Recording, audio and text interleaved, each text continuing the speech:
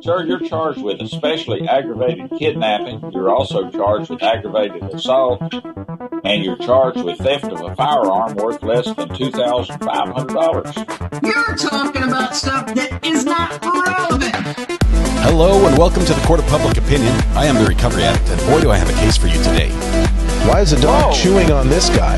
I think they have got the wrong guy there. Got the wrong guy, and the dog was biting him. He roughened him up quite a bit. There's a lawsuit. This is the next search on February 28, 2020, 7:44 p.m. How, period, does the FBI find people? The people is misspelled P-E-O-O-P-L-E. Did the defendant find out how the FBI finds people in this case? Oh, she found out. What more do you need to see? Because he's the guy!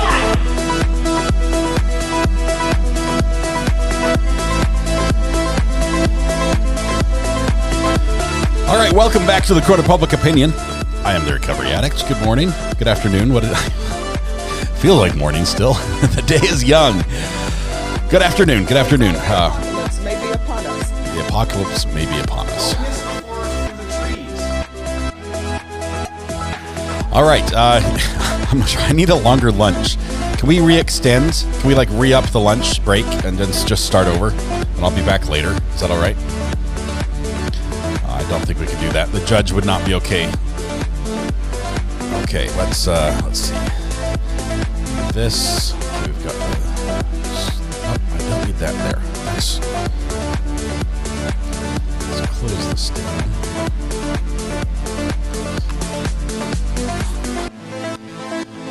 There we go. All good. Everything's good there.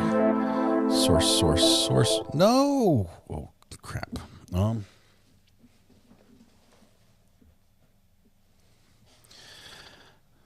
Gotta make sure my spotlight search is on. I need that turned off. How do I do that? Hang on, guys. I might have been messing up my Top Mark Media live stream. Nope, it's still good. It's still good. Okay, no problems. I was nervous there for a second. All right, we have to do a welcome everyone. Welcome to everyone, especially Adam Nuske, who is court watching today. Adam, do we need a rollback? Yes. Price rollback on aisle 3. Let's see. We have Adam is first in chat. Adam has been first in chat before. He knows what he did wrong. Shh, don't tell anybody. I had 3 rolls. He knows what he did wrong. He was first in chat. As such, we're going to sentence him to internet ownership. Congratulations, Adam. As usual, you made a grand entrance and said F. I'm not sure if this is like a F this or F that, or I'm not sure what the F means, but whatever the F is for, thank you for saying it and breaking chat and opening the door so everyone else could come into chat and chat. So Adam, thank you. It's all because of you. As such, we're punishing you with internet ownership, and you have to fix everything internet-related worldwide. Also, Britt Bottoms comes in and says, nowhere I'd rather be on a Monday than with RA and chat. Thank you, Britt Bottoms. Appreciate that. Congratulations on your 1-month membership message. Let's see. We had a couple other things. Let's see. Tisha S. gifted 1 membership. Ella Cole gifted a membership. And then we had Britt Bottoms with their membership message. Thank you, all 3 of you. Incredible generosity. Appreciate your support. Megan Dragon says, hi, RA. 2 months. Hello, Megan. Welcome. F for fun. F for first. Oh, I just knew it was F's in chat. I'm not sure what the F in chat was for. Wow, if you say that wrong, it sounds like what the F in chat was for. Well, I promise I'm not medicated today. All right. Let's see. We are, let's see, F this, F that, F everything, just F. Yeah, what is the F? We don't know. It's just an acronym, a single letter acronym. That's all we know. Oh, I just broke everything. Hang on. I'm going to fix it. There's only one way to fix this, actually. Let's just shut it down and start it over again.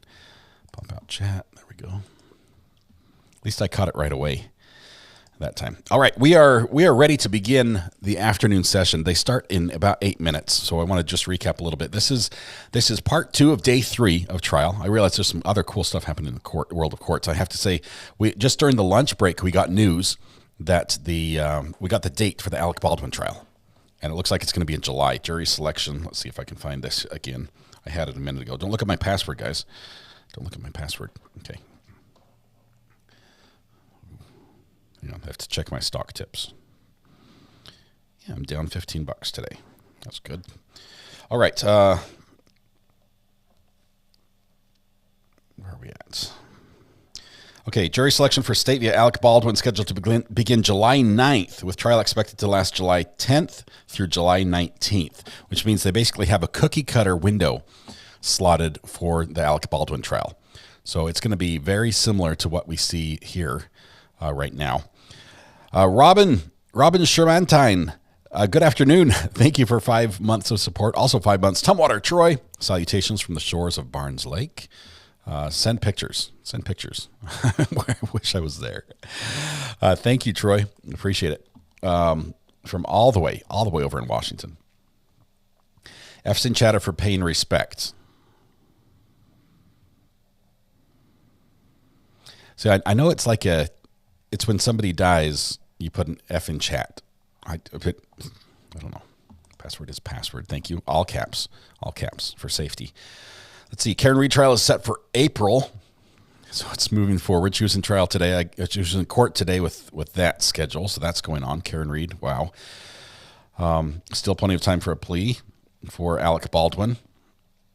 Chat really wants a gorilla on the thumbnail. I've told you, if you guys can build a gorilla holding a sign that says, what, Rust World, with the like a Wally World type look, but Rust World, I'll allow it. And it has to be in a format that sort of looks like it fits on the, because right now what I've got right here, like this, I tried to put a gorilla in here, right? So I've got the gorilla, but it's not looking as good. Let's see, where's my mouse? Oh, it's over on this computer. Too many mice. So here's my gorilla right here. Looks like that. And I was going to have him walking down the trail right here. But trying to make him hold a sign is going to be difficult because his hand's wide open. So I'm pretty sure I'm just going to get rid of that guy and find a new one. Put a gorilla on the mesa. Someone get on that. Clearly a gorilla holding a cat. No, we're not going to do that. We're going to do just a gorilla holding the Rust World sign. That's about the... I can't use any brand name, so I don't want to get sued. So we're trying to keep this brand agnostic.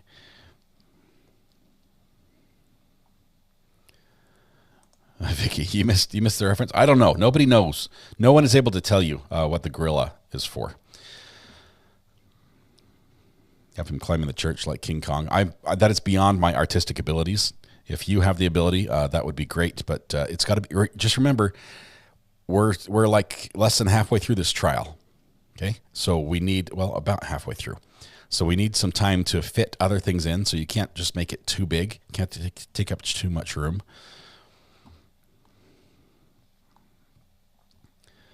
Braxton, you've got it under your belt. He's like, all right, I'll do this. I'll take this one on. Rust Mart it is. We are brand agnostic. Last thing I want to do is get sued over this. You could hold a Walmart bag in one hand and the sign in the other. Can you rotate dummy to the left so the darker butte is behind it?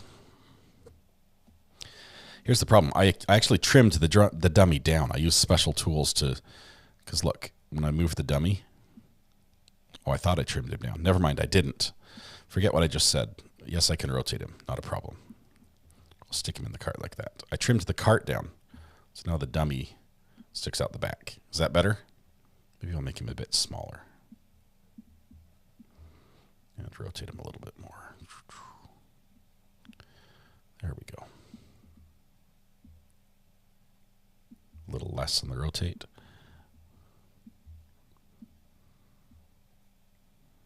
There we go. There's the dummy. Now I can move the silver back just a tiny touch. Are you guys seeing this, or is it just me? Oh, good, you're seeing this. Okay. All right, we are. None of the feeds are showing us the anything other than the courtroom clock, which is. Let's see if they're synced up. Let's see what other feeds we have out there. We've got. Hang on. Let me turn a couple things on. We need, first of all, this right here. The Alec Baldwin counter. And then we need super source.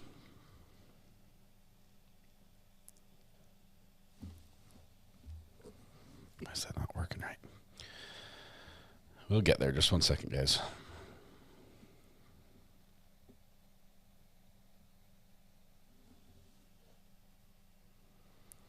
Okay. So this court is on a break. We'll be right back. If we go here, they're on a break. We've got 4 more minutes. Yeah. Anyway, that's where we are.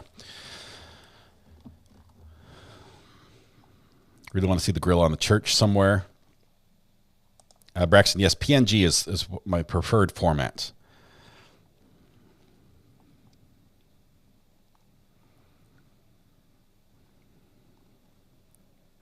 With a clear background, like a clear, crystal clear, like transparent background.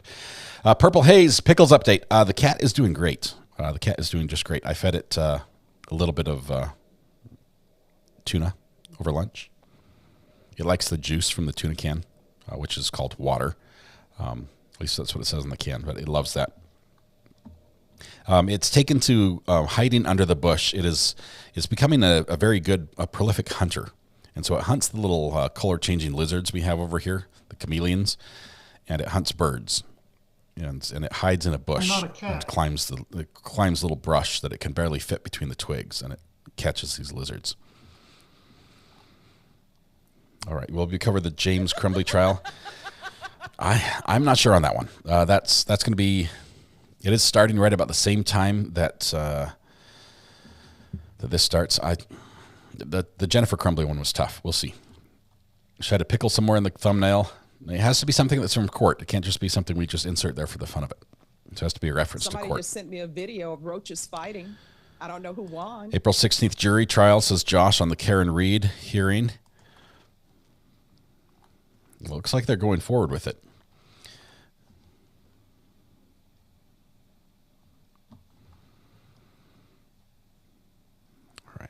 All right. The owl represents the cop, the second witness testified turning every which way, but still keeping his eye on the evidence. Yes. Body cam on, spins in a circle, never took his eyes off the thing. All right. Okay, I'm going to pause this one.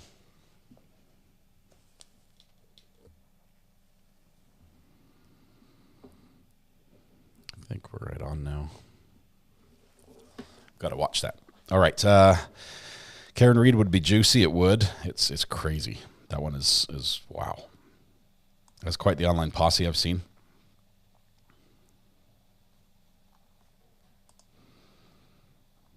All right. I need like another hour for lunch is what I need, because Ivan, I didn't even get to the post office.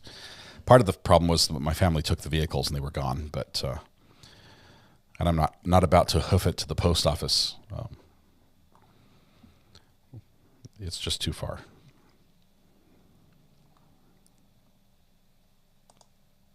Yes, but I told you I did. I still might go tonight.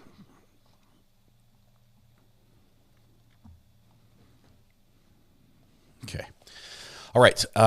Let's see. Where are we as far as court goes? I don't know who won. We're just waiting for court to come back in session. And as soon as it does, we'll bring that to you.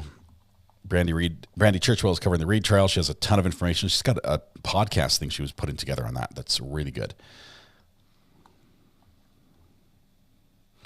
Is it possible to do YouTube with no video?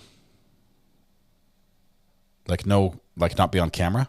Like a faceless YouTube? Yes. YouTube sometimes, depending on what you produce, they might say it's low effort content. And low effort content, they don't like monetizing that. So if that was your goal, you might have to rethink that a little bit.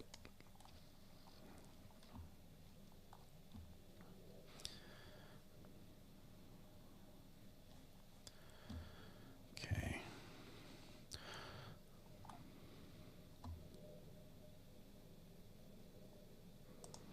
My life is low effort content. Oh, man. All right. We are back from lunch. We are ready to begin part 2 of this trial as soon as they'll decide to get around to it in court. They're about 3.5 minutes late right now.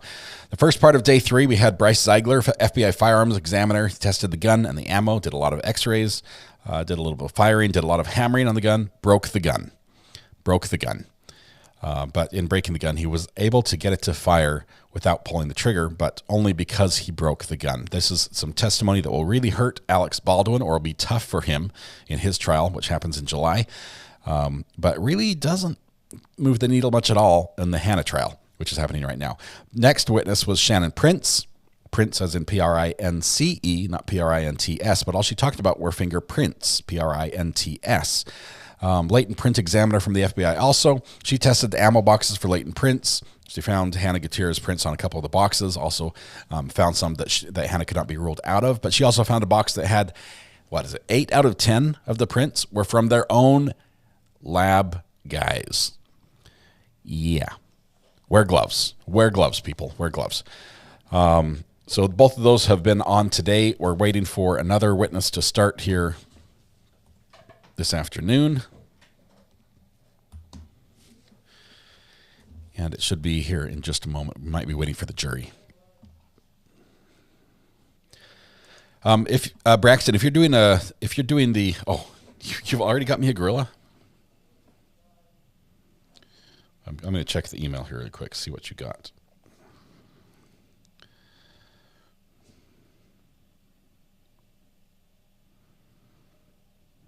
Okay, there it is. Gorilla, PNG.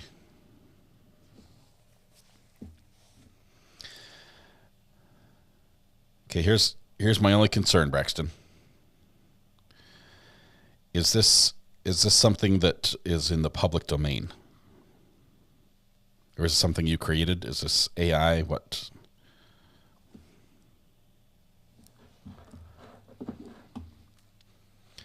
Camera shake, which means somebody just kicked the tripod, or people are walking back into court right now.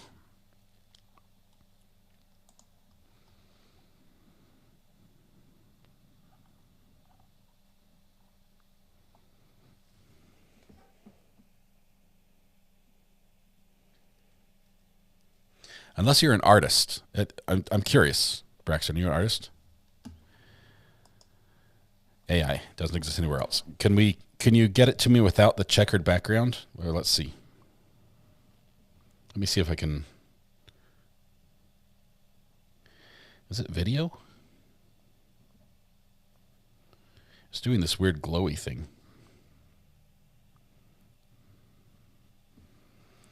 Share, save image.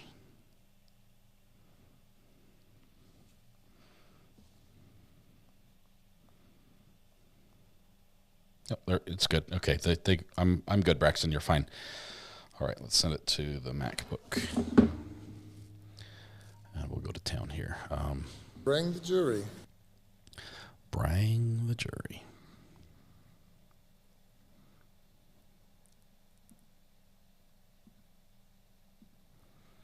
Oh, I need to fix one more thing. I don't like the rust-colored bar on the bottom. It's a little too distracting. I'm going to go with something a little lighter.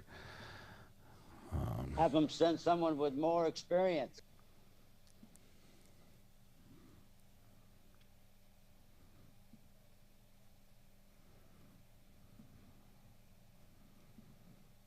So that one's done. Now here we just import the gorilla. You're going to see the gorilla here in just a second. I like it. It's a good one.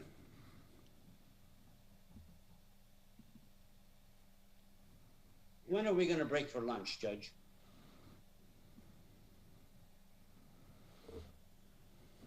Okay.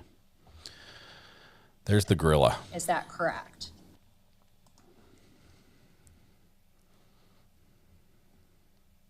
I need to. Where's my mouse?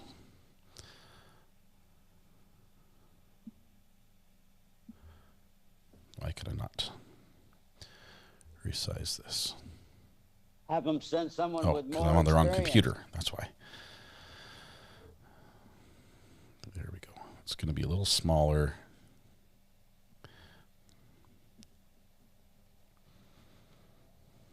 Now we need some text that says Rust World or Rust Mart.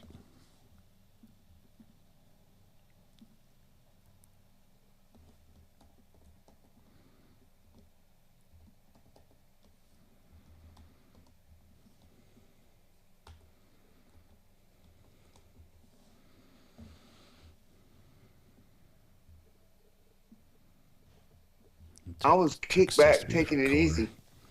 Okay, I'll let you watch court while I work on this because we're getting close to court beginning. So just 1 second.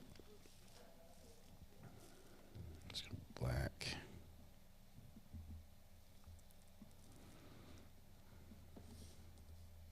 Because he's the guy.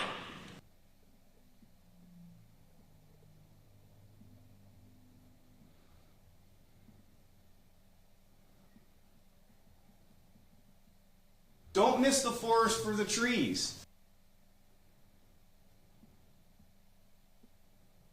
I'm not a cat.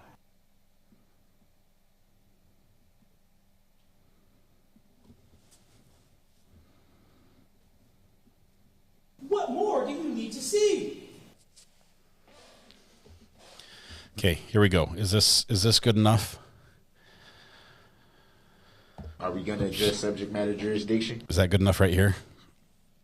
Why is it not showing you? How about there? The zombie apocalypse may be upon us.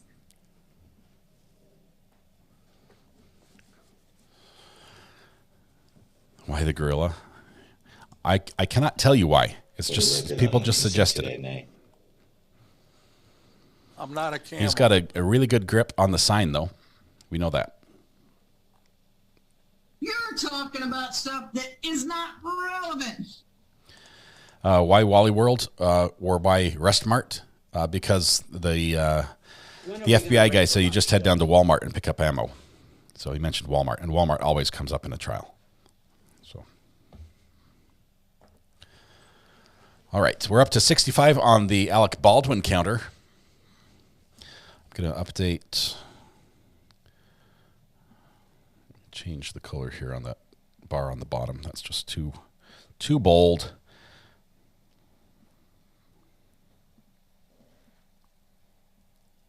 Somebody just sent me a video of roaches fighting. I don't know who won.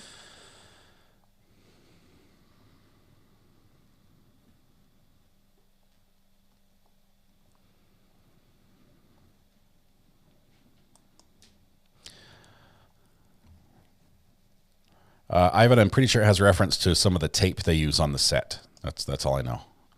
Really high adhesive tape, like Gorilla Grip. Bring the jury.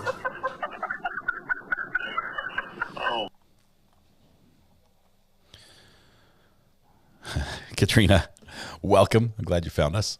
Good to have you here. All right, we're about to get underway. I know we like to have a little fun here, but things are about to start in just moments. So Have them send someone with more experience. When that does, we're going to turn off the sound effects and quit goofing around a little bit. No more monkey business, right?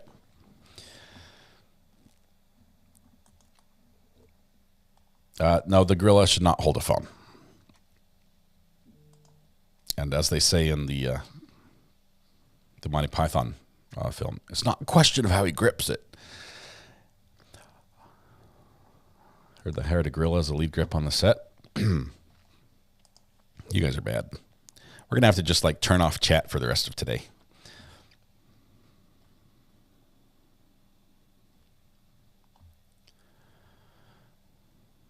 Gorilla needs a pair of glasses. Nothing on Mr. Farag that I've heard of. Alex stole it as well. You're asking if I could have a demonstration? I cannot demonstrate, unfortunately. The rules of the service prevent me from displaying or demonstrating anything.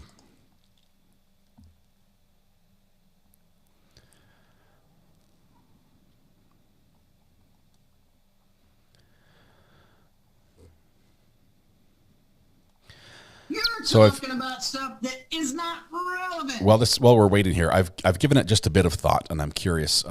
A lot of people have expressed interest in after they've watched a trial that we've made a thumbnail together on. that they be able to keep forever, the memento after the trial is over, in some sort of merchandise form. And I was curious what you think it would be best on. I can't make it too small or else you won't be able to see all the detail.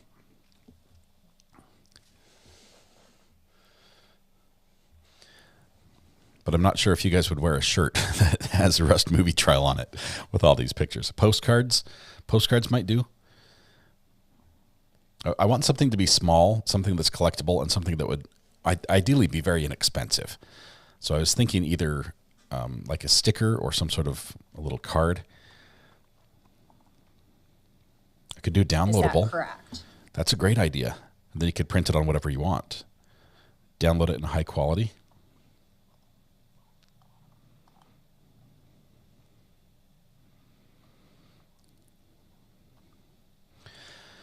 Jody, if you're talking about the live chat in Top Mark, it is there. Let's see where the Top Mark. If you go over to Top Mark Media, Top Mark is all one word. TOPMARK space media on YouTube. That's my other channel. That's my media company that I do a lot of work with courts on. And through that, I have a live stream going of the J. Hatch Kowalski verdict counter. And that is live right now. It's counting up. Tomorrow, it's going to hit, well, in the next 24 hours, it's going to hit $2 million of interest. So you might want to be there for that moment when it rolls over to $2 million. That would be fun. I haven't calculated when that'll occur, though. Like an adult coloring page. I like that idea.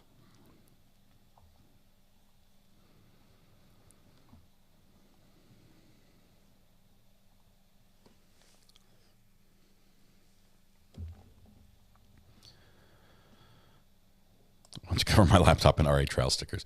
I'm cool with this sticker idea, but a sticker would probably be, it's probably going to be about 3 inches max, like 3 inches by something, and then it would be, I want, whatever it is has to be inexpensive. I'd love to do, and if we do a sticker, I think I'd also do a very like cheap, like a free download, 50 cents, because 50 cents is the smallest they will allow me to sell anything on, and that covers the fee that they charge me to sell an item. So I get nothing from it if there's a 50 cent. Oh, I've got a spam call. Hang on.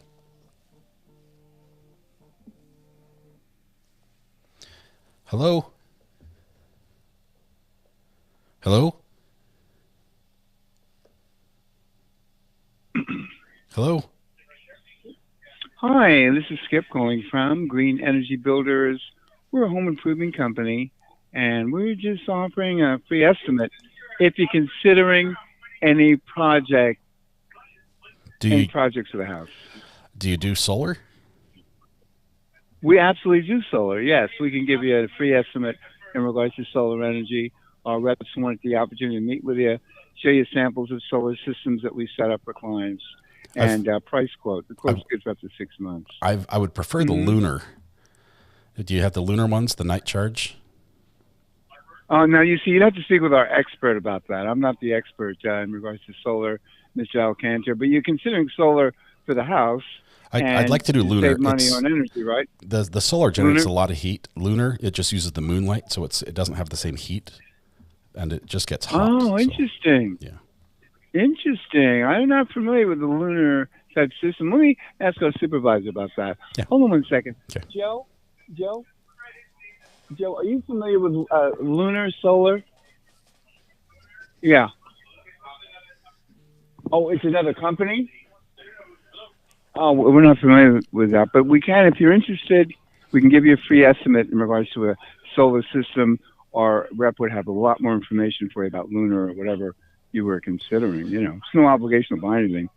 You know, it's a free estimate. Yeah. Oh, I have a question for you. Yeah. Do you spend over 150 a month on electric? I'm about 900. Oh, you're a perfect candidate. Yeah, perfect candidate. We have solar. Wow. We do some greenhouse, some like indoor greenhouse stuff that takes a lot of power.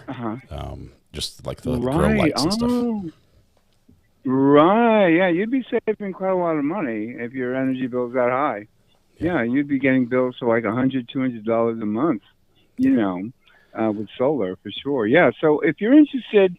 Mr. Alcantara, our rep would be glad to stop by later today between like 4 and 5 or tomorrow. I honestly, I whatever's most can't. convenient for I'm you. live on YouTube, and so are you. I appreciate your willingness to talk. There's no such thing as lunar. I don't know how I get on Really? these Wow. lists. You mean the dating game didn't circle the moon? Is that what you're telling me? Yeah, I've got court starting right now, and we have to listen in. But Well, we all want to be famous comedians. yeah, You know, some so, of us we'll do get you better off than the others. cheering list. Okay. Enjoy. Yeah. Here's the show. Enjoy the Today Show this morning. All right. We'll see you. Goodbye. Bye. Yeah. All right. I'm sorry. I have a Bachelor of Science and a Master We're of missing Science in court. Chemistry We're missing court. from George Mason University. It's in Fairfax, Virginia. And do you have any training and experience in chemist forensic examination? Specifically, to become a qualified chemist forensic examiner, I had to complete a training program. That training program started with supervised casework, so casework where supervised either chemists or chemistry examiners oversaw my actions. It included knowledge checks on the different types of instruments that I used, and then competency tests for all of the different procedures that we had. So, go ahead. After that, I had to successfully complete multiple oral boards of examinations in topics that covered explosives, the chemistry of explosives, as well as the different analytical techniques that we use in the laboratory. And then after that came 2 different moot court exercises that I had to successfully complete, as well as supervised case reporting. And then I was a qualified chemist forensic Robert examiner. Gillette, chemist forensic Have you ever examiner. been recognized by a court as an expert in this field in the past? Yes, I have. Great. At this time, Your Honor, I'd move the court to recognize Mr. Gillette as an expert witness in the field of chemical forensic examination. No objection. All right, an expert Ooh, in second chair. chemical forensic examination. That's it. All right, Mr. Gillette, how did you become involved in this case? For this case, I was asked to perform explosives chemistry examinations on what were suspected to be ammunition propellant samples. And what sort of testing were you asked to perform? Well, that was it, the explosives chemistry examinations. Can you describe exactly what that testing is? Yes, it starts with a visual examination, literally looking at what we have to determine where it's going to fit within the different procedures that we have for examining explosives or materials used to make explosives.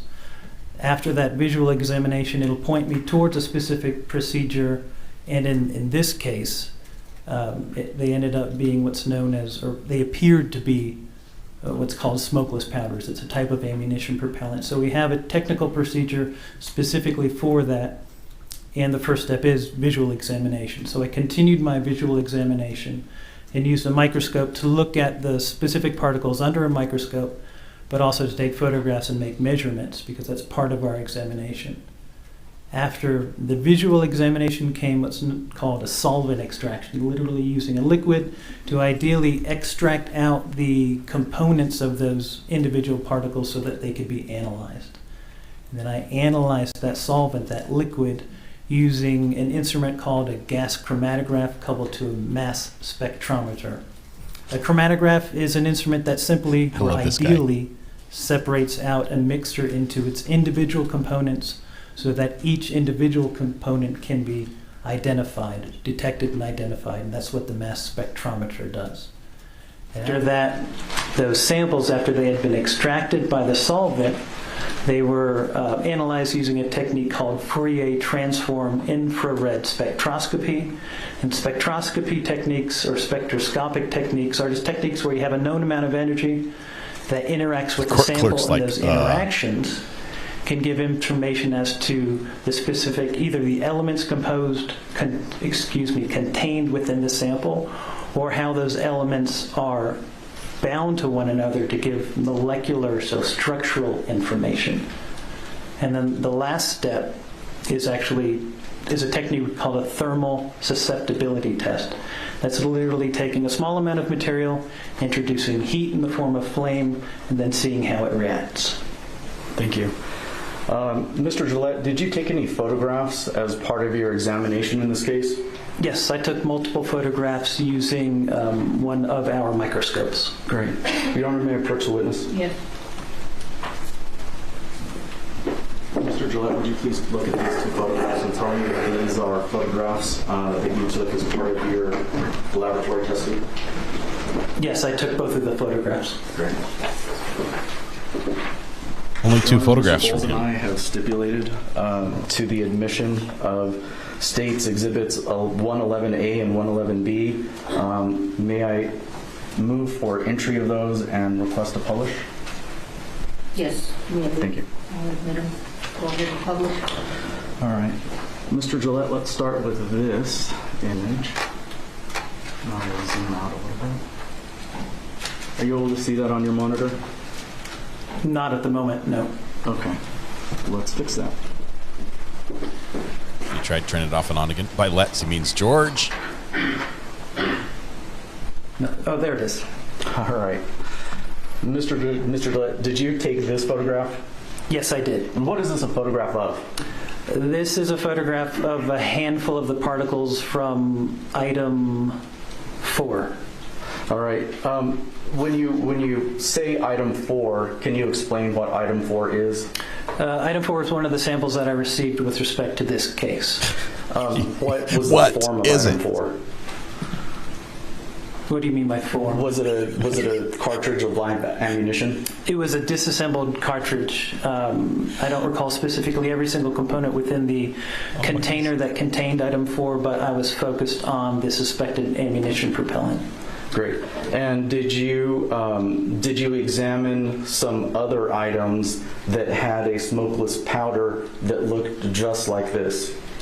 Yes, I did. And what were those items? Those would have been items 4 through 7, and there was a 5th one. I don't recall the item number.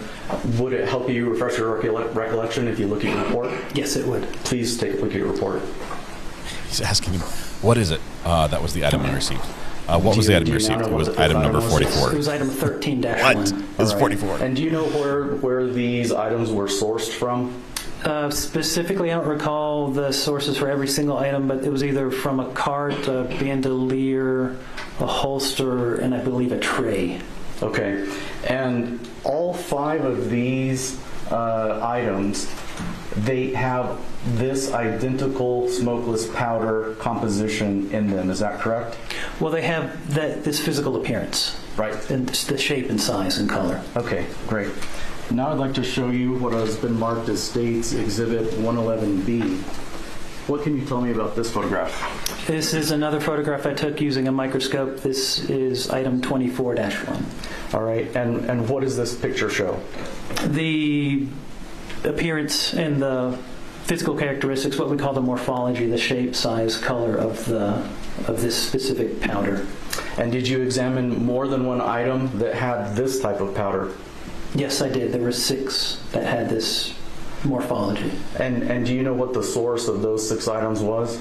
The source? Where they were found? This guy cannot speak people. In one of the laboratory examination requests that received, the source wasn't specifically a location for 2 of them. It was a name, and then the others had a street address in Albuquerque. Do you recall what the name was? I believe the name was Seth Kenny. And do you recall the address? The specific address, no, I think it was Monroe Street in Albuquerque. Okay, great. What I'd like to do now, and before I do this, all 6 of the cartridges or the disassembled cartridges that were either identified as coming from Seth Kinney or from the Monroe Street address have smokeless powder that looks like this. Is that correct? Yes, that is correct. All right. The ones with the holes in the smokeless I'd like to powder. Put these kind of side to side.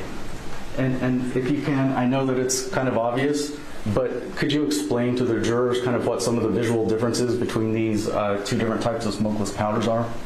They both have generically the same shape. We would call that disc-shaped. However, the ones on the left are slightly smaller and they're darker in color. The ones on the right are slightly larger and have a single perforation. Great. Aside from their visual appearance, did you conduct any testing to see if they were different chemically? Yes, I conducted the explosives chemistry examinations that identified them both as smokeless powders, but with different chemical constituents. And for those on the left, what were your conclusions? The items on the left were identified as a double base smokeless powder. And for the right? A single base smokeless powder. They were both disc shaped, but the ones on the right were, obviously they had a single perforation. All right. And what sort of conclusions are you able to draw from both the visual analysis and your chemical analysis between these two different types of smokeless powders? Between the two, they are both physically and chemically different from one another. So we don't have donut holes on the left and donuts on the right? Is it fair to say that these probably came from two different manufacturers? Oh, I couldn't say that because one manufacturer might make a whole bunch of different types of smokeless powder. Sure, understandable. All right, I'll pass the witness. Cross-exam.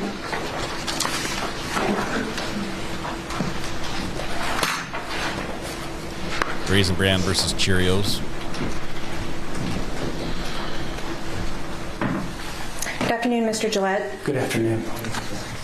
So the number of items you tested in this case, that was 11 different items, right? Correct. Okay. And these items that you tested were all cartridges that were given to you by Santa Fe, by law enforcement, right? No, specifically, I didn't test any cartridges. It was the suspected ammunition propellant. But you received cartridges? Yes, I did. And your role in this was not to make sure that... I guess what I'm trying to say is you had no role in selecting which cartridges or which powders you were going to test, right? You tested what they gave you. Correct. And you received, is it true, it's the form you received them in was 11 Ziploc bags, right? Yes, I believe they were zipper lock style bags. And each of the bags had a bullet, a casing, and a screw top container with some powder in it. Is that right? I believe that's what it was. So then when you received these items, these cartridges, they weren't intact. That is correct. They were not intact. The powder was already removed out. That is correct. And do you know who removed the powder out? No, I do not. Okay. Now, FBI laboratory, that's where you said you worked on direct. Are you aware of a Mr. Ziegler that works in the FBI laboratory as well? Yes, Bryce Ziegler was the assigned examiner in the firearms and tool marks unit. Okay. And was he the one who had these items prior to you testing them? I believe so, yes. And you don't know if Mr. Ziegler is the one that removed the powder or if somebody else removed the powder? I'm not certain that it was Mr. Ziegler. I would assume that it was him. Okay. So you can't say if the powder from these cartridges was all of it there, or if it was just part of the powder from the cartridges, if it was just a sampling. You don't have no way of knowing that, right? No, I do not. So you don't know if the powder actually came, in addition, you don't know if the powder actually came from the particular cartridge that it was in parts in the Ziploc either. It could have come from a different one. Well, since I didn't disassemble them specifically, no, I can't say where they specifically came from. Right. And your testing, you talked about the source of the 11 items you got. Being part of them from an individual named Seth Kinney, right? Correct, yes. Hey. I should say that's what was on one of the communications that we got. It's also on your report, right? Or is it not on your report? I don't recall it being on the report. Okay. So do you have any idea where Seth Kinney got these rounds from? No. Do you know how it is that Seth Kinney selected these specific rounds to provide to law enforcement to provide to you? I don't know that he even provided them to law enforcement. You just know they came from him, right? I just know that in one of the incoming communications we had, his name was stated as the either the source or where it was collected. Okay. What about the timing? Do you know when these rounds that indicate they come from Seth Kinney, do you know when those rounds came from Seth Kinney? If it was a month after the shooting, a day, 2 2 months? Do you have any idea? There would have been a date associated with that laboratory examination request, that incoming communication, so I could maybe assume around a specific time, but specifically no. Okay, well, your report was dated May 3rd, 2012, right? 2022. Yeah. May 3rd, 2022. That sounds correct. Okay, and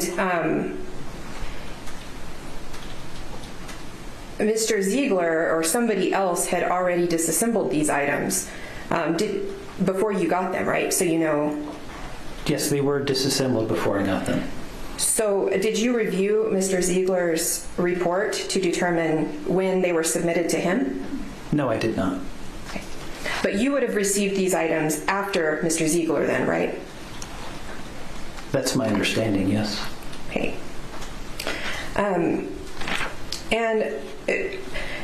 isn't it true that you're not actually able to tell us whether two powders that you receive are from different, if the two powders from different locations actually originated from the same source? What do you mean by source? Like if they're from the same source of a cartridge. No, I couldn't specifically. I can just say what I received and what my examination results were. Well, but you can't say that they originated from the same source. You can only say that they're consistent, right? If I was if I was trying to associate two things together, like comparing two things together, but in this case, the two powders within this submission, they were physically and chemically distinct from one another. So they wouldn't be able to be from the same source. Well, but you have a way to, you can only say that they're consistent. You can't say that they are from the same source. Oh, if say that these two powders were not different, both physically and chemically, the best I could say then was that they are physically and chemically consistent with one another, if that were even the case, which is not the way it is. Now, I've seen, so it appears that there were several cartridges that were sent to the FBI laboratory for testing beyond the 11. And I just want to make sure you don't have an additional report, or you didn't test any of the other cartridges that went to the FBI lab other than these 11? That's correct. I was only given 11 samples to examine. Okay. And so it seems like the purpose of your work is to determine whether there's smokeless powder present, right? Well, I would say the purpose is to determine whether or not the suspected ammunition propellant is ammunition propellant. And that would be one type of ammunition propellant is smokeless powder that you're looking for, right? Correct. Okay. And in order to do that, you used this whole scientific process you just talked about on direct to determine whether these were live rounds, right? You actually had to look at the chemical composition of the powder in order to tell the difference, right? No, I never made a determination as to whether or not something was a live round. From my explosives chemistry examinations, I determined whether or not they were explosives, specifically ammunition propellant, specifically smokeless powder. Right, but in order to do that, you actually had to do a chemical composition of the powder to tell the difference, right? Correct. And the technique that you had to do to do that is, and you were trying to tell if this, it was, I think you said what, visual microscopic inspection first, right? Correct. And then you also did a thermal susceptibility test. Correct. And then infrared, like spectroscopy. Yeah, but the spectroscopic techniques. Correct. Is that what? Okay. And then there was one more. It was the gas chromatography. Is that right? Correct. All right. So that sounds very scientific here. These tests are all done in a laboratory, right? Correct. And that is the way that you determine if this powder is in fact an ammunition propellant. Is this all scientific, in the lab kind of stuff? Correct, by following the specific technical procedure that we have. And your procedure also produced over 100 pages of notes, didn't it? Not specifically notes. I would say case notes. They were probably shorter than that, maybe a dozen or so, but all of the instrument data, definitely over 100 pages. All right. I'm going to switch gears a little bit to, you were asked some questions about the manufacturer. Isn't it true that it's actually possible to determine the brand of a powder? If there's enough identifying physical and chemical characteristics, it potentially could be possible, yes. Okay, and that's something that you are able to perform, but you weren't asked to do that in this case? No, we weren't asked to do that. In fact, does the FBI have a standard operating procedure for smokeless powder analysis that discusses brand determination? Not specifically brand determination, but trying to find a specific type of smokeless powder, yes. Are you saying there's no FBI SOP that talks brand determination? I don't recall specifically brand determination being in it, but maybe it is. But there are ways, and we do even have a database of several hundred different smokeless powders. But we could compare results to, but we weren't asked to do that. And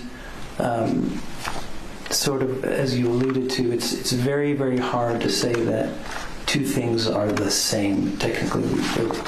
It would be very, very hard for us to say these two powders are a specific type of brand.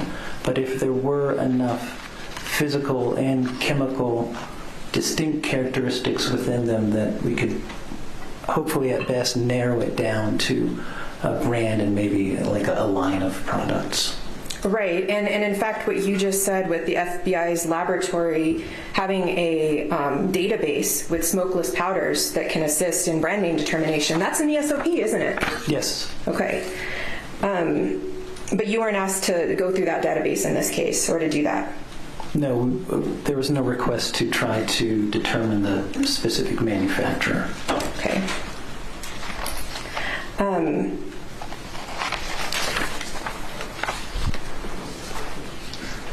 So let's talk about, I think you also took some measurements, right, of the diameter of the particles? Correct. And the purpose of that, and correct me if I'm wrong, it's you can, in taking the diameter, you can compare the similarities and differences of the diameters, right? Yes. That's a purpose. But in this case, you weren't asked to perform an associations analysis? Oh, we don't have an associations analysis. Okay. But I did differentiate between the two different types of powders that were identified. Right, but in terms of actually comparing them, let's talk about the weighing. You didn't weigh the powder, right? No, I did not. Okay, and that would be another way, would you agree, to differentiate the different particles by weighing it? But by how one specific particle weighs? Right. Yes. And so you don't know because you didn't weigh them, I guess, if these were partially full or completely full, the cartridges, when the powder was in them. Oh, no, I didn't do any sort of weight examination, no. But wouldn't weight tell you, weighing the powder would tell you how much was in the cartridge, right? Yes, in terms of weight, yes. Now, I think we were talking a little bit about timeline earlier. I think you said that your work in this case, your report was dated in May of 2022, but your work is actually done in like April of 2022. Is that right? Correct.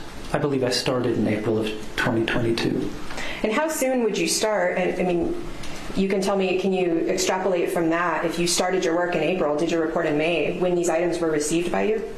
By me, I would have to look at the chain of custody. Okay. Would it be close to April of 2022? I would expect it to be April of 2022. Okay. So you weren't provided with these until April of 2022?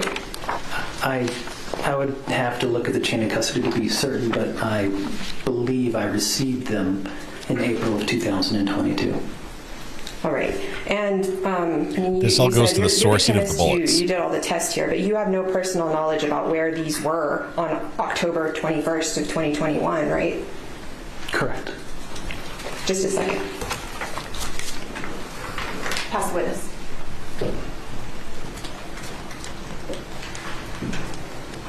Redirect. Mr. Gillette, does the FBI and your lab in particular have procedures and policies in place that discuss cross-contamination of evidence? Objection, you're outside the scope. She asked him. I never asked about cross-contamination. Overruled. Go ahead and answer. Yes, we do.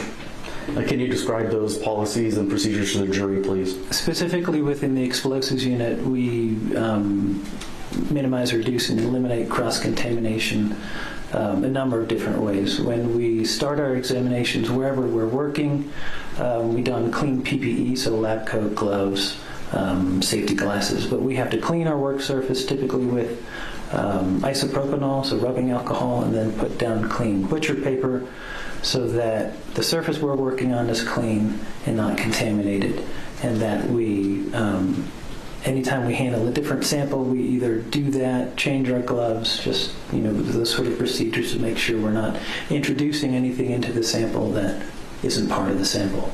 Do you ever work on 2 samples at the same time? Yes. In what circumstances would you work on 2 samples at the same time? Or I can contain them and keep them separated from one another. Okay. Nothing further. All right, you're excused. Thank you, sir. Next witness. So Mr. Robert Gillette is done. He's the FBI explosives analyst. Geraldine Conway.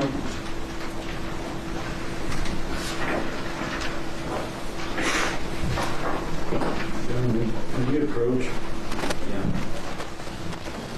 Ooh, we get to approach. That means we have a complaint about this. It's about where this might go.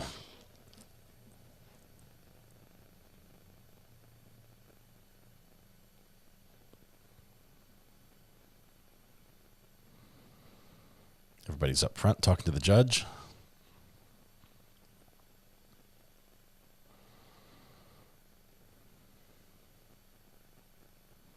There's no audio here.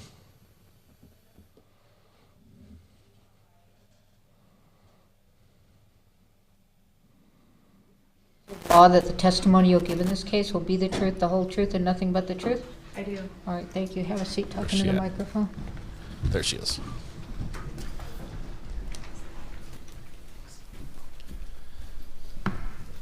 Good afternoon. Good afternoon. How are you today? I'm well, thank you. Great. Would you please state your name for the record? Yes, my name is Geraldine Conway. It's spelled JerrylynConway. And what's your current occupation? I'm a DNA examiner in the DNA casework unit at the FBI laboratory. And what are some of your responsibilities as a DNA examiner? As an examiner, I basically manage a case. When a case comes to our unit for DNA testing, I determine what testing we're going to do on those items of evidence, and then a team of biologists will do the testing for that case. I'll review the results of that test. I'll determine if more tests need to be conducted, and then I'll do comparisons and write a report, and then testify as needed. Great. Tell us about your educational background. I have a Bachelor's of Science in Genetics from Texas A&M University and a Master's of Science in Molecular Biology from New Mexico State University. And prior to working at the FBI, what kind of experience did you have? I worked in a genetics lab at New Mexico State University working on cotton genetics testing. Great. And you may have already said, I missed it, how long have you been working at the FBI? I've been there since 2000, so almost 24 years. Great.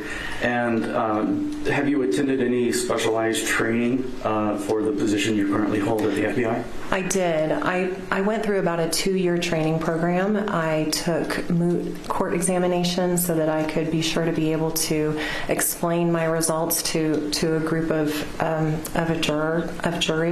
jurors.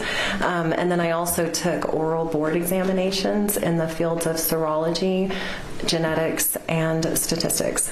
Great. And have you ever been recognized by a court previously as an expert witness in this field? I have, yes. Great. Your Honor, I move that the court recognize Ms. Conway as an expert witness in the field of forensic serology and DNA analysis. All right. All right. I so admitted I don't want to have to repeat that when I sneezed and couldn't hear some of it. All right. Forensic serology and DNA analysis. Thank you, admitted. All right, thank you. What is forensic serology? Forensic serology is the identification of body fluids, such as blood, on items of evidence. And how do you perform serological examination on items of evidence? When a biologist looks at an item of evidence, they'll look for areas of staining. So those areas of staining then will be tested with chemicals. A small portion of that stain will be swabbed using a swab is like a Q-tip with just the cotton on one end. Q-tip. That moistened Q-tip will be used to sample a small portion of that stain. Not and for then your, chemicals will ears. be added to that swab, and a color change will be expected. If it's positive, that means that blood might be present on that item. It's considered a presumptive test. And if it's negative, then blood was not detected on that item. Great. And can you give us just a general description of what exactly is DNA? DNA stands for deoxyribonucleic acid, and it acts as our genetic blueprint. We inherit our DNA from our parents. We get half from our mother and half from our father, and we basically have 2 copies of our DNA. And where is DNA found? DNA is found in our cells, and our cells are the building blocks of our bodies. And if you think of a cell like an egg, then the yolk of the egg, we call that the nucleus. And the nuclear DNA is what we test in our forensic testing. And how can DNA be used to differentiate between different individuals? Most of our DNA is the same. However, there is a small portion that is different among us.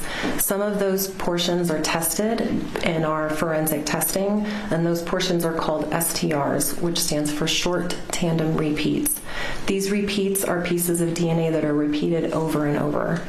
When we do DNA testing, we determine how many repeats an individual has in their DNA, and then we're able to look at those areas that differ among individuals.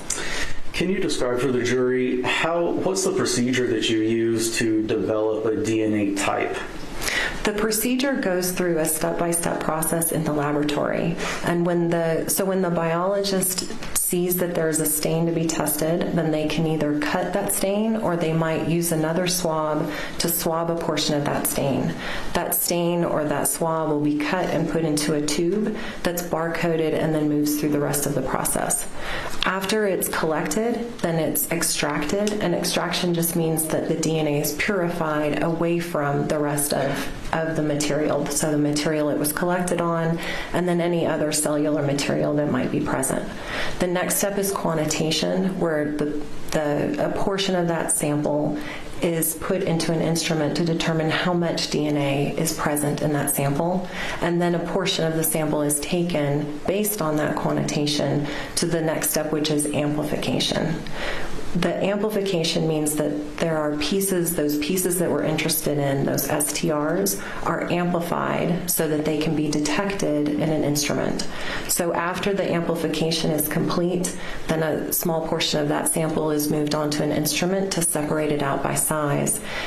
After it's sized, then I can look at that resulting data and determine the DNA profile from that sample. And what's a reference sample? A reference sample is a sample from an individual, and we know whose DNA that is. So it goes through all of the same processes to get a DNA profile at the end. But in this case, I know whose DNA is present in that sample, and I can use it for a comparison. Great. And what does a DNA profile look like? A DNA profile basically looks like peaks on a graph. So that instrument that separates it out by size, when those pieces move through that instrument, then they are recorded by the instrument. And then I can look at that data. Basically, we look at 21 different locations to determine a person's DNA profile. Those 21 different locations have results at those locations which end up just being numbers. And remember, we get half of our DNA from mom and half from dad, which means that at any given location, a person might have one result, which means they got the same number of repeats from mom and dad, or they have 2 results, so they get 2 different numbers of repeats from mom and dad. And what is a mixed profile? So a mixed DNA profile means that more than one person's DNA is detected on the sample that has been analyzed. And I can tell that it's a mixture when I see more than 2 results at any of those locations that I test. So after you develop a profile, what's your next step in terms of how do you do your comparison? So my next step is to look at the DNA types from the reference sample from someone whose DNA I know it came from and compare that to the sample that I got from the evidence. When I do that comparison, I might have enough information that I can exclude that person outright. If I can, then I will do that. If not, then I'll use a statistical program to assess how common or rare the DNA types are in the sample, and also could this person be a contributor to that DNA profile. So aside from that, what other conclusions can you draw from a comparison? So once I've used my statistical analysis, I have a result that's called a likelihood ratio. This likelihood ratio is basically a comparison of 2 different explanations for the DNA evidence. One explanation is that the person who I'm comparing to is a contributor to that profile.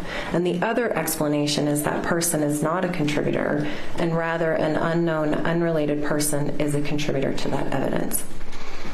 How do you calculate the significance of a match?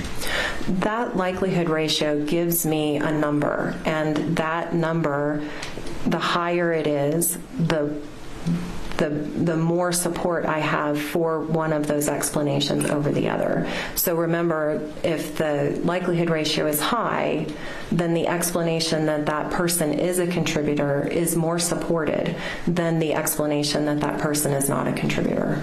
And do you do any sort of ongoing testing to make sure that your results are reliable? I know that my results are reliable because our laboratory goes through, there's a number of quality assurance procedures that are in place at the laboratory. We use controls to ensure that the results, we use a positive control to show that our tests are working and we get an expected result from a positive control. And then we also use negative controls to ensure that we have no contamination in our reagents or chemicals that we use. We also, our biologists are highly trained. They're qualified to do the work, and they also wear personal protective equipment. They wear lab coats, they wear gloves, they wear masks and goggles to ensure that they don't contaminate the evidence they're working on either. Thank you. Ms. Conway, how did you become involved in this case? So this case was submitted to the DNA casework unit, and then I determined that the samples in this case needed to go through testing, and that testing was then conducted by the biologist. Following that testing, I then reviewed those results and wrote the report. And exactly what sort of testing were you asked to perform? We did both serology and DNA testing in this case. All right. And what was the item that you tested? We tested a revolver. All right. I'm going to show you what's been previously marked as State's Exhibit 9. Is your monitor on over there? It is. All right. Does this appear to be a photograph of the revolver that you performed your testing on? It does. Okay, great. Was your lab able to detect and obtain a usable DNA reference sample from this revolver? We obtained a profile from a sample that was taken from the revolver, yes. Okay. And did you have comparators to check the reference sample against? Here comes the we reference, compared this the ABC to counter. 4 reference samples that were submitted in this case. Quick, and do you know who those 4 are? Yes, I do. We got a reference sample from Alexander Baldwin, a reference sample from Hannah Gutierrez, a reference sample from David Halls, and a reference sample from Sarah Zachary. And what were the results of your comparisons? Were you able to include or exclude any of these reference individuals? Yes, for each of those individuals, I developed a likelihood ratio, and the likelihood ratio is different for each person. So the likelihood ratio for Mr. Baldwin, The DNA results from the sample from the revolver are 110,000 times more likely if Mr. Baldwin and 2 unknown unrelated individuals are contributors to that sample rather than if 3 unknown unrelated individuals are contributors to that sample. And with regard to Ms. Gutierrez, what were your findings? With regard to Ms. Gutierrez, the DNA results from that sample from the revolver are equally likely if Ms. Gutierrez and 2 unknown unrelated individuals are contributors to that sample rather than if 3 unknown unrelated individuals are contributors to that sample. This means that the DNA analysis was, the likelihood ratio was 1, and that DNA analysis was uninformative. Okay, so is it fair to say you can't say for sure whether Ms. Gutierrez handled this gun? I can't say for sure whether her DNA was detected in the sample that I analyzed. Okay, thank you. That's fair. I want to change gears a little bit, and I want to talk to you now about the DNA testing of cartridge casings. What can you tell the jury about the FBI policy of testing cartridge casings? The policy at the FBI is to not conduct DNA testing on cartridge casings. And why is that? There's a limited chance that DNA would be obtained from those cartridge casings, especially if they have been fired. The heat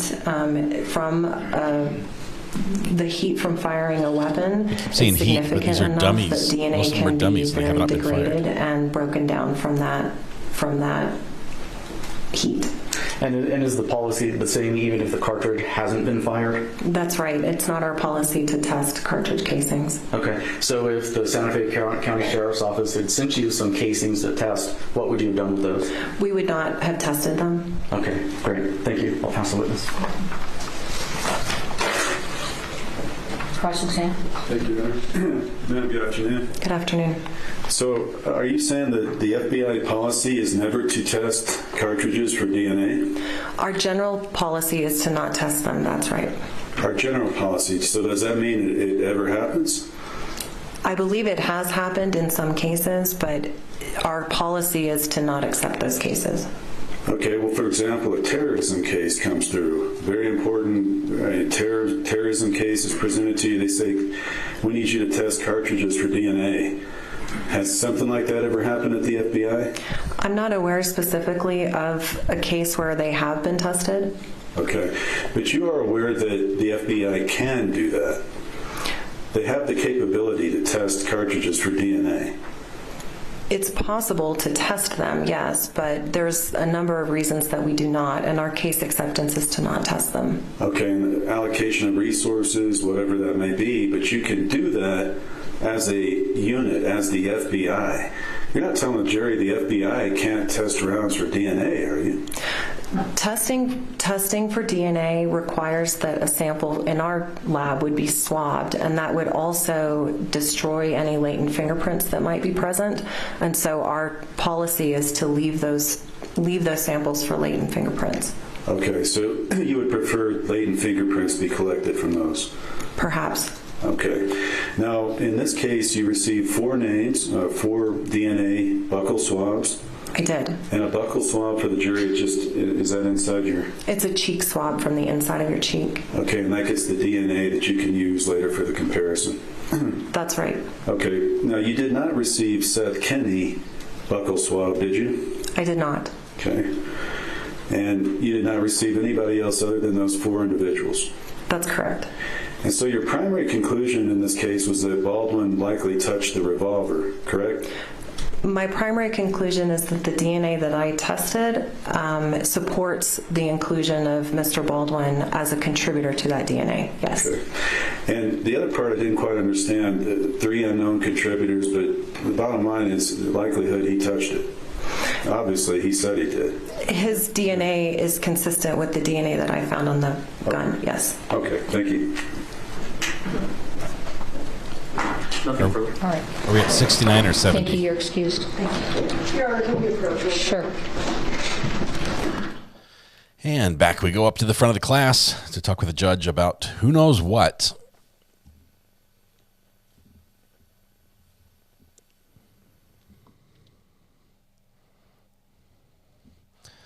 Witness heads out the door. She's done. Did a great job. Really did. The answer was 70. Guess we've got 70.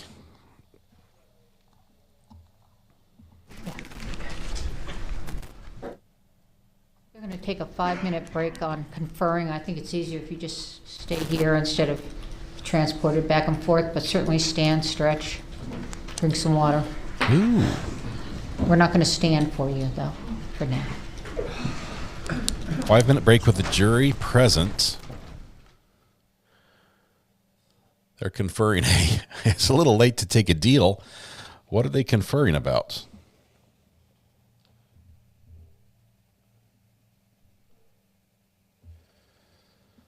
I think it's time to do some yoga. Do we do some yoga? Is this good yoga music? It's definitely good stand and stretch music. For those of you who've been sitting, the cameraman's falling asleep. Oh, he's just drifting. Pop your neck. Good job there, reporter. Lead us on. Maybe roll the head a little bit. Oh, scratch the chin. Good. Who else is up to a little exercise? You could do squats like Megan Fox's channel. Let's go ahead and use your shoulders, roll them back. Oh yeah, work those back muscles and then forward. Arms together. Feel the stretch. Turn just a little bit, not too much. Don't overdo it here. You don't want to pull anything. All right. Okay. Now we're going to do a couple deep breaths. Ready? When I say, I want you to breathe in and then hold it, and then we're going to let it out to the count of 3. Ready? 1, 2, 3. In. Hold it. And slowly exhale. Deep exhale. All right, one more time. Feel that air just fill your lungs. Hold. And exhale. Danny, if you pulled a groin at this point, you're doing something wrong. Danny, we haven't even started working our legs yet. All right. Now if you're seated, exercise with me. We're just going to try to lift our feet off the floor and hold them off the floor. Feel the burn in the abs. Is it burning already? If it is, you need to do this more often. That's right. Both feet just an inch or so off the ground. Just don't let them touch. If you're starting to perspire like I am, it has to do with the heat in the room, not with the exertion. Oh, man. Okay, and now feet down, rest. Oh, yeah, that feels good. Rest. Okay. Show us your buns, says Amy. Talking about lunch? At the rolls for lunch? But while we're on the topic, you might want to do a little leg squeeze. There you go. Feel let the blood flow in the posterior. Make sure you get that worked out as well. Nice. Julie, I'm feeling it. Turning to Jane Fonda, feel the burn. Julie's still stuck with the rolling the shoulders thing. That's good.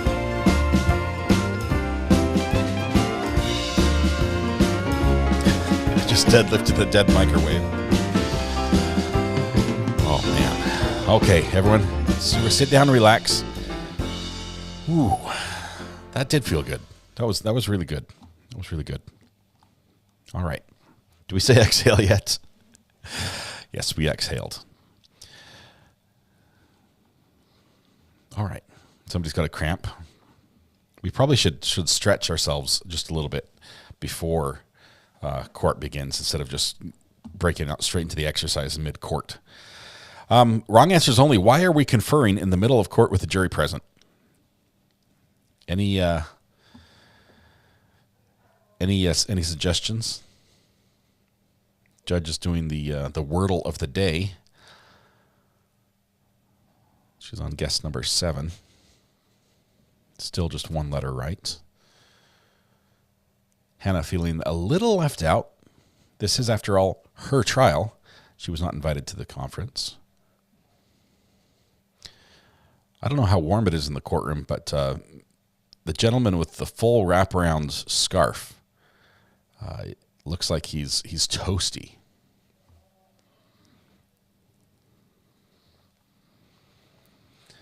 See, I didn't say kegels, but you can do those if you want. They're discussing food orders.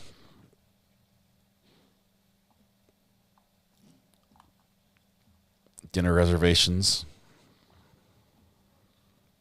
Shani D did a twerk break. We also did not get into that. That's more advanced exercise. What does conferring mean? It just means they're talking to each other. They're trying to come to an agreement. Usually this might have to do with evidence. I mean, this is right answers.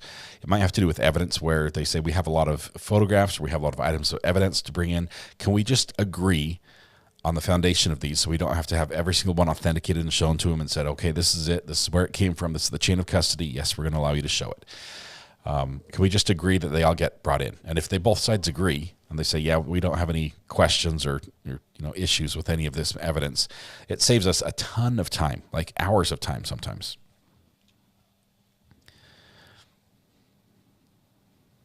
Hannah's applying for the FBI job, just filling out the application for her.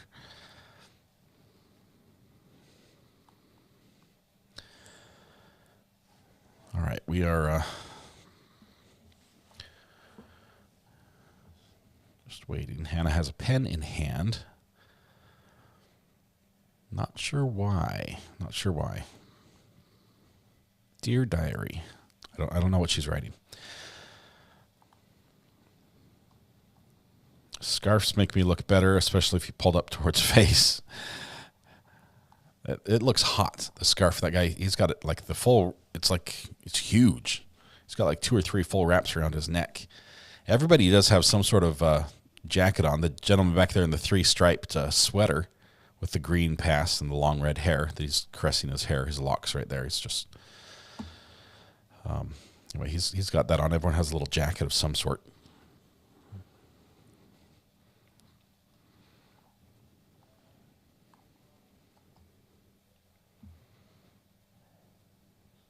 Defendant irritated with the camera on her. I believe the camera that's on her is pretty much always on her. So, at least when there's nobody standing up.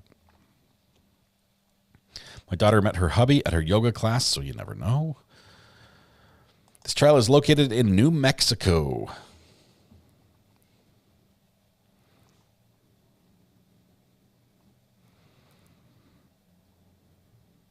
What was the tune for yoga class? I know it as Freedom Trail.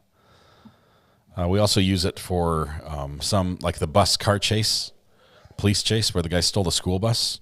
We used it for that as well. The other music I have is a little too upbeat or too sad. You can't really do yoga to sad piano.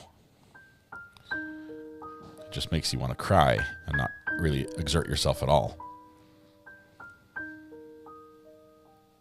Yeah, so we're gonna skip the sad piano. It was the trailer music for Rust. It does sort of have the movie feel to it, right?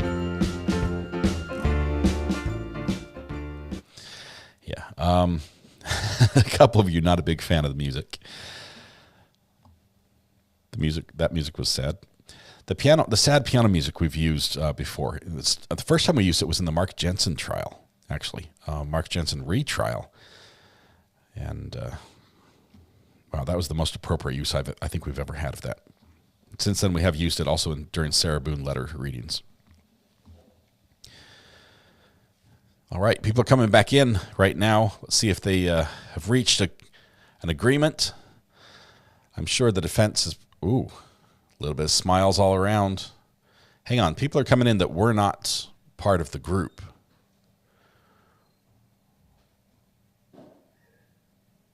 Who are these people? That's got to be a witness. Is he in a Patagonia jacket? Affirm under penalty of law that the testimony you'll give in this case will be the truth, the whole truth, and nothing but the truth? I do, Your Honor. All right, have a seat, talking to the microphone. I almost didn't see him there as he walked in. He sort of blended in with everybody else. Go ahead and state your name for the record, please. Ross Adiego. Hello, Ross. Spell your last name if you would. Addiego. Mr. Adiego, how are you currently employed? As a dolly grip. Can you explain to the ladies and gentlemen of the jury what a dolly grip does?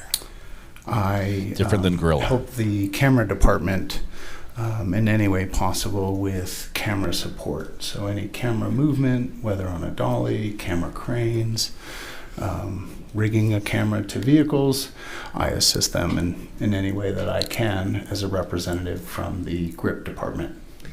You do this on movie sets? Movie sets, television sets, music videos, commercials, yes. Give us a little bit of an idea of your background and experience in the film industry. How long have you been working as a dolly grip or generally kind of as camera supportive crew? I've been in the industry almost 30 years at this point. And when we talk about film credits, tell the ladies and gentlemen of the jury what we mean when we say film credits. Now he's just bragging. On a TV show, we wouldn't often be listed at the end of the show. On a movie, you would see credits roll at the end of a movie. But online, there's a database, internet movie database that kind of tracks not only the productions, the shows, the actors, and also the crew, which I would fall under. So that essentially acts as a resume for me. And on that online database, approximately how many film credits do you have? Over 100.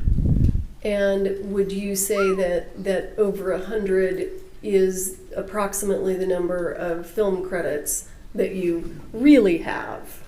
I would say that represents half of my time on set. Certain things don't get, a lot of commercials don't get listed, music videos don't get listed. Most of my TV and film work, I think, is on there. Okay.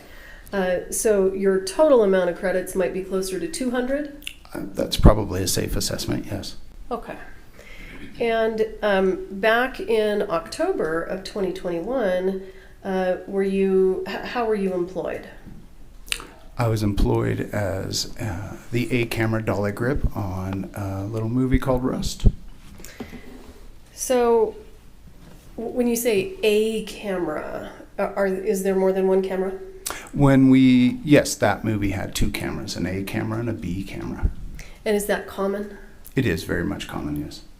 Have you ever worked on films that had more than two cameras? Sorry, he just looks too red. I'm going to turn it down a bit. And have you worked on films that had only one camera? Yes. So as the A camera dolly grip, can you just kind of walk us through what you're doing on set? In the simplest terms, helping the director of photography capture the director and writer's vision for the project. And specifically, how are you doing that? Physically, what are you doing? Again, assisting with the camera movement. On this movie, we had a good number of crane shots, so high and wide, to see the western town or the beautiful environment we were in. A lot of dolly moves, so there was constantly movement throughout the story, whether moving into a set or coming out of a set to reveal other characters.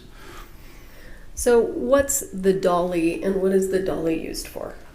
The dolly is a piece of camera support equipment used in lieu of a tripod or another stable or static camera support apparatus. So the dolly typically has 8 wheels, different size dollies depending on the project, and it also has a hydraulic boom system, so I can with my controls boom the camera up and down, whether during the shot or to set up a shot and get the camera where both the director of photography and the camera operator and the director think it best tells the story we're trying to tell in that moment. And who was the director of photography for this film?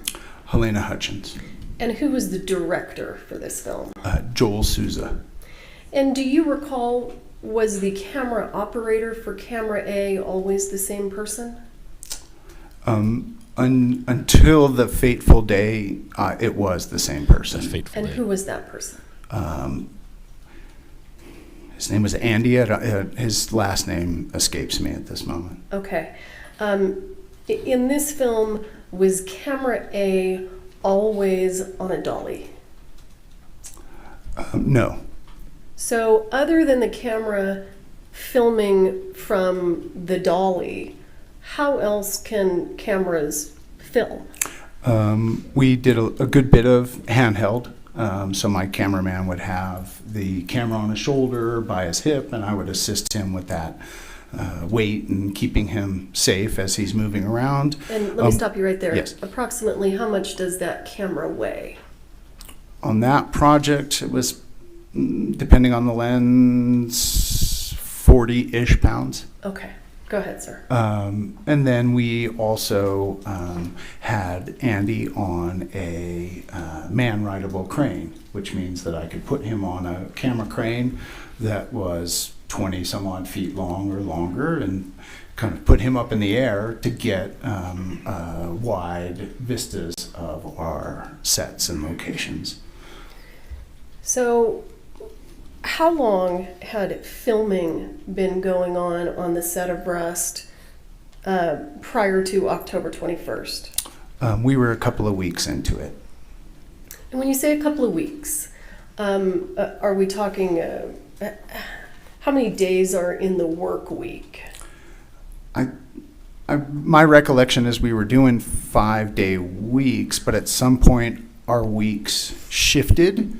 I think we were doing a Tuesday through Saturday schedule, so we were 10 to 12 days in, I believe, at that point. Okay, 10 to 12 days of actual filming. Correct. Okay, because you had weekends. We did. We typically had whatever our union protocol was, 2 days off, 48 hours. Bingo on the union. Some such.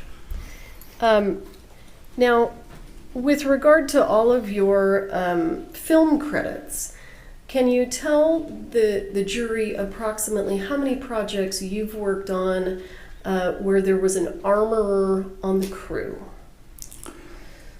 Can't give you an exact number, but a dozen or more at this point in my career. And why would a production company hire an armorer? Because they plan to use potentially deadly weapons and ammunition. And what is your understanding of what the responsibilities of a set armorer are? Your Honor, I'm going to object. Can we approach on this? Sure. He's going to object because this is a camera grip, and he's explaining what is up with the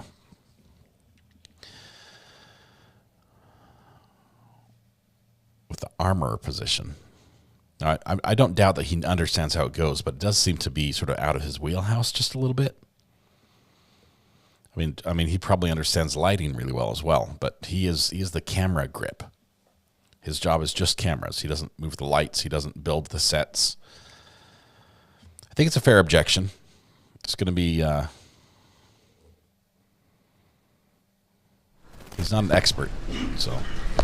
Mr. Audiego, based on your experience working on films with armorers, do you know what the armorer is responsible for? Yes. Can you tell us? My understanding of the armorer's responsibilities is any working firearms and any ammunition is under their control. And when you say that working firearms and ammunition are under your control, are under their control, let me ask you, in your experience, are there certain industry protocols that are followed on movie sets by armorers? Yes. Your Honor, I'm going to object again to lack of foundation. Foundation. I'm going to sustain that objection. Sustained. you've testified that you have worked on 12 movie sets with armors. Is that correct? It is correct. 12 or more. At least 12. Has that experience made you familiar with what you believe are the industry protocols for armors on movie sets? Gunnar, get on and object. Counsel approach. Counsel approach. She's trying to get him in as to her testimony about the armor based on his experience, because he's worked on a lot of movies and a lot of big movies. Which means he's been around it, but this still is not his job.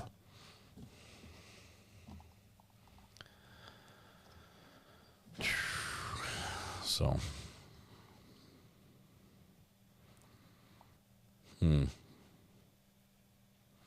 Judge listened to both sides. Based on his experience, he should be able to answer this. It's not an expert position. Let's see what he says.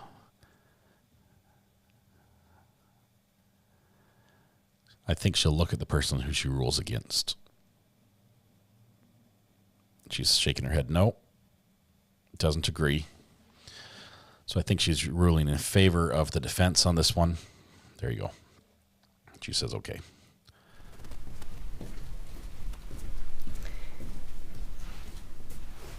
Mr. Audiego, in the films that you worked on where there was an armorer, and for the purposes of this question, we're excluding the movie Rust, did you notice certain safety protocols that you yourself saw armorers engage in all of those movies up until you got to the movie Rust? Yes. Okay, So I'd like to talk to you about those. She's very narrowly squeezing this answer in. In the other movies where there were armorers that you worked on, can you describe for the ladies and gentlemen of the jury? Here come the glasses. How, under what circumstances, in your experience, can you describe the safety protocols that the armorers on those other movies engaged in when they would bring a firearm onto set for use in filming a scene? Gunnar, I'm also going to object to relevance. What happened on other movies has no relevance to what happened on Rust. Response? Can we approach? Sure. She really wants this in. She's had to limit it down. She almost wanted him to be perceived as an expert by saying how much experience he's had in the movie industry and what he's able to do and how cool and everything that is. And the judge has ruled against her, I believe, 3 consecutive times on these objections. Now she's narrowly tailored it to basically say, in your experience, your previous experience, this is your firsthand testimony. Can you talk about this? And now the objection has changed to relevance. I think actually the prosecution has a good chance of winning this argument. I think it's quite relevant to this case. It's still, there's probably a better objection outside of the scope of his personal knowledge, because he's not trained on it, right? He's not trained on the situations of when they would do things. So he might be able to say, yeah, I've heard them often say, hey, firearm on set. That might be cool, but does he understand when they have to say that or why? Let's see. Sidebar still ongoing. Defense is doing a good job. He's able to question effectively without looking like a jerk, and so often we'll have a defense attorney that sort of has to play the bad guy, has to look like the bad guy to ask the questions or get the admissions he wants from the witness, and this guy is able to do just an amazing job. Not trained in the policies and procedures. Hearsay, lack of knowledge of procedures. I think they could get around hearsay because he's personally observed it. All right, Mr. Audiego, let's proceed. Do you recall the question? If you'd give it to me again, please. Oh, it was a big one. walk us through your experience with safety protocols by film set armorers when the armorer brings a weapon onto set to be used in the filming of a scene prior to your experience on the set of Rust. So she won that one. My experience has been that typically the armorers would have some sort of safety meeting or lecture before any of firearms are going to be used in the filming of a scene. And I'm going to stop you right there. In terms of the safety meeting, who is the person on set, in your experience, who usually calls for the safety meeting? The first assistant director. And that would not be Ms. Gutierrez. No, it would not. Who was the first assistant director in this case? The first assistant director on Rust is Dave Halls. Okay. So you mentioned one of the first things that happens is there's a safety meeting. Typically, we would discuss, I guess I should back up. Typically, when we receive our call sheets, an email call sheet the night prior to filming. Okay, hang on just a second, because I don't know that we have very many people here that are in the film industry. What's a call sheet? So I would receive an email, typically receive an email every night before filming, and that email would include a call sheet that would list who will be on set, both cast and crew. It'll tell us what scenes we're doing, it'll tell us locations, kind of general information for the day, weather, what time the sun goes up and down, whatever production feels is pertinent information. And then a lot of times what they'll attach to that email are the sides, the actual parts of the script we're shooting for the day, and then safety bulletins, whatever union safety bulletins would be appropriate for that day, whether firearms or animals, inclement weather. And then on the day of filming, typically the first assistant director would call for a safety meeting and call all of the cast and crew that would be involved to listen to that meeting. And potentially the armorer may have something to say as far as what we're doing. If we're firing blanks, here's the... But hang on, I'm going to stop you right there. So hypothetically, if the scene calls for the firing of blanks, he can't because speculate. we haven't had a lot of this testimony in trial yet, can you explain to the jurors what your understanding is about the difference in the different loads of blanks? In my experience, the armorer would tell us if we're using dummies or blanks, and if we're using blanks, which would make a noise and a flash, they would typically describe the power. Quarter load, half load, full load would give us some indication as to the potential danger with that particular firearm being used by the actor in that scene. And let me stop you right there. You talked about the particular danger. Can blanks be dangerous on a movie set? My understanding is they can, yes. And are there certain... Is there certain safety gear that some crew members may use if there is going to be the firing of blanks in their immediate proximity? Yes. And can you explain to the jurors what that would be, in your experience? Certainly. The very basic personal protective equipment we would use would, at the very least, be safety glasses and some form of hearing protection. Pardon me. But sometimes it may be covering the camera operators that may be in jeopardy with special coats to deflect anything coming out of those firearms. We may protect the camera and the lens with special acrylics like Lexan, bulletproof glass, essentially. So, yes, we would take certain precautions. Is that the reason that it's important for you to know what size blank is going to be used? Yes. And with regard to dummies, go ahead and continue to kind of walk us through how this would work. So typically, depending on the firearms being used, in this case it was a Western, so a lot of the firearms were older Western style 6 guns where you would see if the gun was potentially loaded or not.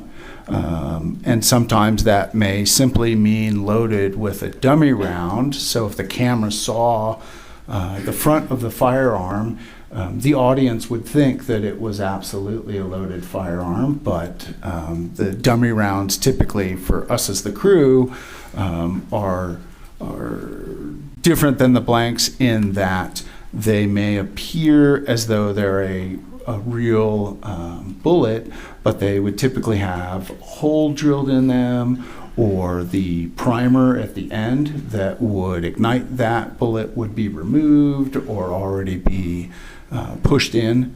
And then sometimes the dummies, depending on how they're being used in the film, you can't make holes in them. So what the props people that make them put a little BB in there.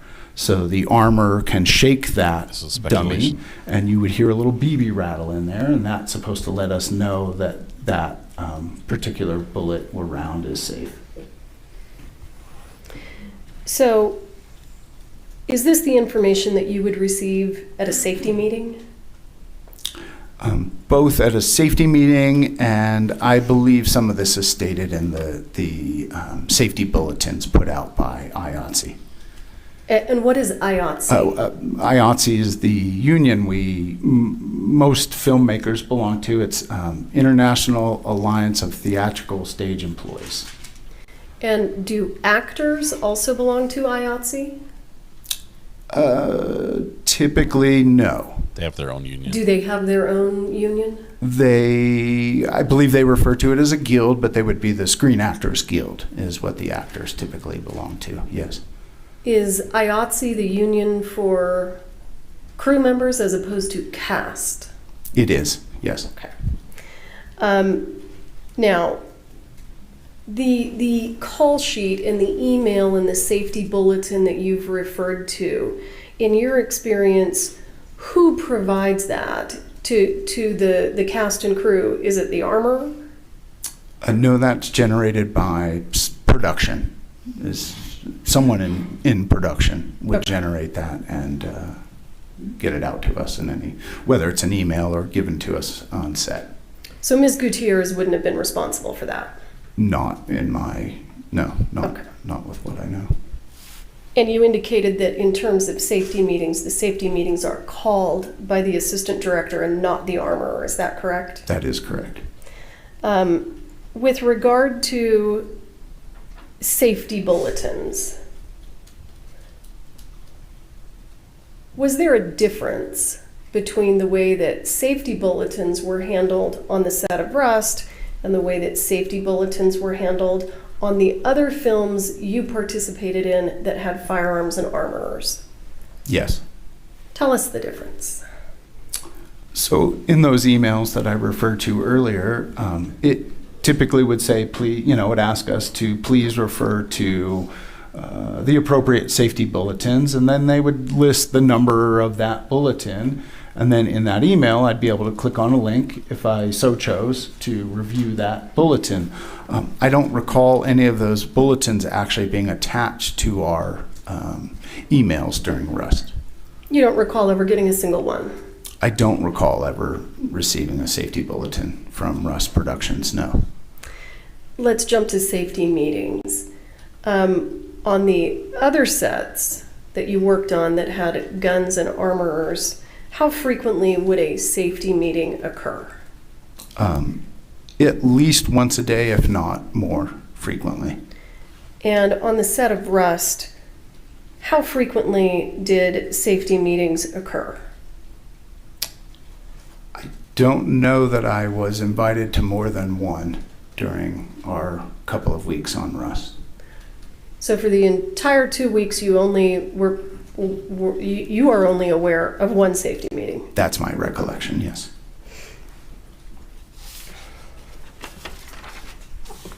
Okay, so we've talked about safety bulletins and safety meetings. Go ahead and continue to walk us through, in your experience, the protocol of an armor with firearms. In my experience, the armors are usually the, well, for lack of a better description, the most uptight and anal retentive people on set, because they literally have people's lives in their hands. They don't joke around. They don't really have friendly conversations. They stick to themselves and focus on the task at hand. Most of them, in my experience, seem to be either former military or law enforcement and have some sort of background with firearms. Did you notice a difference then generally in terms of just the behavior, the general behavior on the movie set of the other armors you worked with as compared to Ms. Gutierrez? Yes. What was that? She wasn't necessarily as serious or professional as I'm accustomed to with the other armors that I've worked with. What do you mean? Give us an example.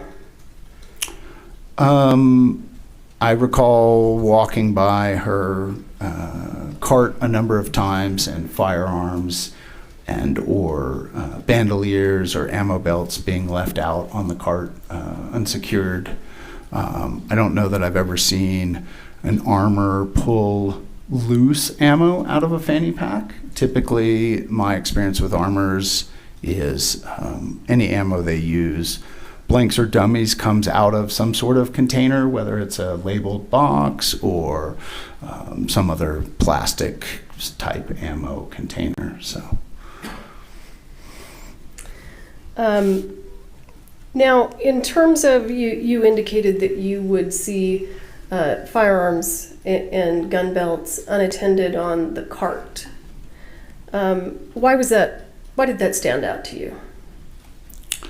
It was out of the ordinary. Again, my experience is most of the firearms I've seen on set come out of some sort of locked bag, locked container. The armor, some armors, depending on the show, have a whole wheel around cart with drawers that they can lock. A drawer that potentially has the individual actor's or character's name on that drawer. So that character's props would live in that drawer under lock and key. Were the guns and gun belts laying out unattended on the prop cart, was that a safety concern for you? Yes. Why? It seemed inappropriate and out of the ordinary that those firearms weren't secured. And why is it concerning that the firearms aren't secured? Well, I don't know that they're completely under the armorer's control if they're not under lock and key. And what's your understanding of whether those firearms that you saw unattended, were they fake guns or were they real guns? My understanding, most of the prop firearms we had on Rust were actual working firearms. So. Okay.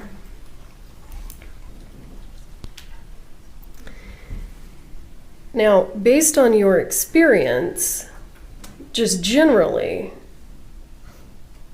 what is the armorer responsible for? Your Honor, again, this is expert testimony. He's a camera operator, and he's asking to give expert testimony on what armors do. He's not, sorry. This is based upon his personal experience only, and as long as it stays there, that's fine. Go ahead, sir. If you don't mind the question again, please. What is your understanding, based on your experience, of the armorer's responsibilities on a movie set? To control and keep safe all firearms and ammunition on a given set. Okay. They're getting Go their ahead mileage with and this walk witness. us through, if you will, what in your experience are the safety checks that take place when an armorer is bringing a firearm onto the set for filming. He can't know this. Typically, the first AD, the first assistant director, would notify us that we're going to use firearms for a scene. Whether they're loaded or not, they would say something about the fact that we're bringing something that's maybe not a rubber dummy, but an actual firearm onto set. And then typically the armorer would invite the first AD, the cast members involved, and any crew that would like to see both the firearm and the ammunition to see those safety checks. Whether that's looking through the barrel, shaking those rounds we discussed, the dummy rounds, to hear that BB, or explaining to us that the actor is going to fire X number of blanks and they're going to be of a certain power, and then making sure that anybody that's going to be in close proximity has the appropriate safety equipment they need, and they're prepared for that moment on camera. So what you just described regarding the armorer showing the gun and allowing people to look down the barrel, why would that be important to crew members? Because unfortunately, there have been accidents in the past where the barrels weren't cleaned in firearms and a blank was fired and whatever debris was in that barrel injured or killed somebody on set. So with regard to your experiences with Ms. Gutierrez, were the cast and crew ever invited to look down the barrel? Not to my recollection. And was that concerning to you? It was. Why? Well, they call them safety checks for a reason, and we were moving through those instead of pausing to have those checks. With regard to the sequence that you described where the armorer shows the dummy rounds to the cast and crew, and I want to be clear, in your experience, does the armorer hand you the dummy round or the blank so that you can shake it? No, I'm not actually allowed to touch the firearms or ammo. So if a particular round was in question, we could ask for them to, show us that it is one type of round or another. And with regard to dummies, how would the armorer do that? Again, in my experience, the way the dummy rounds are manufactured, you would have one of potentially three indicators that it is not a live round. One being a hole drilled in potentially one side or two sides of the brass, so you'd actually see a hole in the bullet. Sometimes the primer is either already struck by something or it's removed altogether, the primer being the end of the bullet, or they would shake them you'd hear like a rattle because there's a BB inside that brass or steel case. Who is the person responsible for shaking them for you or showing them to you? The armorer. And on the set of Rust, did Ms. Gutierrez do any of that? Not that I recall.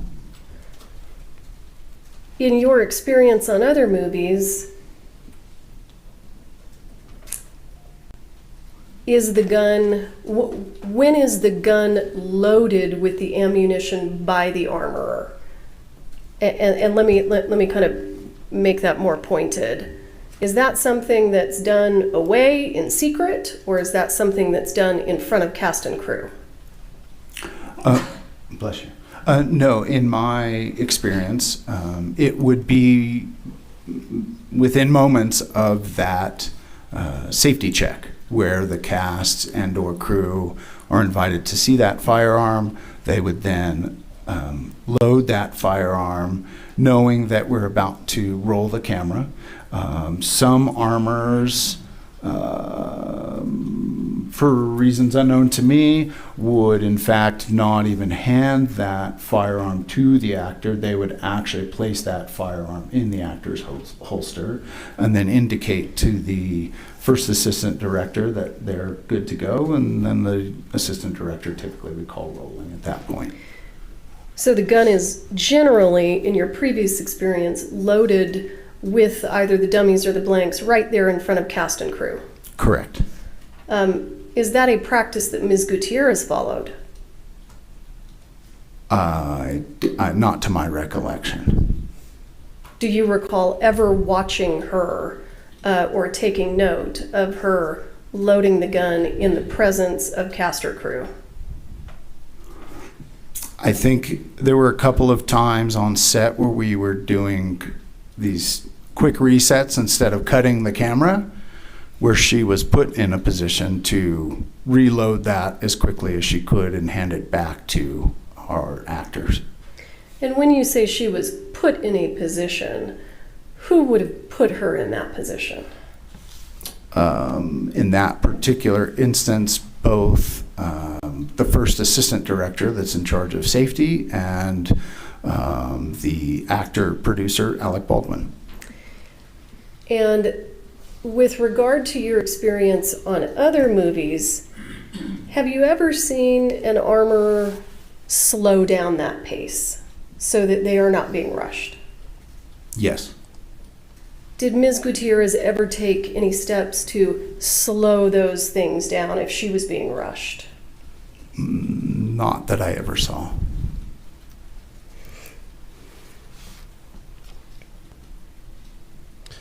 This is some pretty damaging testimony. Defense is going to have to come out swinging pretty hard against this guy. This might be some of the spiciest cross. Give me just one moment. We see. It's powerful testimony. It seems. I mean, this is a cameraman testifying about the armorer and what they do and what they should do, and what she did and didn't do. Were you present for the filming of every scene that was filmed on the set of Rust during those 2 weeks? I believe I was present for every scene, maybe not every take. And when you say take, explain to the jurors what you're talking about. So the scene may require a couple of, each time we roll the camera and cut, that would be considered one take.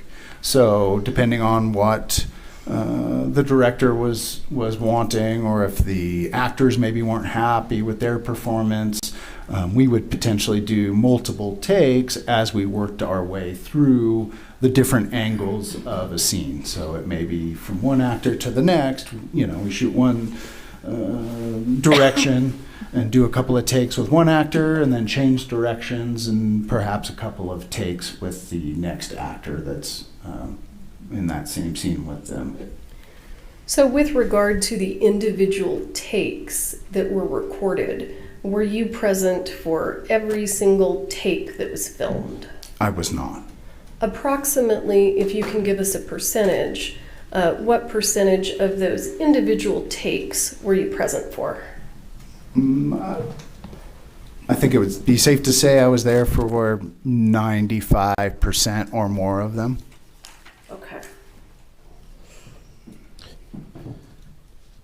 Okay, so during lunch, there's a reporter in the courtroom. It says during lunch, there was an order filed during lunch that denied an oral motion from Hannah Gutierrez Reed, co-counsel, to withdraw from the case. They ordered him to remain at the counsel table but refrain from talking to Gutierrez Reed at her request. This on other movie sets. How does the armorer behave with regard to if the armorer provides a gun to an actor? In your experience on other movie sets, does the armorer just walk away? in my experience, the armor's never out of eyesight of whatever weapons or ammo they're in charge of. Was that the case on the set of Rust? It was not. Describe to us what you saw on the set of Rust with regard to that particular issue, that being the armorer always staying within eyesight of the gun. I don't know that the armor was always within eyesight of the firearms being used on set. Okay. And so Mr. Bowles, who I was just talking to, that's her main attorney. The other gentleman who we saw earlier in the trial, I believe he's the one that made a motion of oral argument to be removed from the case. do you recall Was denied. Being present on the set of Rust Bullion. on a day where there were what I'm going to refer to as accidental discharges of guns? Yes. Can you describe the first accidental discharge that you recall happening? I think the first one was the, I don't know if the prop master was loading or unloading. And let me stop you. What's the prop master's name? Sarah, I think her name was Sarah Zachary. I Okay. believe was her name. She was, we were outside of the character Rust's cabin, and I don't know if she was loading or unloading a handgun, but unannounced. Discharged. I was within feet of it, and she considered that a negligent discharge. And how did you know it discharged? I was within feet of it, and she seemed pretty spooked when I turned around, and it appeared as though she had shot that firearm at her foot. What? Can you tell us in your experience, in your opinion, what you think that gun was loaded with? It made a bang, but it didn't, I don't know if there was a bullet or not, because I don't know if it hit her foot, but it certainly made a loud noise that spooked us and the animals we had on set. I think we had a couple of horses on set, and again, it was unannounced, so it was a surprise to everybody that was around. Were you preparing to film a scene or a take at that time? Yes. Was it announced by anyone whether the guns were going to be loaded with dummies or blanks? I don't think at that moment it had been, no. Okay.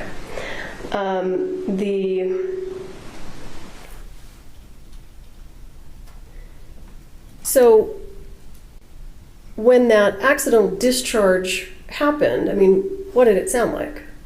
Bang. A gun going off? Okay. And you indicated that this accidental discharge occurred because that gun was being loaded or unloaded by the prop master, Sarah Zachary. Is that right? That's correct. In your previous experiences on other movie sets with armorers, did you ever see the prop master loading and unloading the guns? I've never seen that, no. And can you describe what the other accidental discharge was that happened? So like I had stated, we were kind of outside the cabin we were using as Harlan Rust's cabin. And I'm going to stop you real quick. Who's Harlan Rust? Harlan Rust is the lead character in the movie, and that was played by Mr. Alec Baldwin. Okay, please continue. I believe it was Alec's stunt double, so somebody dressed up to look like Alec was going to be firing either some sort of long gun. I don't remember if it was a lever action gun or a shotgun, something out of the window of the cabin towards, I think it was the law enforcement that were chasing him, that were starting to catch up with him. There was supposed to be a gun, some gunfire, and I believe that Hannah was prepping the stunt double in the cabin with that firearm, and again, unannounced to any of us outside the cabin, that firearm was discharged. And what did it sound like? A loud gun going off. And if you can estimate, how much time passed between the first of these accidental discharges and the second? My recollection is they were within an hour of one another. And in your experience on other movies with armorers, are accidental discharges common? No.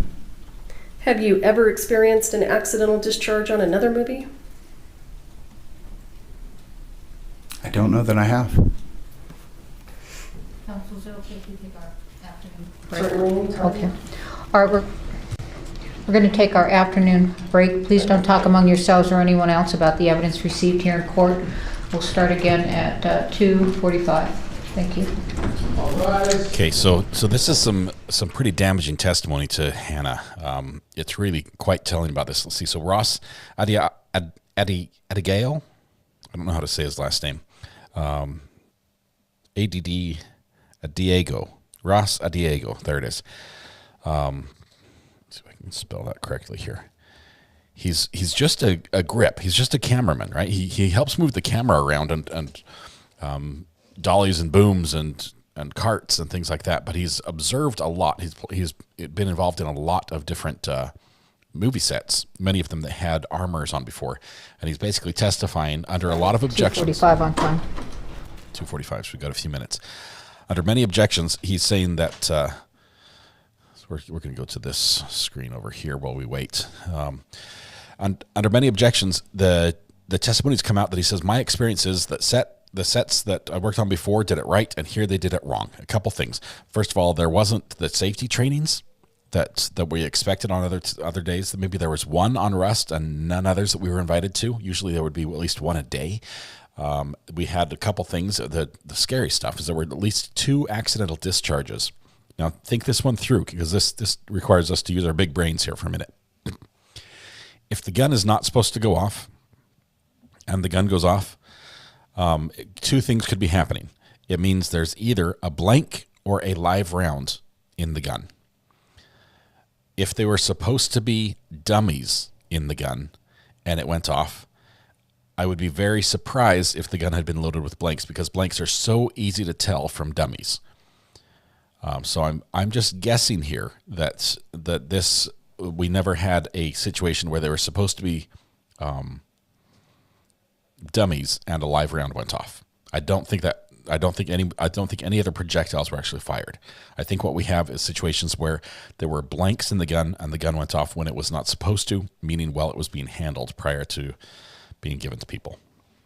So that's what I think is happening here. Anyway, yeah, this testimony is really bad for Hannah. We saw a lot of objections because the lawyers are super worried about this.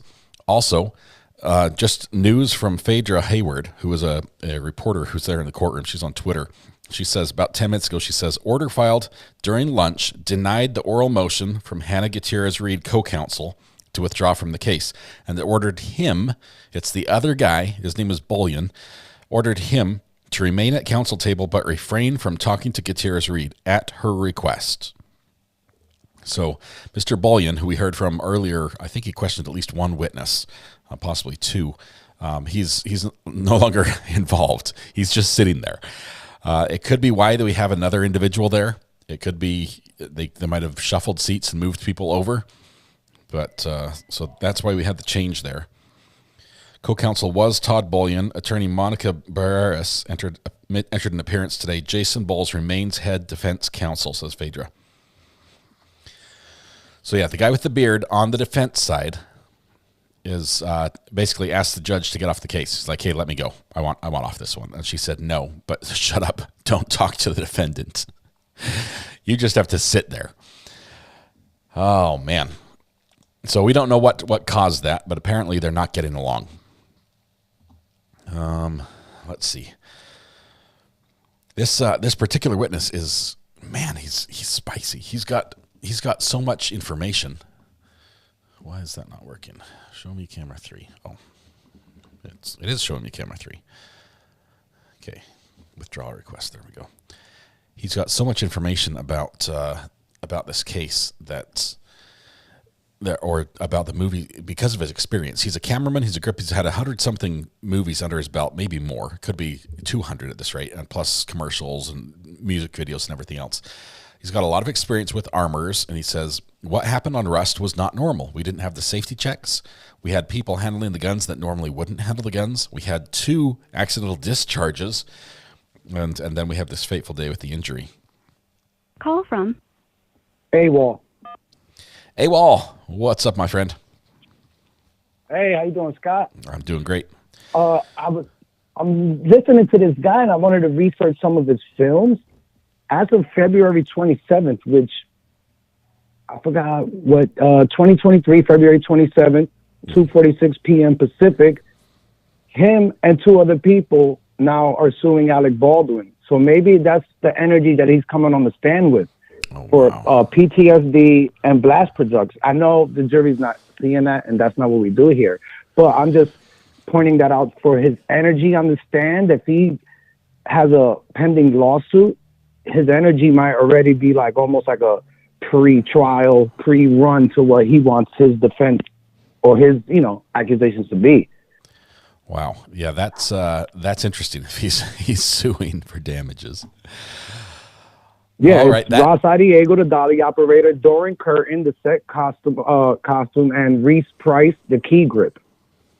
They were all in close proximity to when this incident went down. For PTSD and for hearing damages and yes, because of the shock that when the gun was fired, they were in close proximity to Baldwin when the gun was fired and suffered blast injuries from the deafening sound of the shot. Yeah. So now that he's here, it's a little. So he's got an axe to grind, right? He's got a little bit of skin in this game, so to speak. There's something in it for him. What do we expect on cross-examination? What can defense do? Can they get into this? Will the judge let them get into this? Probably not. They probably won't be able to bring up I doubt a lawsuit, it because it's but, pending. And it has nothing to do with her. He's suing Alec. They're going to have to hit hard. Well, what he said basically just says that it was sloppy, and that sloppiness is negligence, and that negligence points to guilt. So they have to attack. They can't just let this one slide. They can't just say, "Oh, we'll make it up on another witness." This guy's coming with the heat and describing the set from a firsthand experience. One of the first people who's been right there at the point, right at the camera point, and describing what happens and should see when something's different. And he says, "Yeah, this wasn't safe." Yeah, I think their best bet is to attack. Have you ever been an armorer? Have you ever handled a firearm on set? I don't even know if they can get into, do you even own a firearm? Like, can they go, they just have to attack, like, is this just what you see in your experience? But do you know this? Do you know that? Are you certain? And they just knock them down because it is damning testimony for her. But, I mean, their best bet is just to make them show his lack of expertise. I've got to ask this. I just wanted to where are you finding the civil suit information? This was, I'll tell you right now, I have the article pulled up right now. Now, mind you, this is real quick. It is on Variety.com, so who knows how accurate that is. But they're pretty good. Okay, we'll have to look into that and see what's up. But that's if you want, I'll text you the link to the burner. That'd be awesome. If that all checks out, that's definitely some interesting backstory behind this witness. He does seem to have an axe to grind. He seems like he wants to testify beyond his scope of what you might consider his experience, and I'm surprised the judge let it happen. Honestly, there were 3 good objections. Good lawyering. It was. If you they got that all. If you ask the wording close enough to what they have to allow, the judge basically can't deny it unless it's on a relevance issue. And they did finally object on relevance, so she allowed it in. But yeah, so It was very, very limited, Yeah, so- and then it sort of branched out. And then, we're not going to talk about Rust, just in your past experience. And then what happened on Rust? That's almost the same thing. Like, what are you talking about? Yeah. It's like, what? Okay, everything except Rust. Yeah. And then, like, 2 questions later, she went into what happened on Rust. Yeah. So the jury's like, yeah, same thing, whatever. But It anyway, opens the I'll let you door go. and- So anybody else on the call? Thank you, AWOL Podcast. Appreciate the call. We'll see you. You're the best, Scott. Thank you. You too. Bye. Later. I can't hang up for some reason. Oh, it hung up. There we go. All right. He has experience, and he was there. I realized that. He has experience. The thing I had a hard time with is there's got to be a better witness to present that testimony about what an armorer should do on set. It's one thing. I mean, I've worked on videos. I've worked on live television productions. I've worked on movie sets and things like that are never anything as formal as a Hollywood movie. But still things, where there are clapboards and people with clipboards, and the cast has food brought in and catered, and multiple cameras and helicopters that are filming overhead. I've worked on things like that, and I have no idea what the other guys do. Call from Transatlantic researcher. Transatlantic researcher, Mattis, how are you doing? Yes, it is me again. Welcome. That's an interesting witness. I'm very interested to see how Cross goes. Yeah. This could be amazing. I want to talk about something with the previous witness, though, DNA analyst, because I have a pet peeve about the stuff that DNA analysts say. You're talking about Geraldine Conway. Yeah, the lady that was there before. So my understanding is basically they perform some tests, and they compare like base pairs, and then they have incredible testimony like we can't rule out that Alec Baldwin's DNA is on the weapon, which to me is kind of a waste of a witness. But the stuff that really bothers me is when DNA analysts bring out numbers, because as a mathematician, I know that their numbers are always wrong. And this is really a pet peeve of mine with DNA numbers. Basically, they do a very rough estimate, like the simplest, most naive idea that you could start with, and then they will tell you, well, the odds are something like a septillion or octillion, which on the short scale is something like 10 to the 24th or 10 to the 27th power, so like a billion, which is such an incorrect result. You just have to automatically know that the number is wrong, because the probability they get is just it's too implausible. Because, for example, when someone tells you, well, I can tell, I took one of your hairs and I compared it with the general male population. And I'm sure that, and I think the probability that this is Recovery Addict's hair is, compared to the other one, is 1 octillion times higher, 10 to the 24th power higher. That's an absurd statement. There's only like 20 billion human in history. You're counting multiple Earths full of people to get those numbers. Yeah, basically, you're accounting for a couple of parallel universes worth of humans. A random male relative of yours probably is actually not that bad of a match. You're not accounting for any room for error in any way, and the number is just the math estimate is absurd. It's like saying that the width of the United States is about the distance from the sun to the moon. It's crazy wrong. There's like 12 zeros too many, because they're using a combinatorical approach, and they assume everything is independent. Like every base pair in your DNA is independent from each other, because it's not like human beings are genetically incredibly similar to each other, and so it's just wrong. Basically, here's an idea. There's a great math YouTube channel that says that did an analysis of which, let's say, world records are just too lucky. And so, for example, the world record in the game Crabs is something like 1 in 1,000 billion. And if you visualize, let's say, you have 100 years of time and 1 billion humans, and you do something that, and they all do something that takes 1 second for 100 years.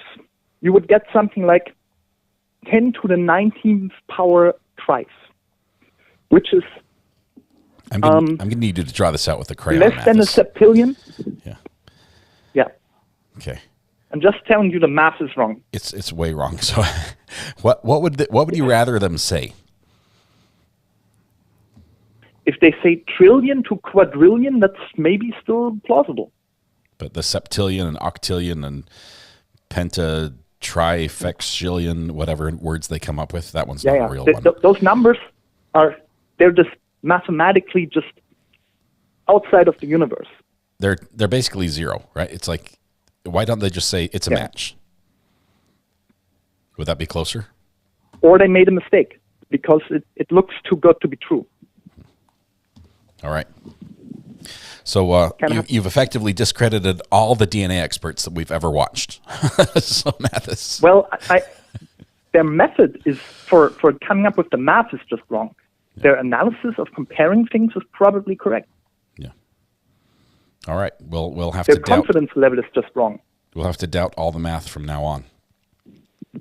So. Yeah, but just the math. Just the math. Okay, sounds good, Mathis. Appreciate that. You're gonna have to text me or email me a crayon explanation of that one because honestly, math is not my strong suit. So okay, I will try to find a way to text you a crayon, and then you'll see. Okay, thank you, Mathis. Appreciate the call. We'll see you, man. All right, bye. Bye. He means it. The math is all wrong, apparently. All right. Let's see. I remember the OJ trial. They had objected to a match on the DNA.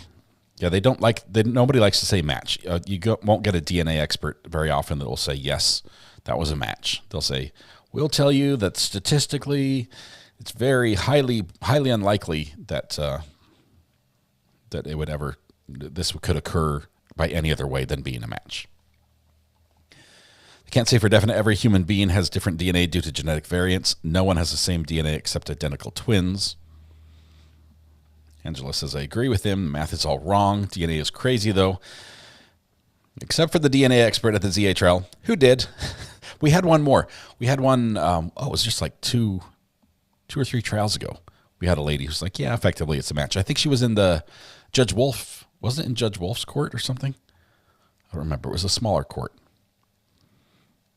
The DNA statistics weren't based on how many actual people on their DNA have occurred, but the possibility of the combinations of DNA in a human, which seems more plausible. There's a reason I went into communications and not into genetics. Call from Wisconsin math expert. Wisconsin math expert is what you were about to say, and I cut you off. What higher math can you teach us about this?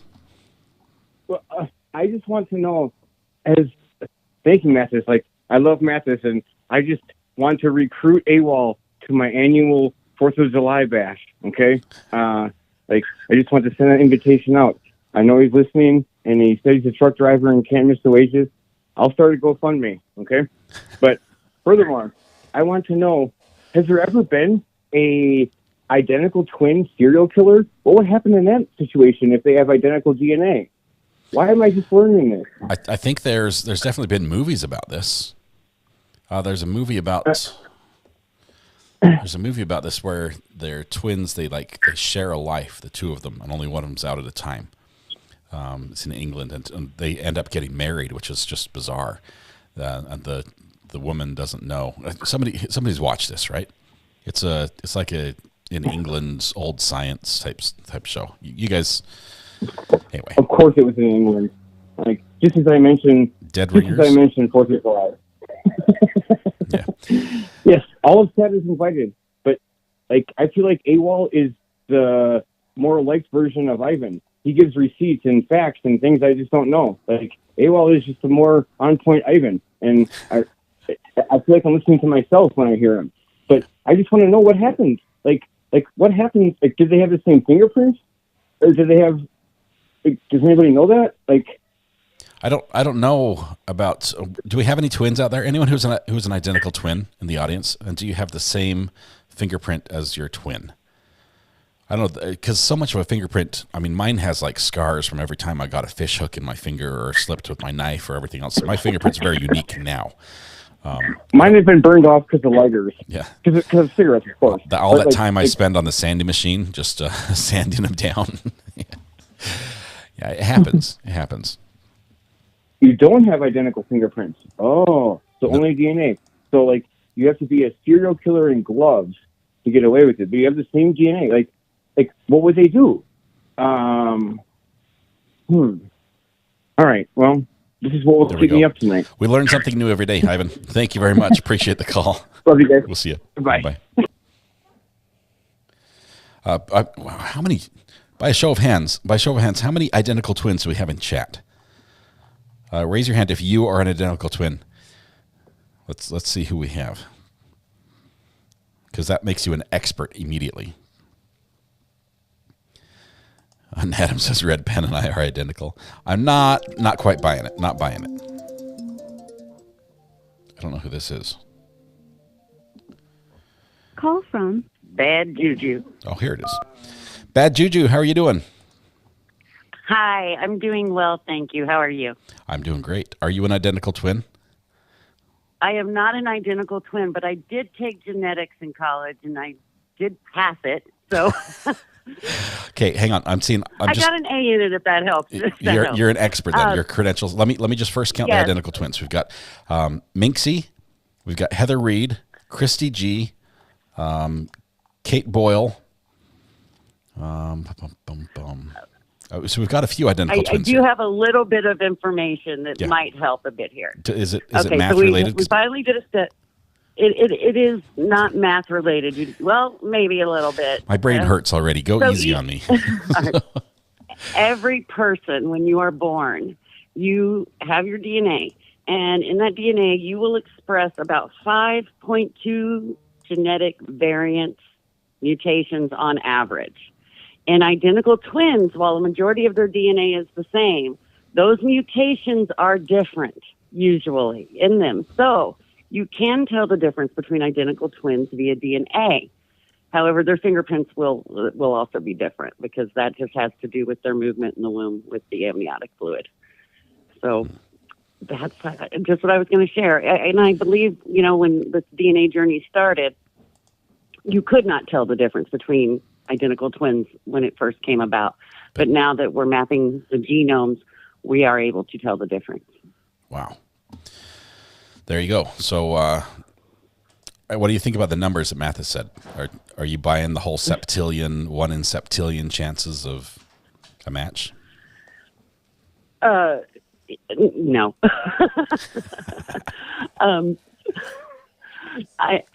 As far as this case, the DNA doesn't even matter to me on this, because I don't feel like what happened with the gun.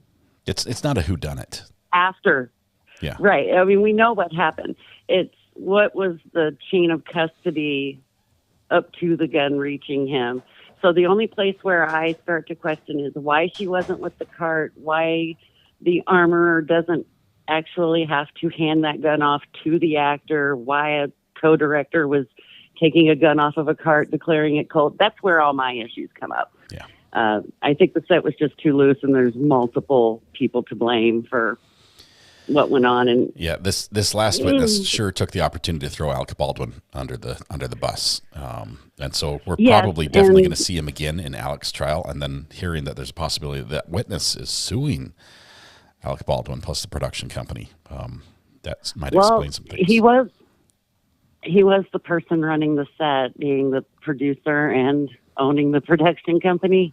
Yeah. So I think it just shows that he didn't run a tight ship. And I myself watched the cameraman's police interrogation, another cameraman, and what was said today was pretty much verbatim what the other cameraman said.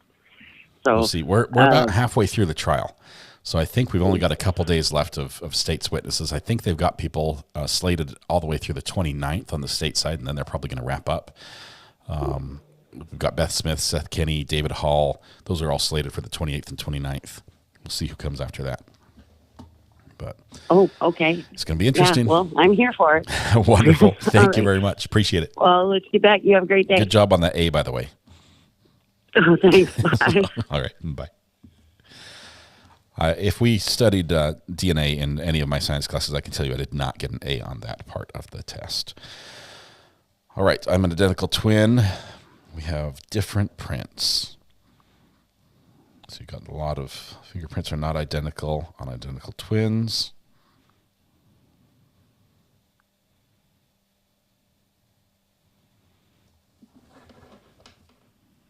Let's see.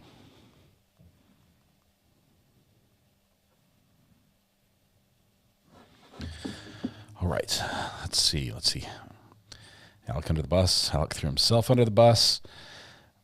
Can anyone tell me why her coworkers quit the night before? The cameraman that quit, Baseball Boo. What we've heard from other people on the set are the cameraman did complain. There were probably several factors involved. Some people have said there was the distance from their trailer to the scene, and this is just out in the desert and going back and forth. There's other people that say that definitely there was some safety concerns, and we've heard a witness on the stand testified that part of the safety concerns were the accidental discharge of firearms. And they quit the day before this all happened. Court is back in session about 5 minutes ago. They're a few minutes late, as they have been every single time. Call from Braxton. Hey, Braxton. If the judge starts talking, I'll have to cut you off, but what's on your mind? Yep, sounds good. So what are your thoughts on the last guy's testimony that we're about to go into cross-examination for? Well, I think it's going to be spicy on cross-examination. I think we're going to see a side of Mr. Bowles that we have not seen before, or maybe it's this lady that's working with him. I don't know. Who's been making it's Mr. Bowles that's been making the objection, so it'll be him on the cross-examination. I think we've got to see him come out swinging.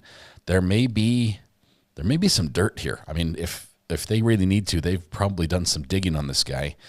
And it might get quite spicy. We'll see what the judge allows in and what they don't.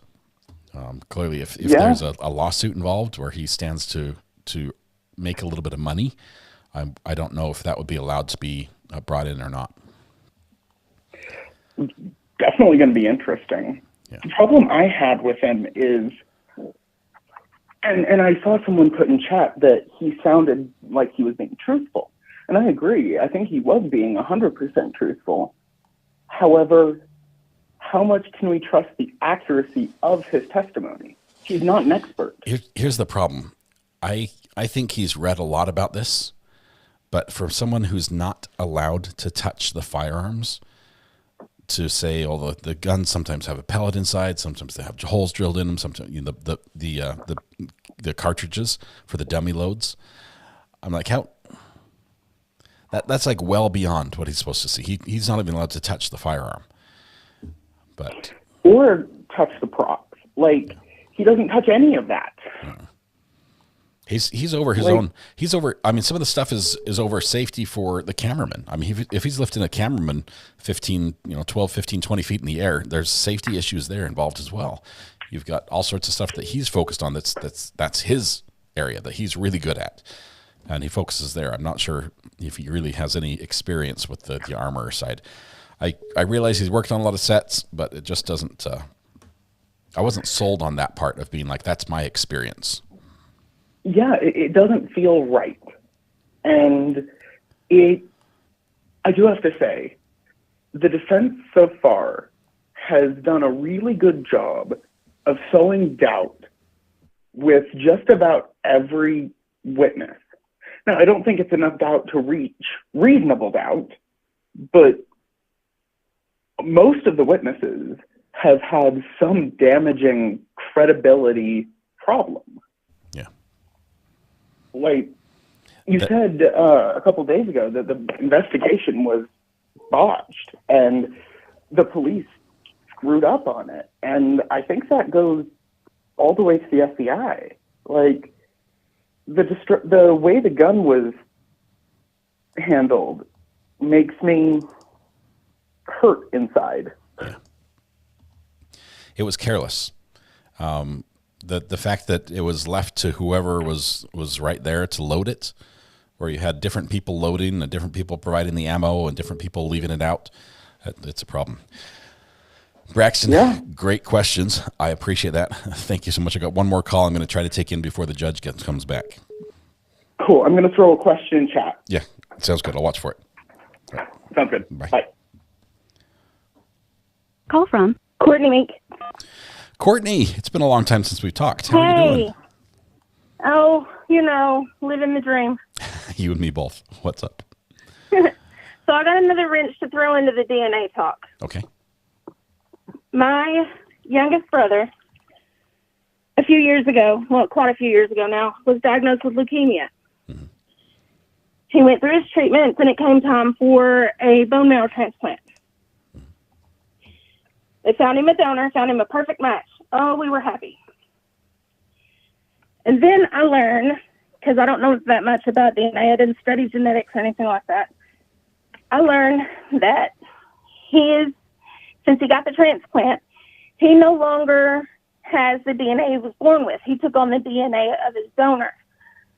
So if you compare his, So his DNA is now a match to the donor. Yeah. So if he was to go and commit a crime and they took his DNA, they more than likely would blame his donor. Well, that's convenient.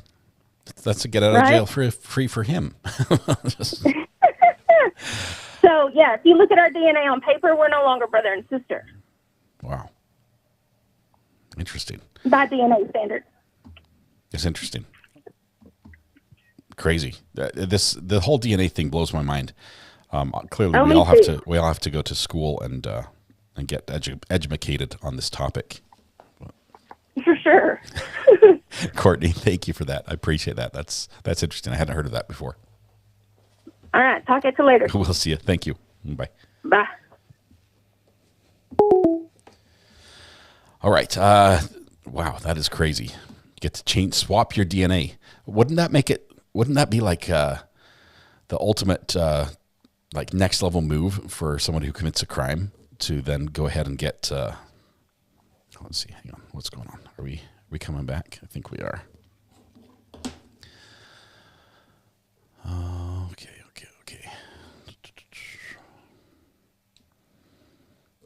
We're coming back in just a second. Would it be a next level move to get like a transplant of some sort and then swap, get your DNA updated to whatever you want? Okay. Hold tight. Nope.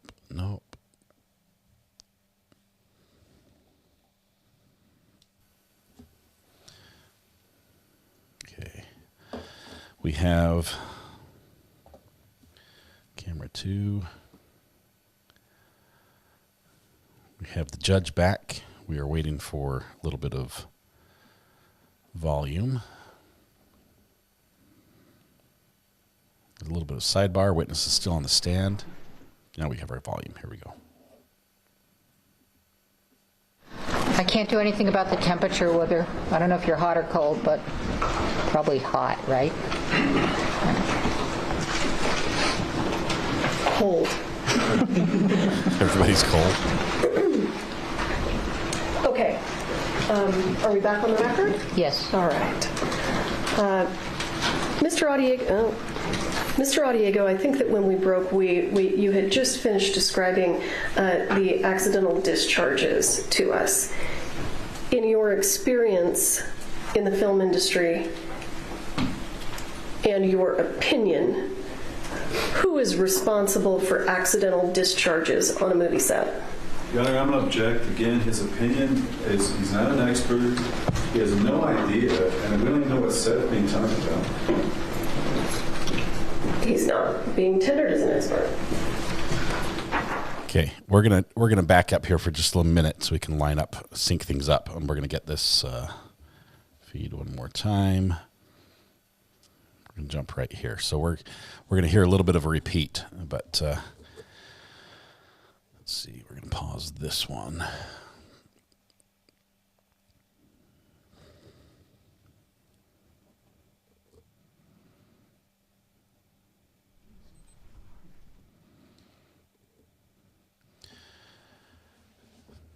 I can't do anything about the temperature, whether, I don't know if you're hot or cold, but probably hot, right? Probably. I think that was a joke from the judge. I think everyone's freezing because everybody has a jacket on. Okay. Are we back on the Listen to the objection one more time in the question. Mr. Audiego, I think that when we broke, you had just finished describing the accidental discharges to us. In your experience in the film industry and your opinion, who is responsible for accidental discharges on a movie set? Your Honor, I'm going to object again. His opinion is he's not an expert. Not expert. He has no idea, and we don't even know what set being talked about. Okay, so they're objecting because He's not being tendered as an expert. Yeah, but he's asking to give opinions, and that is something that experts are allowed to do. So it's the speculation that experts are allowed to do. So I think I'm with the defense on this one. Let's see.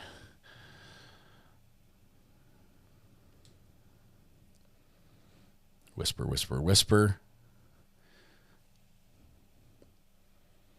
Mr. Bowles.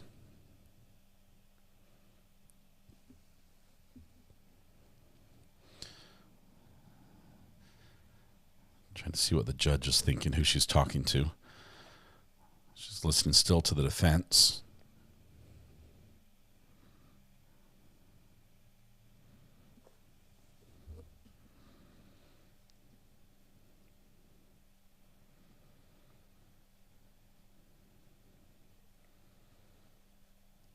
Still defense. Defense getting into little whispers. Look at the other attorney. It's literally biting her fingernails. This is crucial. The nerves.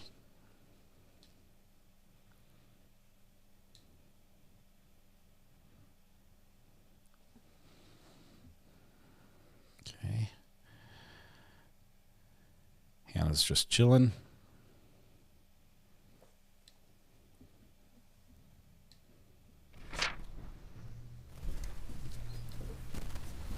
All right.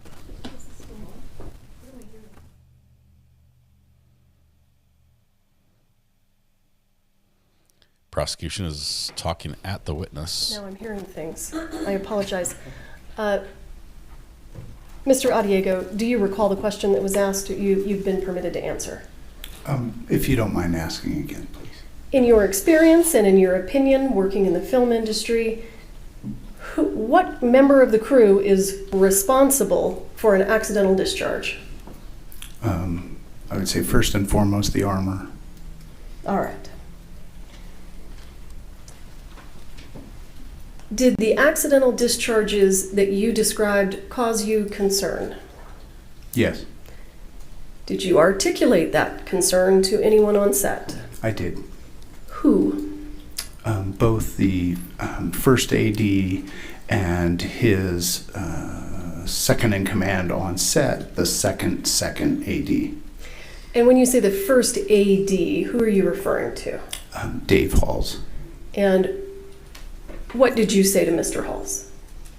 I don't recall my exact words to Mr. Hall, but I expressed my frustration and anger with the fact that safety seemed to be secondary to the production clock. And without saying what Mr. Halls said, was Mr. Halls responsive to your concerns? Mr. Halls ignored me and walked away. And what did you do then? I went to his second second. Anne, I don't recall Anne's last name, and express my anger and frustration, and ask that this be put on the production report.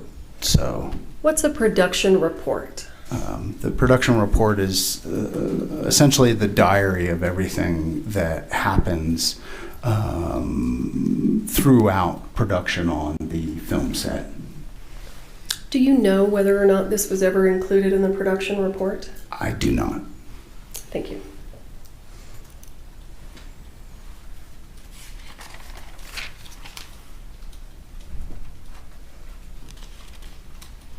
Next question. This guy has beef.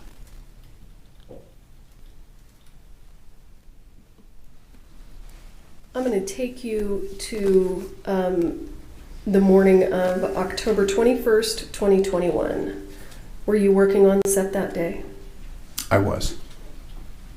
And approximately what time do you think you arrived on set? Pretty early. I believe our call was between 6 a.m. and 7 a.m. that day.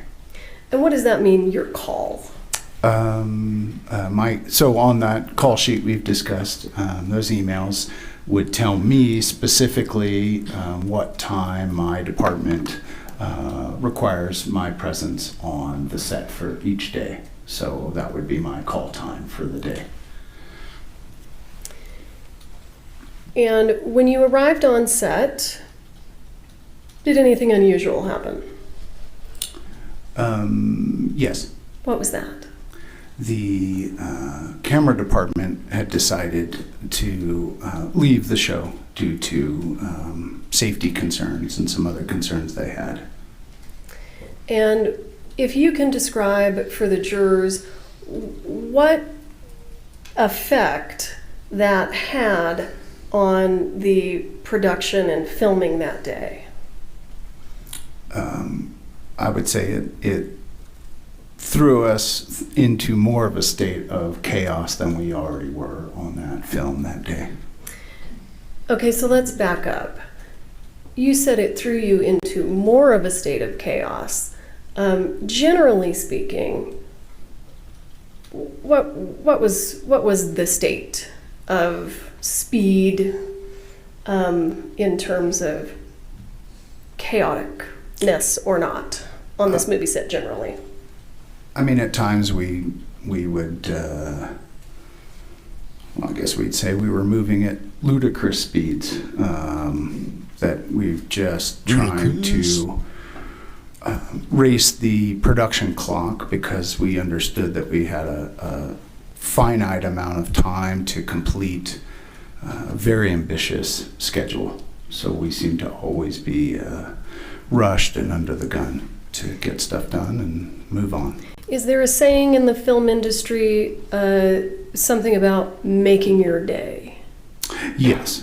What does it mean in the film industry to make your day? So if we know that on that call sheet we've been given that there are, for example, 4 scenes and production's budgeted 12 hours to complete that work in a day, if we complete that, we've made our day. Otherwise, production has to figure out where else to schedule that work to be completed. Why is making your day or not making your day problematic on a film set? My understanding of Rust Productions is they were budgetarily restricted to the number of days. Whatever deals happen that I'm not aware of, that are not privy to me, we had, Helena and I discussed having probably a few less days than we needed to actually complete their ambitious schedule in an appropriate manner with 2 cameras. Okay, so you didn't have enough time. In a nutshell, we certainly didn't have enough time to do what was being asked. So you indicated that the camera crew walking off created more of a chaotic environment. Can you give the jurors a little bit more of a description about how not having them there was affecting things? And were they replaced? Well, yes, they were replaced. So on most projects, but certainly on a small project where you're moving that fast, we all count on each other and become close in that short amount of time. And so the camera department had counted on me, and I had counted on them, and knew that I could trust them. And Helena had handpicked us all to make up her crew. So when suddenly, I think it was roughly 6 people of that crew decided to leave, that was certainly a disruptive thing. And I think we soon learned that their replacements weren't as qualified as they were. And also, they only replaced one of the camera teams. So it also meant to me that this schedule is going to get much more intense because we now have half the equipment to do the same amount of work. I want to just get an idea from you in the days of filming leading up to the 21st. Is it typical for the director of photography to be operating an actual camera? Not typically, no. They hire an appropriate number of operators based on the cameras they have. Where does the director of photography usually spend his or her time during filming? Mostly on set with the crew and the cast. Occasionally they will go to what we would refer to as like the video village, which is where the monitors are set up for the producers, the writer, or maybe cast members that aren't involved in the scene to watch what's actually going on set. So the 6 people that left, how many people came in to replace them? My recollection is 2 to 3. Okay.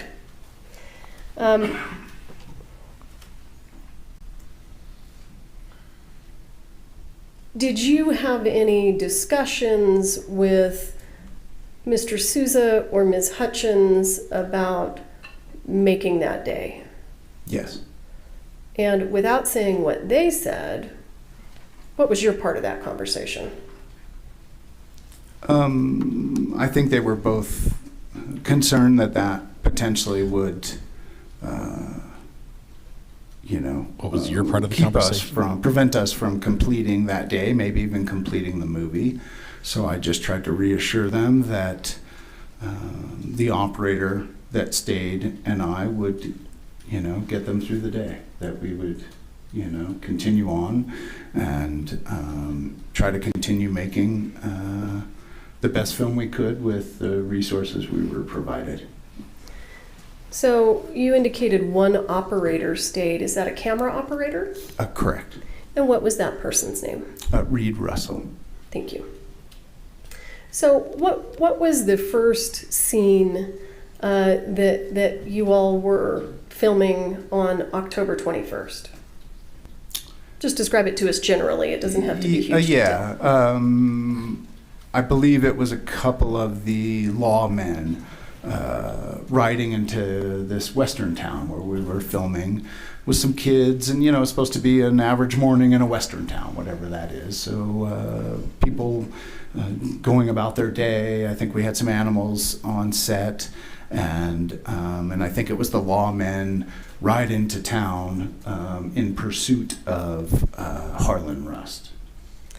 And when you say you had some animals on set, what kind of animals would you have on this movie set?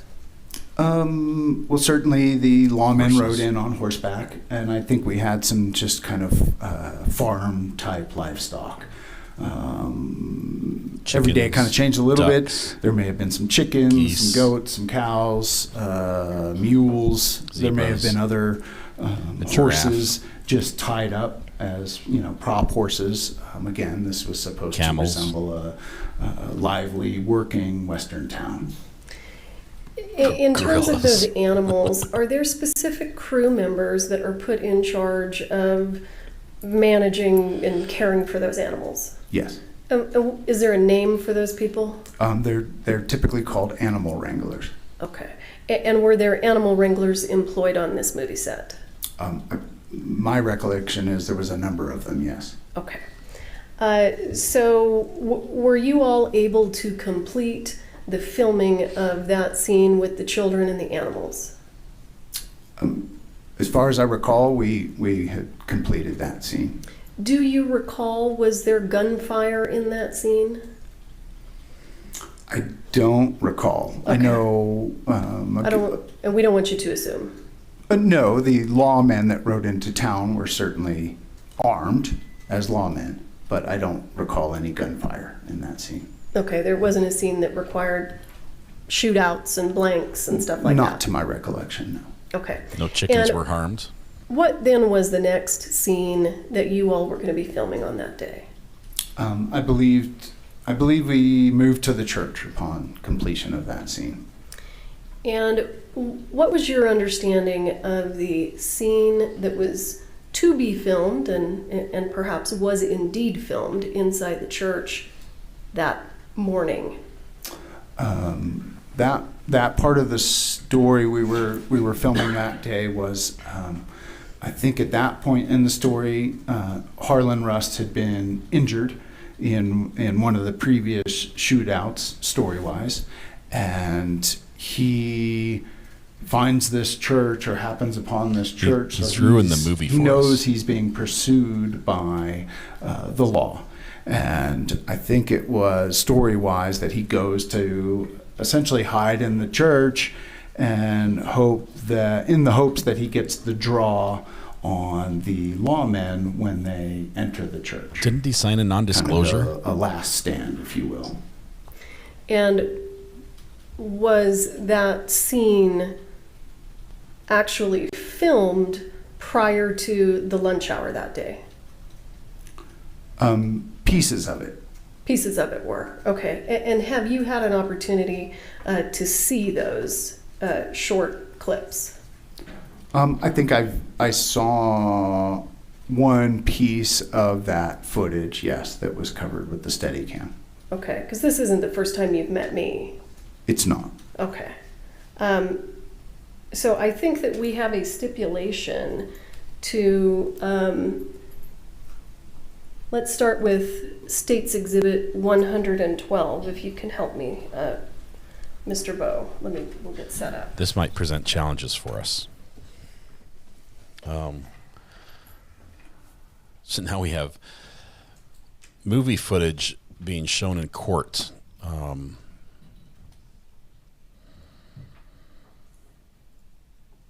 Guys, this challenges the channel just a little bit.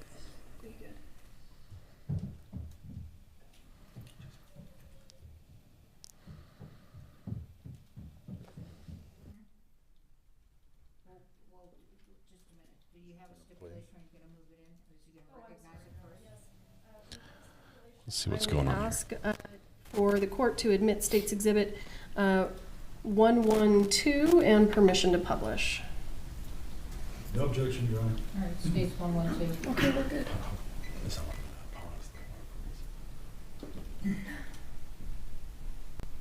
Well, it's short. Let's see if it works.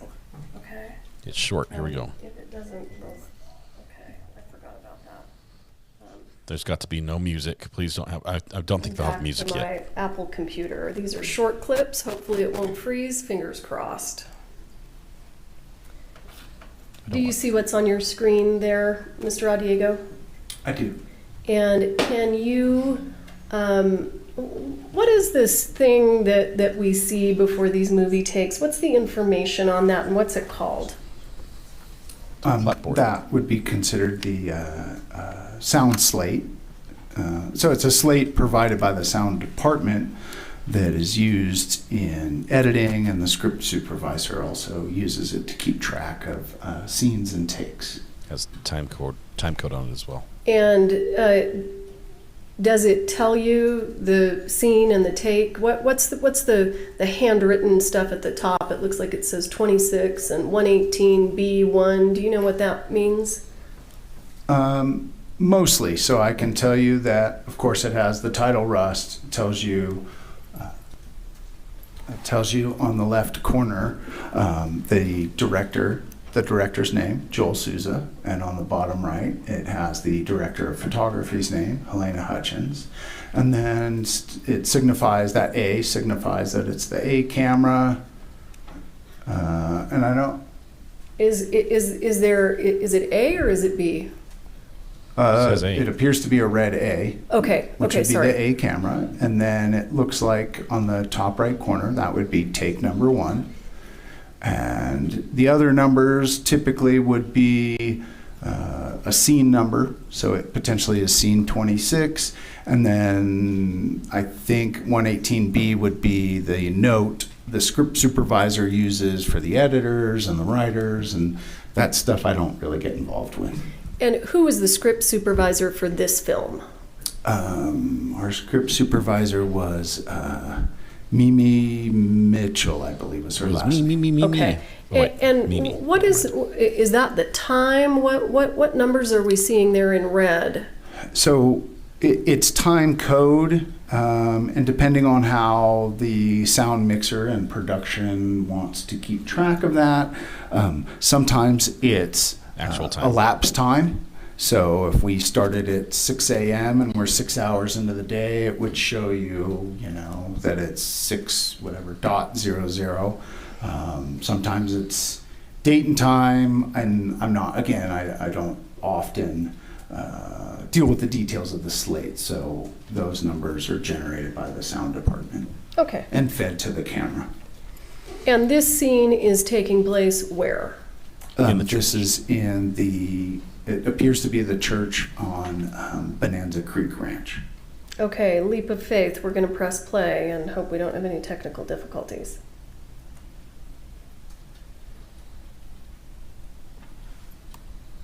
There's the clapboard. Let me start that again. We don't have any sound. Do you want sound? Give me just one moment. It's time for a 15-minute break. Hang on just a second. I'm gonna hang on. Oh, I want to see everything on your computer. Let's do this. You need to export the audio to the HDMI instead of the laptop speakers or headphones or something else. I'll tell you one software program that makes it really easy to do that, ma'am, with your Mac. It's called Audio MIDI Setup. It's great. Let's see, route audio any which direction you need.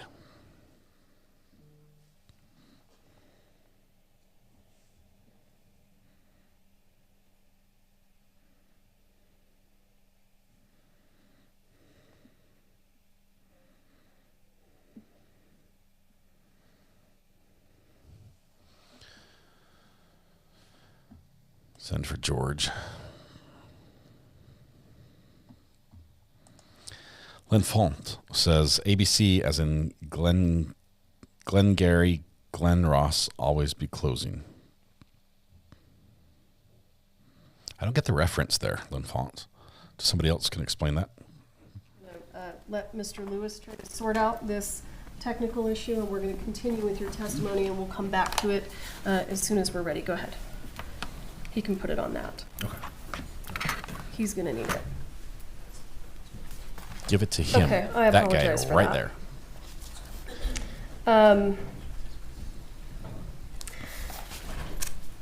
The scene that was being filmed prior to the lunch hour that we're working up to showing,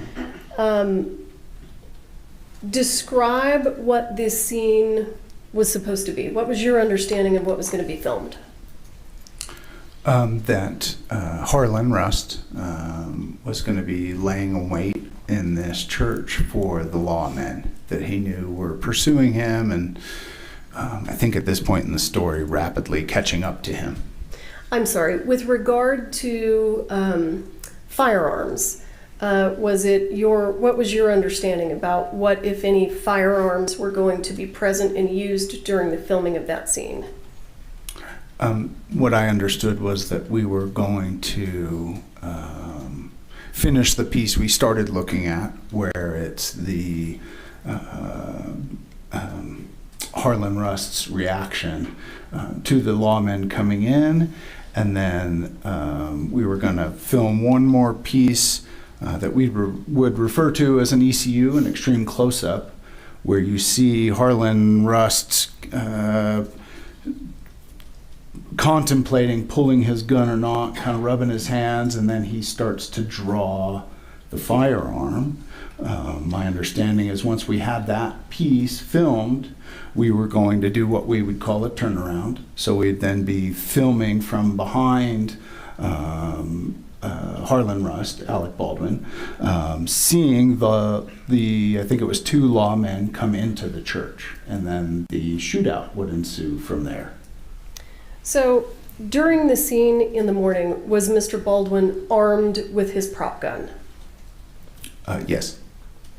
And what was your understanding about whether that was a real gun or a replica, meaning a rubber gun or plastic gun? My understanding is Mr. Baldwin always wanted to use his, what we would refer to as his hero props. So I understood it to be a real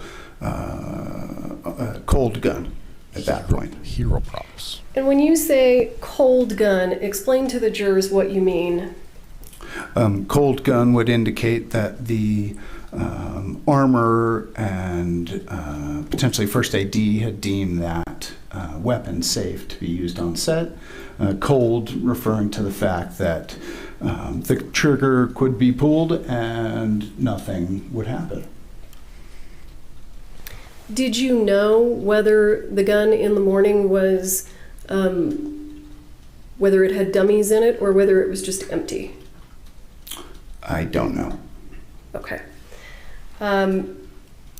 So how did you see for the morning session who brought Mr. Baldwin the gun? I did not. And how did that morning session inside the church go? Was it relatively uneventful? How was it? I mean, other than the previously stated kind of state of rushed chaos we were in, I would say yes, mostly uneventful. And then when you had completed those couple of takes that we're going to show here shortly, what happened then?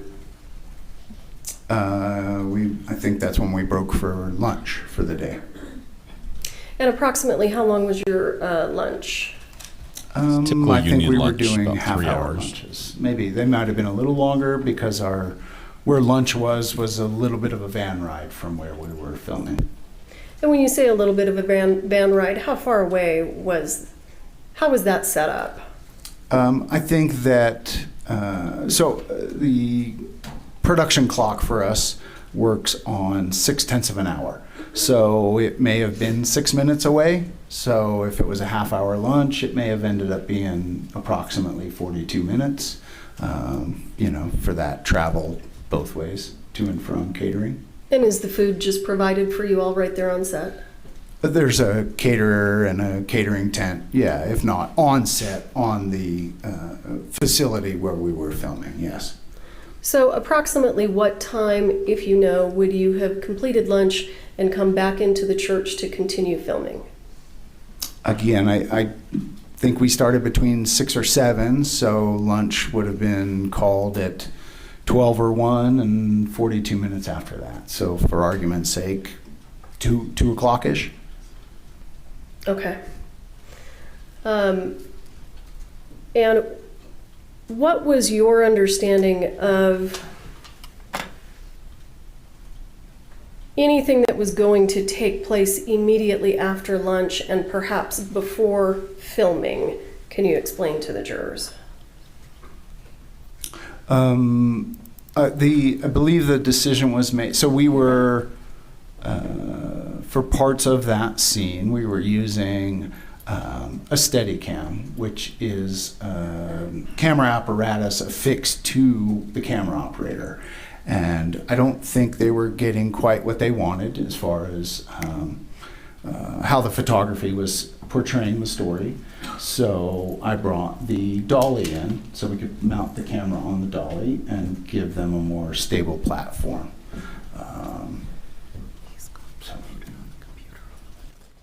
We're still whispering about the clips that we're supposed to be seeing right now. We're supposed to be watching like behind the scenes Rust. Technical difficulties abound. Go ahead and have a seat. Thank you.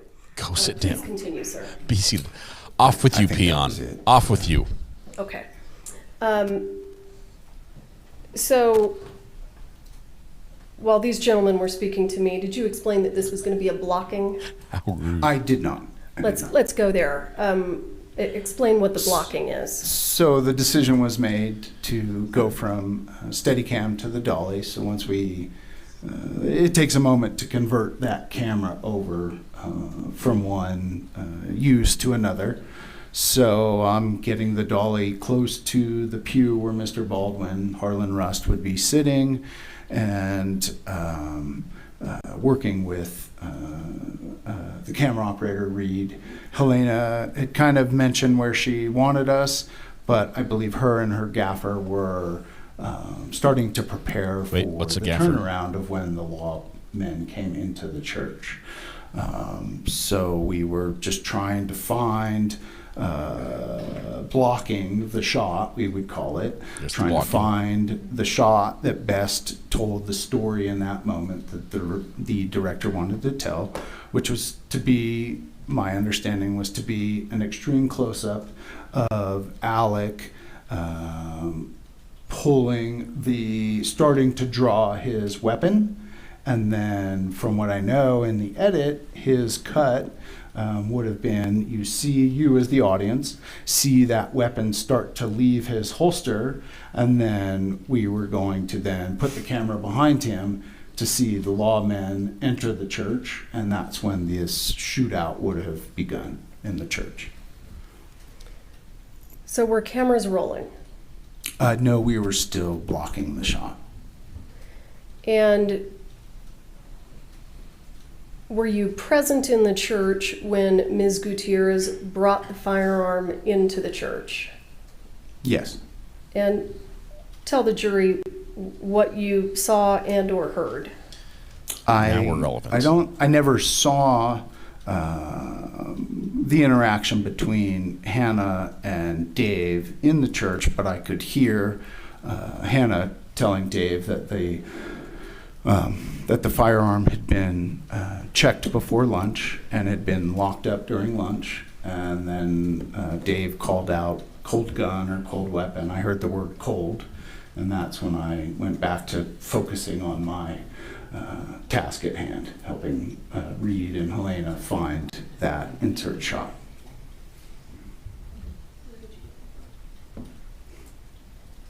Access the server.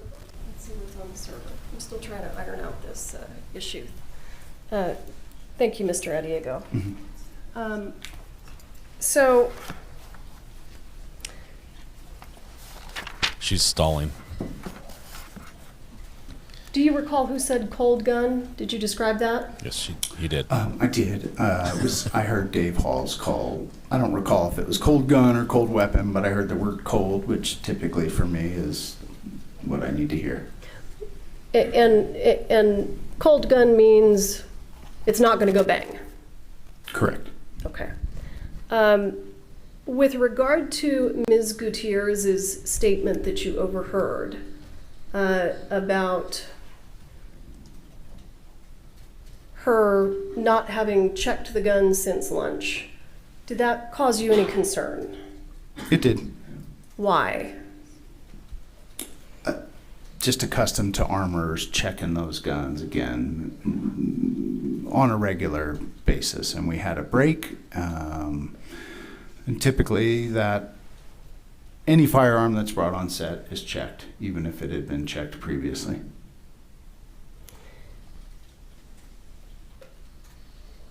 Do you know how the gun got from Ms. Gutierrez to Mr. Baldwin? I do not. So after you heard Ms. Gutierrez's voice and you heard Mr. Hall's call out cold gun, where was the gun the next time you saw it? In Mr. Baldwin's holster on his left side. Did you see Ms. Gutierrez in the church? I don't recall seeing her in the church after lunch, no.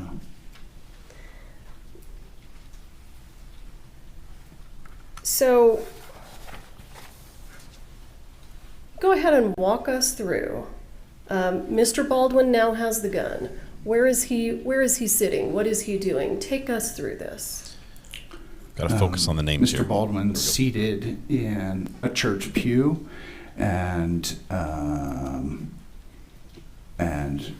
Reed and I are trying to find an angle, looking kind of over his right elbow or right bicep to see his hands in his lap transition from his lap to that firearm that's kind of hidden in a holster under the coat that he's wearing. So if you can stand up, if you don't mind, and demonstrate what you believed Mr. Baldwin was supposed to do for the blocking.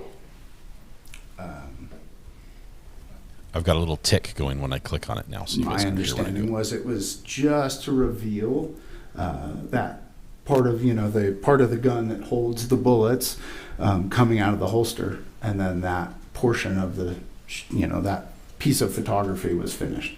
Once we saw that gun coming out of the holster, it would again give the audience the idea in that story that that Harlan Rust is about to defend himself or try to shoot the lawmen before they shoot him as they enter the church. How close were the cameras to Mr. Baldwin? The only camera we had in the church was, I think at that point I had the lens within a foot of Mr. Baldwin. And do you recall where Ms. Hutchins was? I do. You do? I do. Would you explain?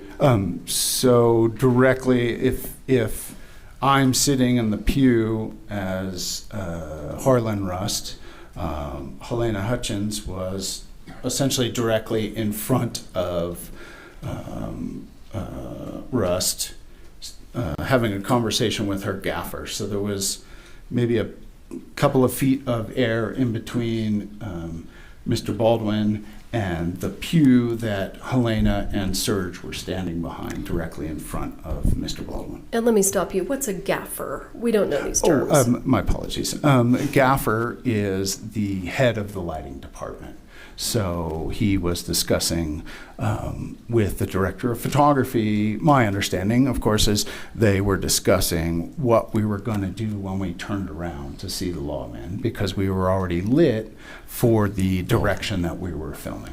We were already Do you lit. remember the gaffer's name? Serge is his first name. I believe his last name, and I don't want to slaughter it, but I think it was Savetne. Okay. I believe is his last name. Could you understand the conversation between Ms. Hutchins and Mr. Svetnoy? That's my Thank you. My best try. So often none of us could understand because they often conversed in either Russian or Ukrainian, as they were both born and raised in that part of the world. So. Do you know where Mr. Souza was at this point? I only knew the bad words. Mr. Souza was shoulder to shoulder, just to my right. He was looking at my Dolly monitor so he could see what the camera was seeing. So why would the director be in the room looking at your monitor? Well, let me ask it this way. Would the director normally be looking at that vantage point from Video Village? Depends on the director and the situation. Sometimes they'll work with us more closely where they will be shoulder to shoulder, and we'll look at my monitor. We were still waiting for the new camera assistants to finish converting from Steadicam to what we'd call studio mode. So I don't believe the camera actually had a monitor. And potentially that's why he was looking over my shoulder instead of a bit removed in the video village.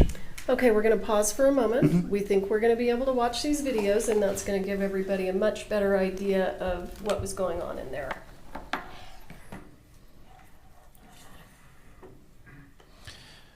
All right, let's see what happens here.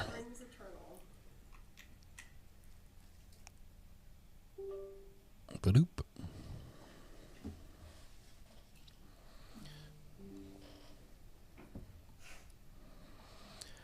These are shot in 16:9, so they're very wide. So the image is wider than it is tall. It's not your normal TV aspect ratio. We've already gone through the slate and et cetera, et cetera. I'm going to go ahead and play the video. This video will be marked as States Exhibit 112.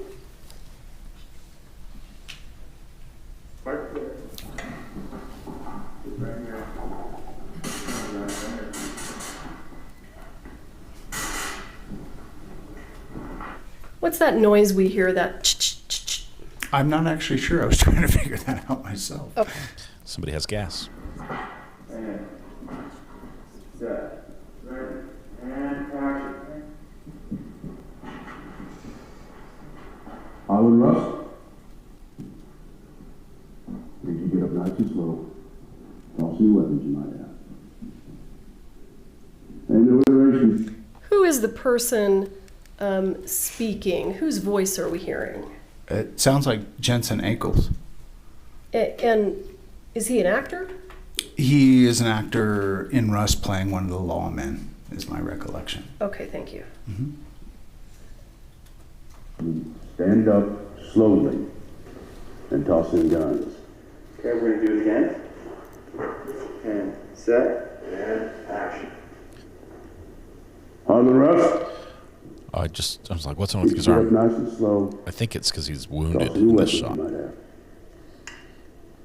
There ain't no iteration you walking out of this church lesson. You stand up slowly and toss them guns. Okay. Is he just ad-libbing? He ad-libbed the word iteration? There's the answer to your question.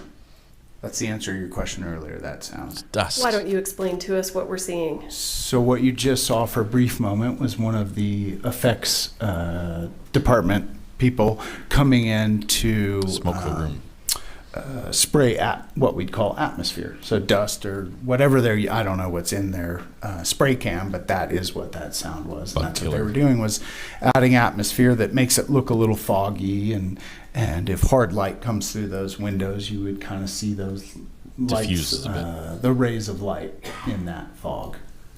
And I just backed this video up to 1 minute 6 seconds so that I can ask you the position that Mr. Baldwin is sitting in this video. Is that the same or similar position that he was in the blocking scene after lunch? Yes, similar.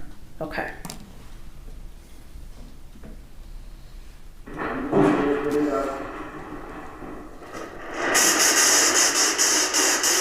More southern Febreze. Is there any way you can come up and see me open my eyes, or it won't? I mean, like, let's say I'm down here like this, and when he says Harlan Rust, I'm gonna go, boop. Okay. You gotta come down here. He's gonna make that sound effect. We'll see if we can do that. Ready? Here we go. Boop. On another take. I mean. Here we go. Ready? Another take. And set, ready, and action. Harlan Rust? Did you get up nice and slow? Toss any guns you have. Boop. Boop. There ain't no iteration you walking out of this church lesson. You stand up slowly and toss some weapons. Russ. All right, let's flip the sensor. Can we try this? So let me ask you, just so that we get an idea, where we see Mr. Baldwin sitting in the church pew, where is the door to the church? Behind the camera. From Mr. Baldwin's perspective, is it in front of him? In front of Mr. Baldwin, yes. And where is Mr. Ackles, the gentleman who is speaking in the scene? It sounds as though he's just to the left of the camera. But is he really there? So where would that be in relation to the door? Jensen would be in between Mr. Baldwin and the door. Okay, and if you can estimate how many feet, how big is this room, and how many feet are there from where Mr. Baldwin is sitting to the door? In that instance, because we had moved the pews around a little, so in that instance, Mr. Baldwin's less than 20 feet from the door would be my guesstimation. Okay, and who's this gentleman here that we can see in the video? That is Dave Halls. Okay, I'm going to go ahead and finish it just for completeness, and then we'll move on to our next one. There we go.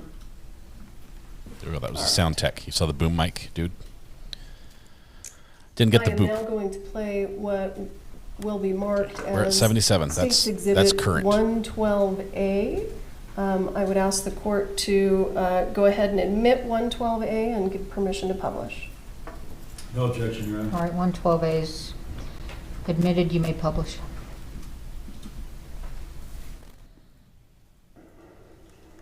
We're at 97. 97. Ooh. Alec got his low shot so we can get the boop here. You guys watch for the boop.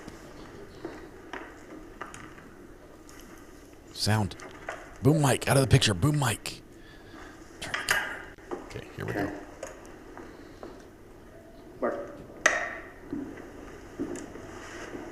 And set, ready, and action. Arlen Russ. There it was. You guys see that? Stand up nice and slow. I got the chills when it happened. Toss any weapons you have. I got the chills. I'm still. Again, ready? Again. Oh, better. We need the boop right on. And set, ready, and action. Arlen Russ. That was good. That was good. If you get up nice and slow, toss any weapons you have. One more. Oh man. You good? Third boop's the charm. Third boop's the charm. Here we go. He smiled a bit on that one. Arlen Russ. Boop. Yeah, nailed it. We are a team. If you get up nice and slow, toss any weapons you have. Yeah, I'm feeling this one. This was good. What's gonna get right there? Joe, the only way to give you that line till he lands, till camera lands. That was the one. Julie, I think you're right. Draw your gun and look up and point your gun, okay? I think you're right. Okay, which way? Camera right or left? This side camera for now. So camera left for now. I'll stand right here for you. So whip it out. Yeah. Okay, well, let me get this all greased. Ready? Not that type of show. Okay, ready? Not that type of show. Okay, ready? Ready. And set, ready, and action. Arlen Russ. Boop. Oh, we got that down.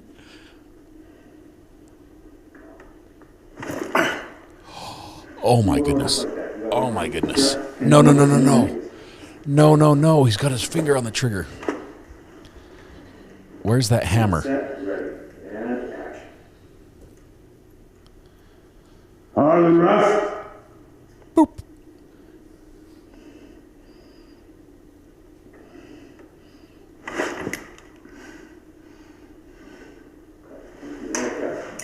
Nice. And now the world turned upside down.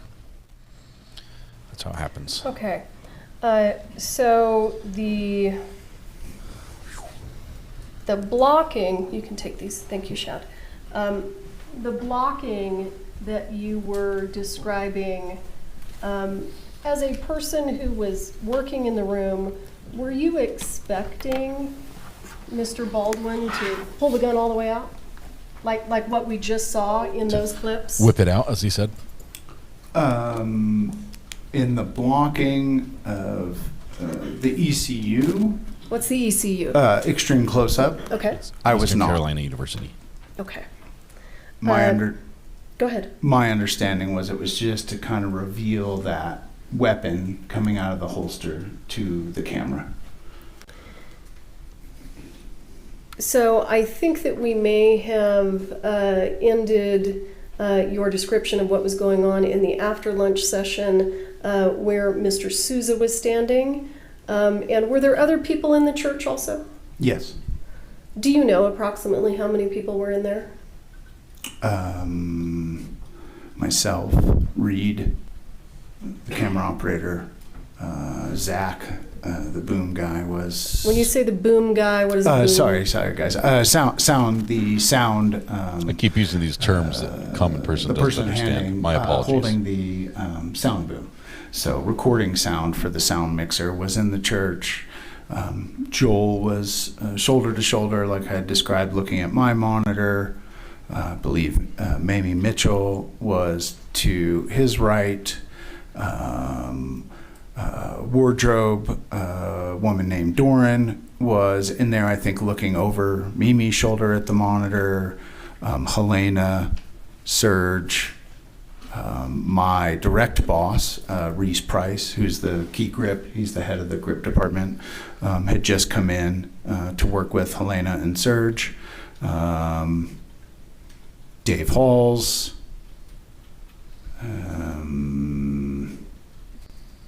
and maybe one of the effects guys, I recall, was kind of in and out, keeping an eye on things, because they had pre-rigged some of their effects stuff in the ceiling, again, in preparation for the big turnaround that we were about to do. Okay. So I didn't give you a number, but I think that works out to 12-ish. Yeah. Okay, thank you. So keep walking us through it. What happens next? So we, I guess Reed and I are trying to find the camera angle that Joel, the director, is happy with, that he feels will tell that piece of the story. Guys, we need a fairy godmother. Mentioned earlier, I believe Helena and Serge were discussing how to change the lighting for the turnaround. Reese, my boss, Reese Price, was in there. I think he had just brought in a bounce card, maybe for that insert, maybe for the next shot. We don't know what a bounce card is. Lighting apparatus. So he was going to use some of the light coming through one of the windows and potentially reflect that back towards Mr. Baldwin to help illuminate him.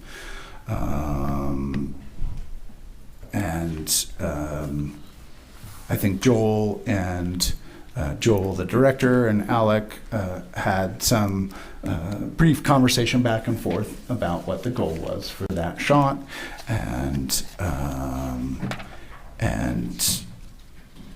I think Alec had drawn it once to kind of audition what he thought his action should be for Joel, and then he drew it again, and 101.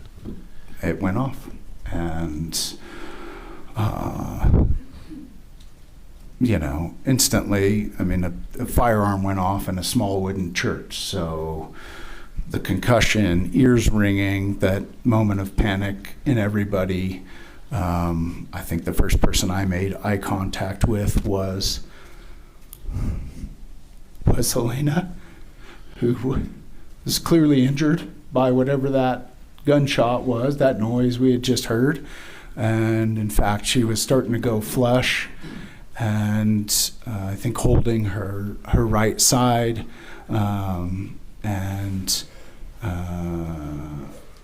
then I think that Joel let out some sort of scream or made some noise that, to indicate he was also injured. And I think I just my attention went to Joel because he was the closest to me. I think I recall Reed and Serge moving Pew out of the way to help Helena get basically to lay Helena down and start tending to her, figure out what her injuries were, or injury. And I started attending to Joel. I think I yelled out that if you can't help us, get the fuck out of here.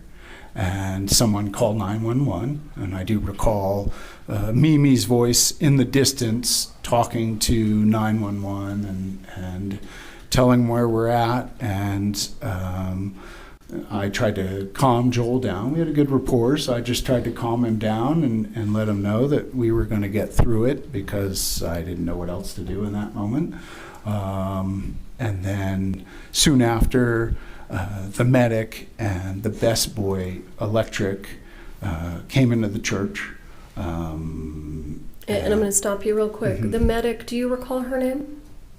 Her first name was Cher. I don't recall her last name. Okay, and who was the other person you said? Best boy? The best boy electric, Matt Hemmer, I believe was his last name. He was Serge's second in command is what a best boy is. So the gaffer and the key grip each have a best boy, and then the rest of their department. And my understanding was Matt had some combat medical training, so he came in to assist the medic Cher, and I think when right after the gun went off, do you recall seeing Ms. Gutierrez in the church? I do not. And did Mr. Baldwin stay in the church? He sat down in that same pew. I think in that moment when I yelled out that if you can't help us, you need to, get out of here. I think he sat down, and then at some point, I know I looked over and he was gone. So. Okay. And in terms of your attention to Mr. Souza, what were you doing to him? Were you touching his body? What were you doing? I was. So Joel was wearing kind of a thick hoodie, and I believe he had a t-shirt or a couple shirts on underneath. So it was start to figure out where Joel had been injured. He was certainly at that point writhing in pain and concerned for himself, asking me how Helena was, and I think coming to the realization that he had been shot. So I was trying to find where he was wounded. So started pulling back his hoodie to reveal what appeared to be a circular wound in his right shoulder. And at that point, I think the sheriff and Matt came in. They had gloved hands. I didn't, so I had some of his blood on my hands, and I think I helped them, literally speaking, roll Joel over. One of them had trauma shears to cut his shirt off, and then I helped roll him over, and I was in a position to see that what appeared to be a bullet just under the skin, basically where his right shoulder blade was, and he was in a great deal of pain. And I think that Cher gave me some gauze to just put some pressure on the wound while they attended to Helena's injuries, which I gathered at that time were certainly much more severe because of her proximity to the firearm. And could you hear Ms. Hutchins? I know you indicated that Mr. Souza was kind kind of yelling out in pain. Did you hear anything from Ms. Hutchins? If I did, it was just, the groaning and discomfort from being shot by a firearm. I don't remember anything verbal from Helena. Okay.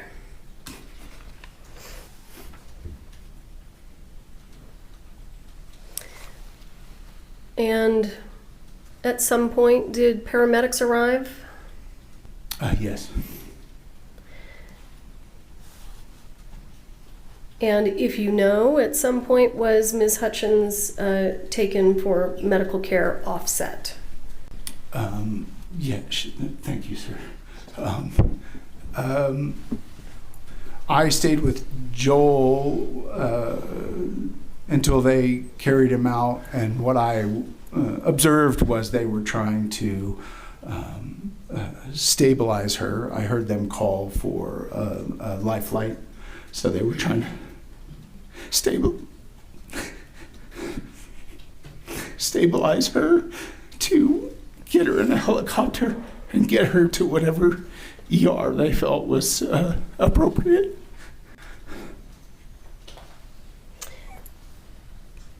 And at some point in time, were you notified that Ms. Hutchins had passed? Yes.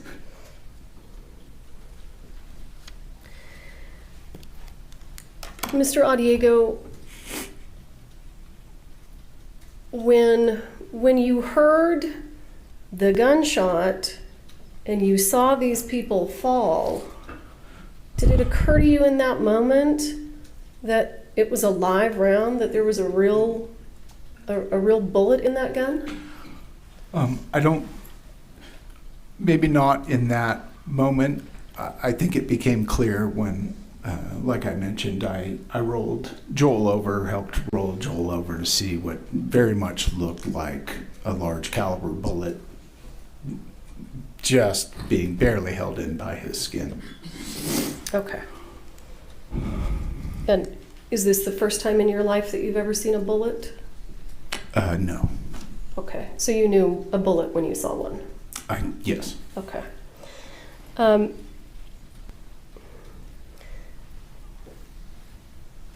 Did you ever see Ms. Gutierrez after the gunshot went off?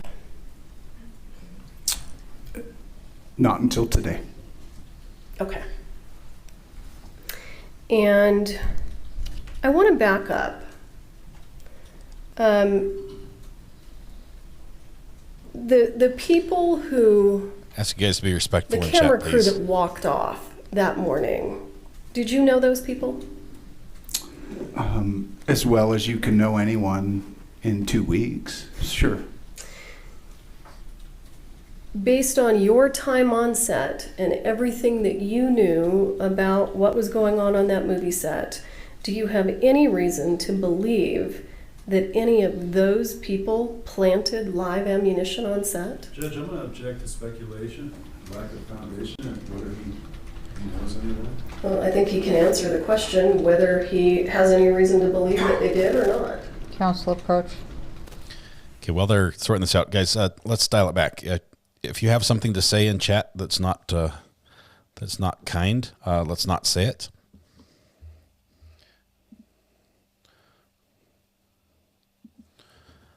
If you have something to say to people who said something was not kind, let's not say that either. Okay, don't make it work harder for the mods, because they'll have to time everybody out, even the people who are telling people not to be disrespectful. Everyone gets a timeout if that happens. I'll say this: I believe him. I believe this is tough for him. This was yes, I think he's got something financially to gain from this testimony, but he's not an actor, and he is crying. He's a camera guy. He didn't go to school to learn how to cry on demand. These are real tears. It is traumatic what he went through. Even if he hadn't built a working relationship and working in close proximity to these people, this is a traumatic thing to go through. And very few people can say they've been in his situation with people they are working with, have a common goal together and not feel that sort of emotion. So I do believe him. Definitely traumatizing.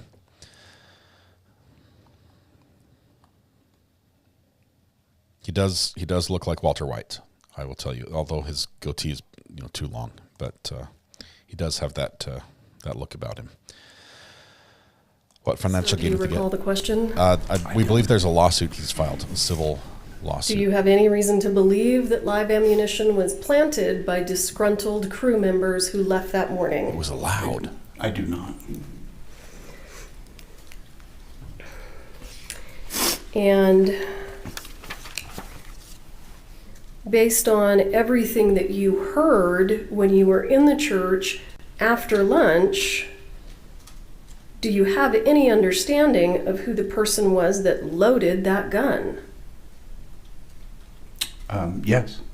Who is the person that you believe loaded the gun? The armor. And who's that person? Hannah Gutierrez Reed. And do you see her sitting in court today? I have seen her. She's behind you, yes. Okay. And just for the record, can you point out what Ms. Gutierrez is wearing? Gray blazer with a black collar, hair in a ponytail. Will the record reflect that the defendant has been identified? Yes.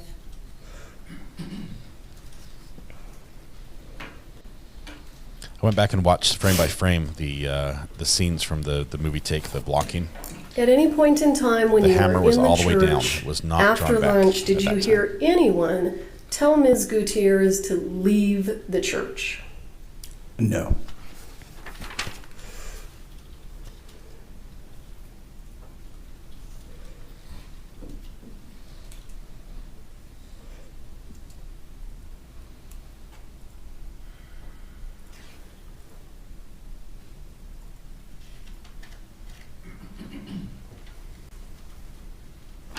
I'll pass the witness.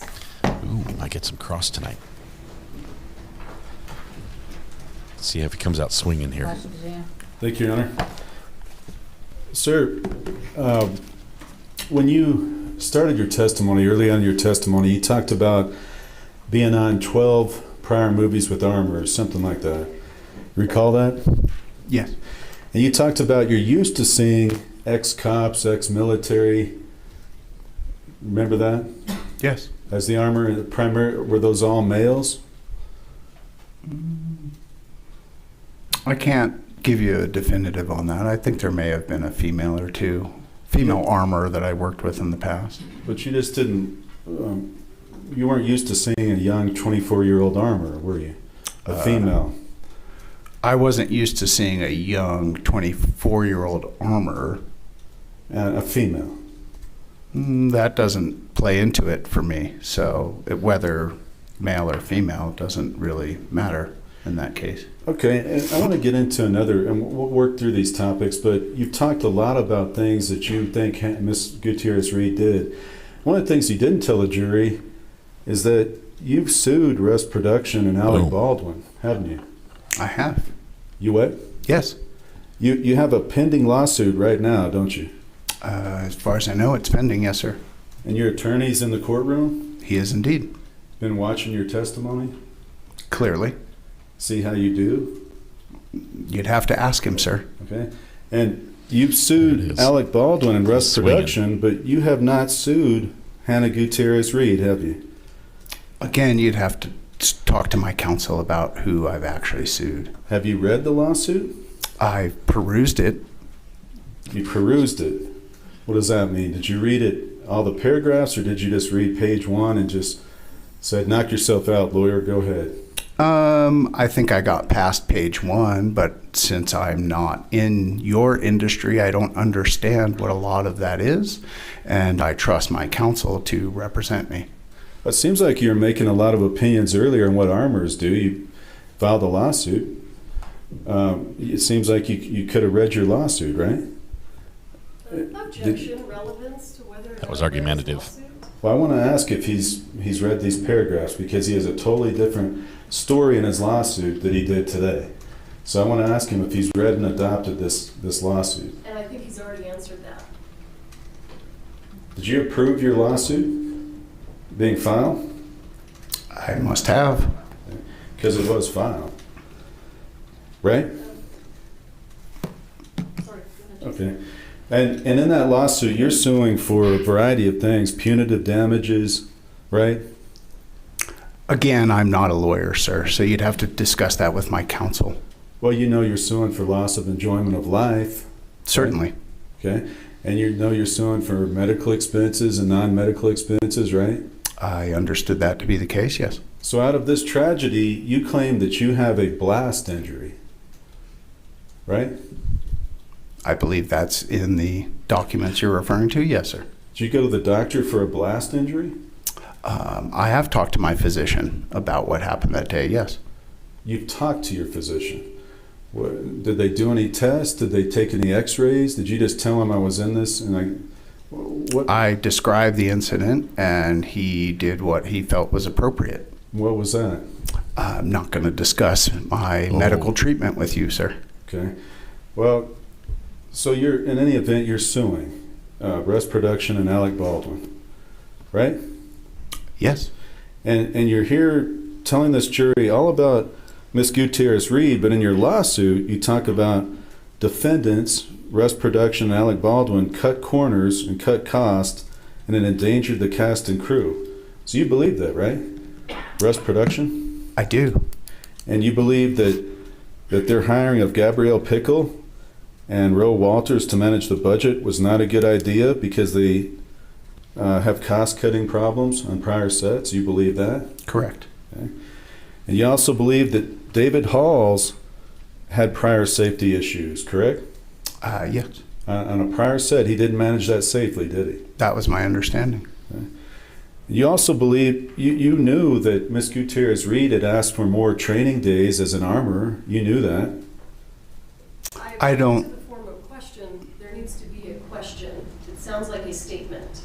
You were overruled. Okay. You're aware that Miss Gutierrez Reed asked Gabrielle Pickle for more time as an armorer, more training days and more armorer days. You're aware of that. I became aware of that after 2 people were shot. Yes, sir. Okay. Well, it's in your lawsuit. It's part of your lawsuit. Okay. Okay. So let me ask you this. Are you hoping that you can come in and testify here today and something happens to Miss Gutierrez Reed, it'll help your lawsuit? I'm hoping for justice, sir. For 2 yourself. people were injured on a film set. That has not only affected me, that has affected the film industry. And you want money for that? I want justice. You want money? Your lawsuit doesn't say justice, it says money. Again, you'd you'd have suing to for money. Isn't that correct? Mr. Bowles needs to let the witness answer the question. That he's being argumentative. This needs to be a cross. You are being argumentative. I'll let him answer. I agree. You're suing for money. I asked my lawyer to help bring justice in this case. And if that doesn't mean criminal, then I would assume that means some sort of monetary justice. Yes. Okay. Now, you also understood that Mr. Halls did not post the safety bulletins onto any of the call sheets. Correct? I understood that production did not furnish us with safety bulletins, sir. Okay, so production. So that may not have been Mr. Halls. It may have been somebody else in production. Again, production is all encompassing of Mr. Halls and the other ADs that would generate that information. And you also indicate that Mr. Halls was the overall safety coordinator on set, correct? That's typically one of the many jobs of the first assistant director, yes, sir. And so it's his responsibility to convene the safety meetings you testified to, right? Typically it is, yes. And in this particular set, he did not do that on every day of the filming, did he? Not to my recollection. And in fact, the day that this, you described it as the camera crew walked off the day of the shooting incident. You described it as more chaotic. than it had been, and that day there was no safety meeting convened by Mr. Halls, was there? Not that I was invited to. Okay.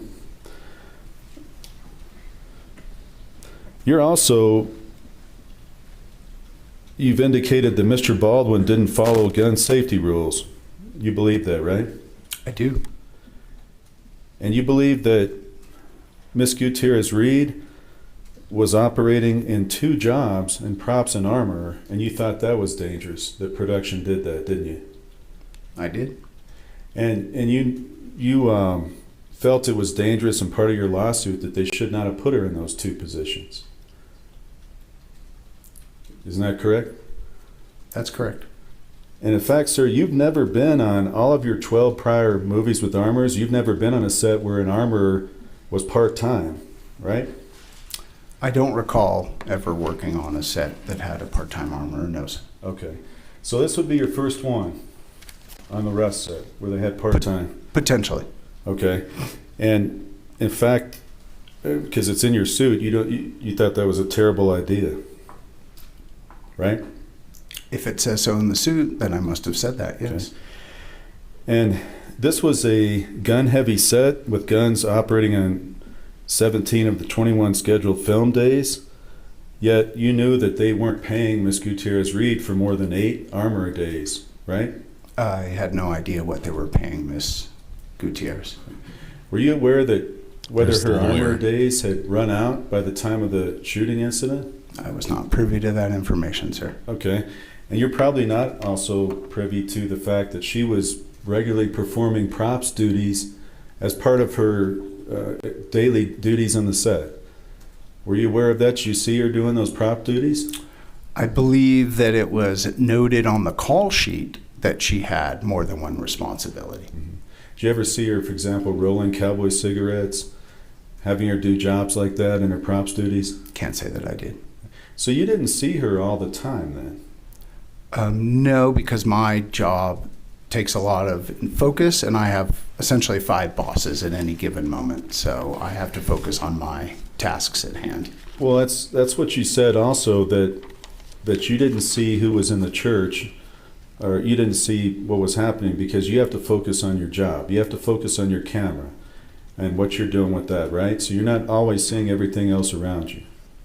I'm not necessarily seeing, but I'm trying to watch and listen to everything that I can on set. Let me ask you about that, listening to everything. You talked about what the negligent discharge by Sarah Zachary, nothing being called out in terms of a gun being operated. Do you recall that testimony?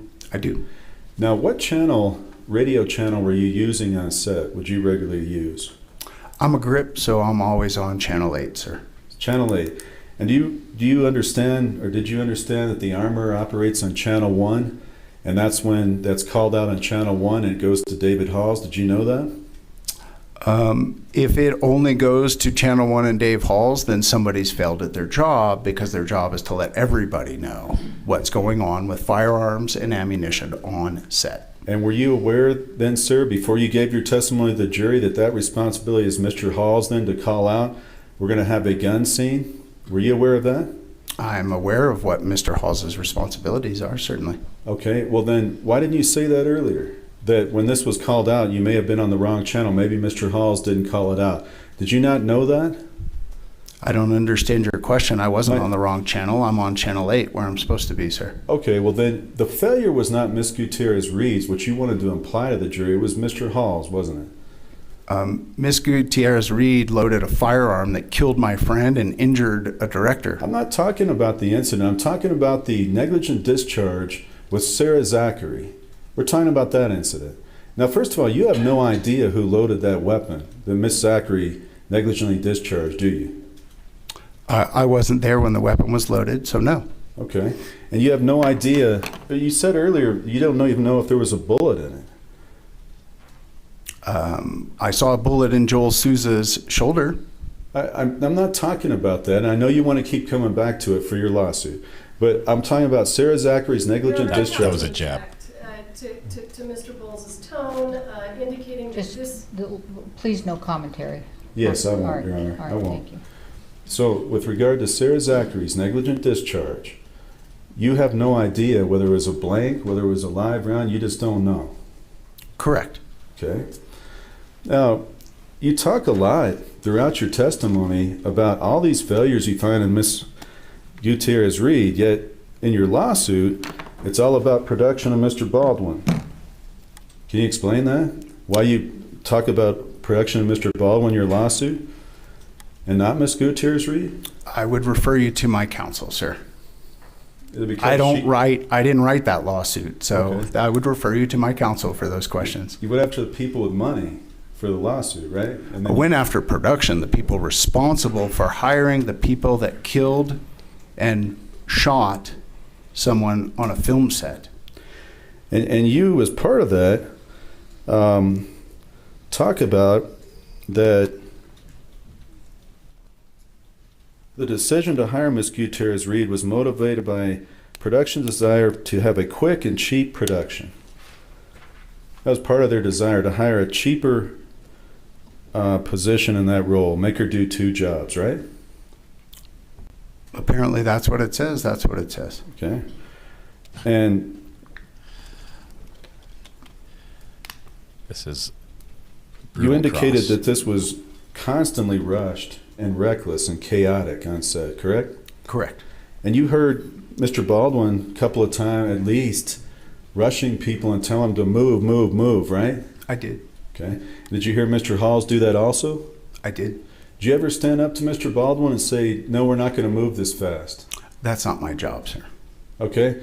And did you ever see anybody else stand up to Mr. Baldwin, tell him not to move that fast? Oh, so good. I don't recall anybody standing up to Mr. Baldwin on the set of Rust, sir. Wasn't going to happen, was it? That was smooth. Objection to the form of question calls for speculation.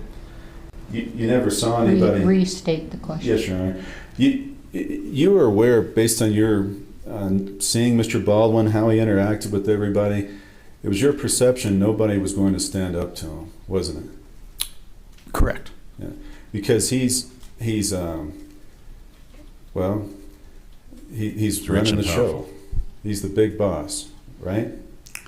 He's both, well, he's the producer, one of the writers, and on the call sheet, he's number one. So yes.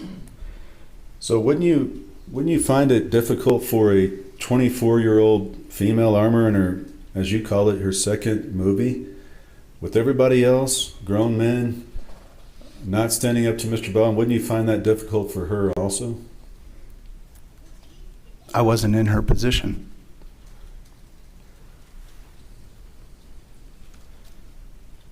Now, you also talk about the IATSE armor. You knew that Ms. Gutierrez Reed was not yet in the union. Actually, my understanding was it was a union show and the crew was union. But you didn't know whether she was not union. She's not union. You didn't know that. Mr. Bowles is testifying, Your Honor. No. I'm asking if he's aware of it. No. But You he's are not. testifying. You said she's not in the union. Okay, that's your testimony. Well, I'm So asking ask it as a question rather than testifying. Yes. Were you aware that Ms. Gutierrez Reed is not union? I was Somehow under that's the better. impression that we were doing a union movie. Everybody on the crew was union. I didn't learn that she was not yet in the union until after. So you did learn that after? Correct. Okay.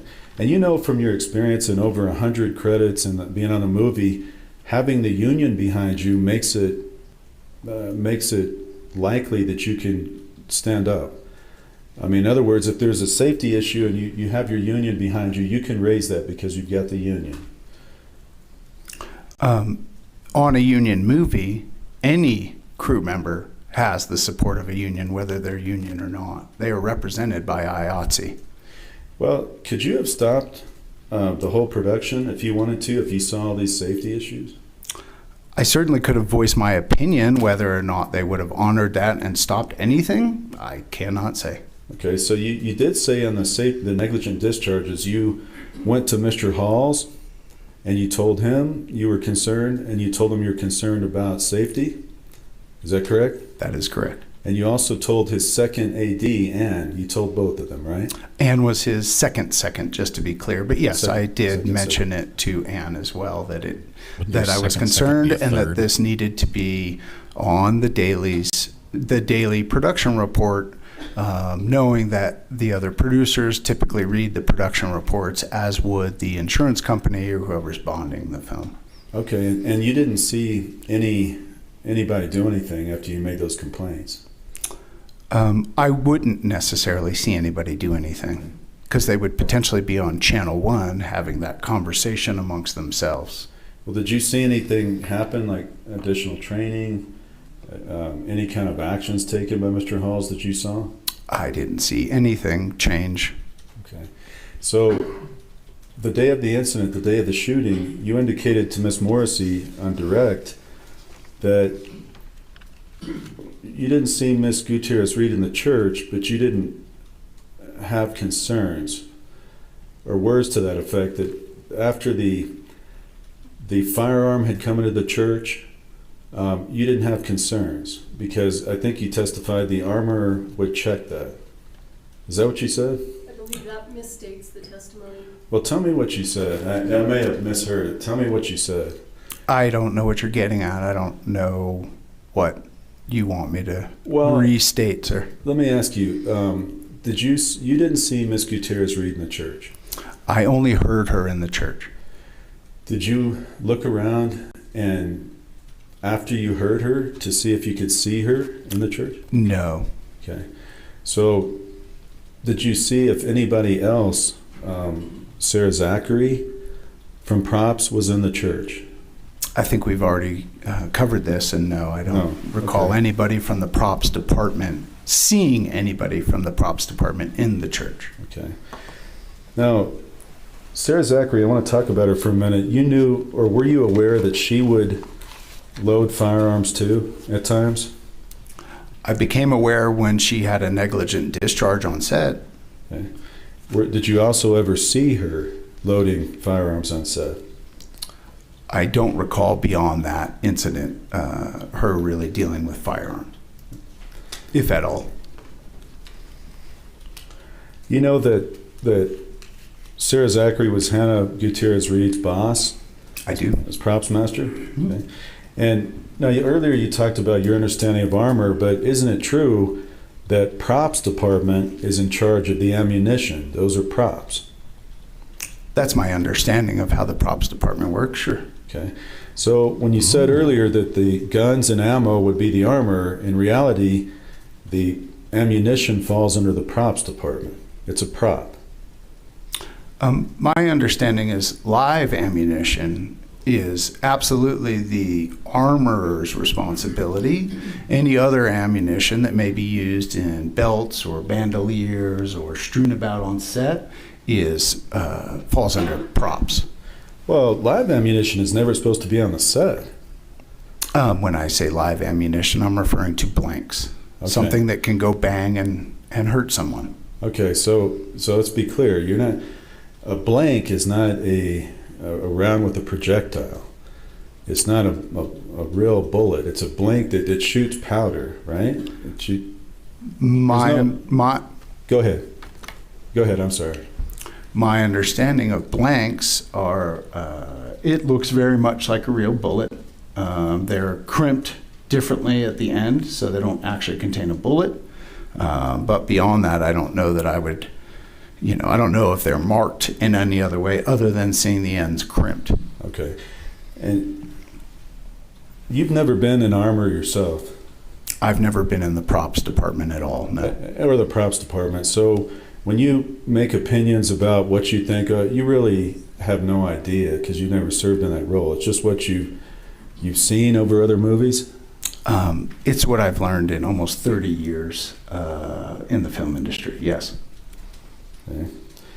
Now, when you talked about guns being left out on the cart, I want to ask your experience in prior movies. Have you seen carts that are professional looking that can be locked up, that an armor can use to lock up those weapons on it? Yes, and I believe I described that earlier. Okay. And this cart in this set was not like that. I believe it was just kind of more of what I would be accustomed to seeing craft services use, like an open gray plastic cart. And were you aware that it took over a week for the props department even to get that cart?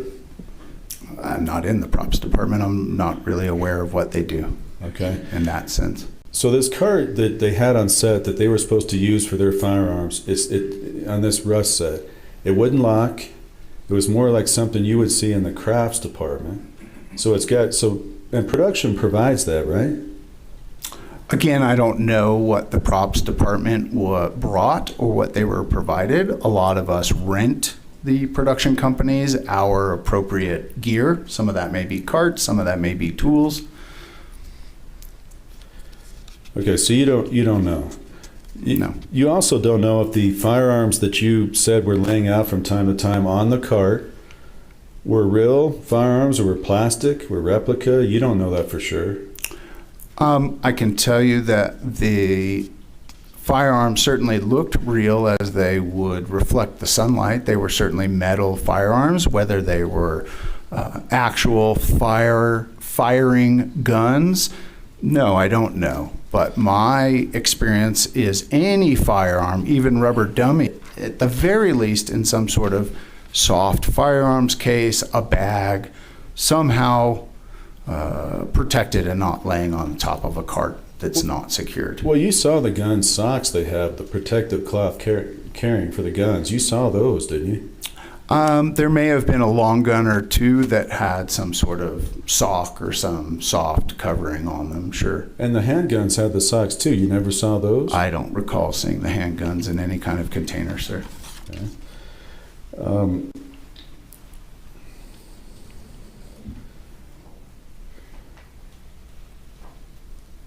Did you ever hear Hannah call out the load amounts?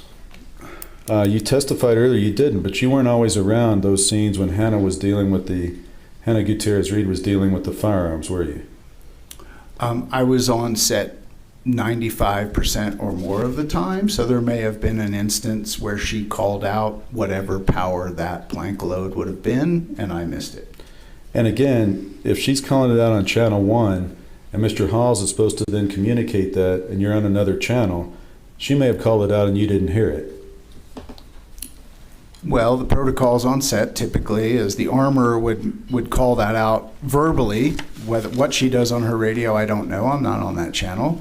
And then the first assistant director would parrot that and let us all know to make sure there was redundancy and that we heard it was hot or cold. And sir, are you sitting now under oath telling this jury that Hannah never called out the loads that were used on that set? Are you going to tell them that under oath, that you never heard that? Objection, Your Honor. That has not been his testimony, and he's already answered this question. It's been asked and answered.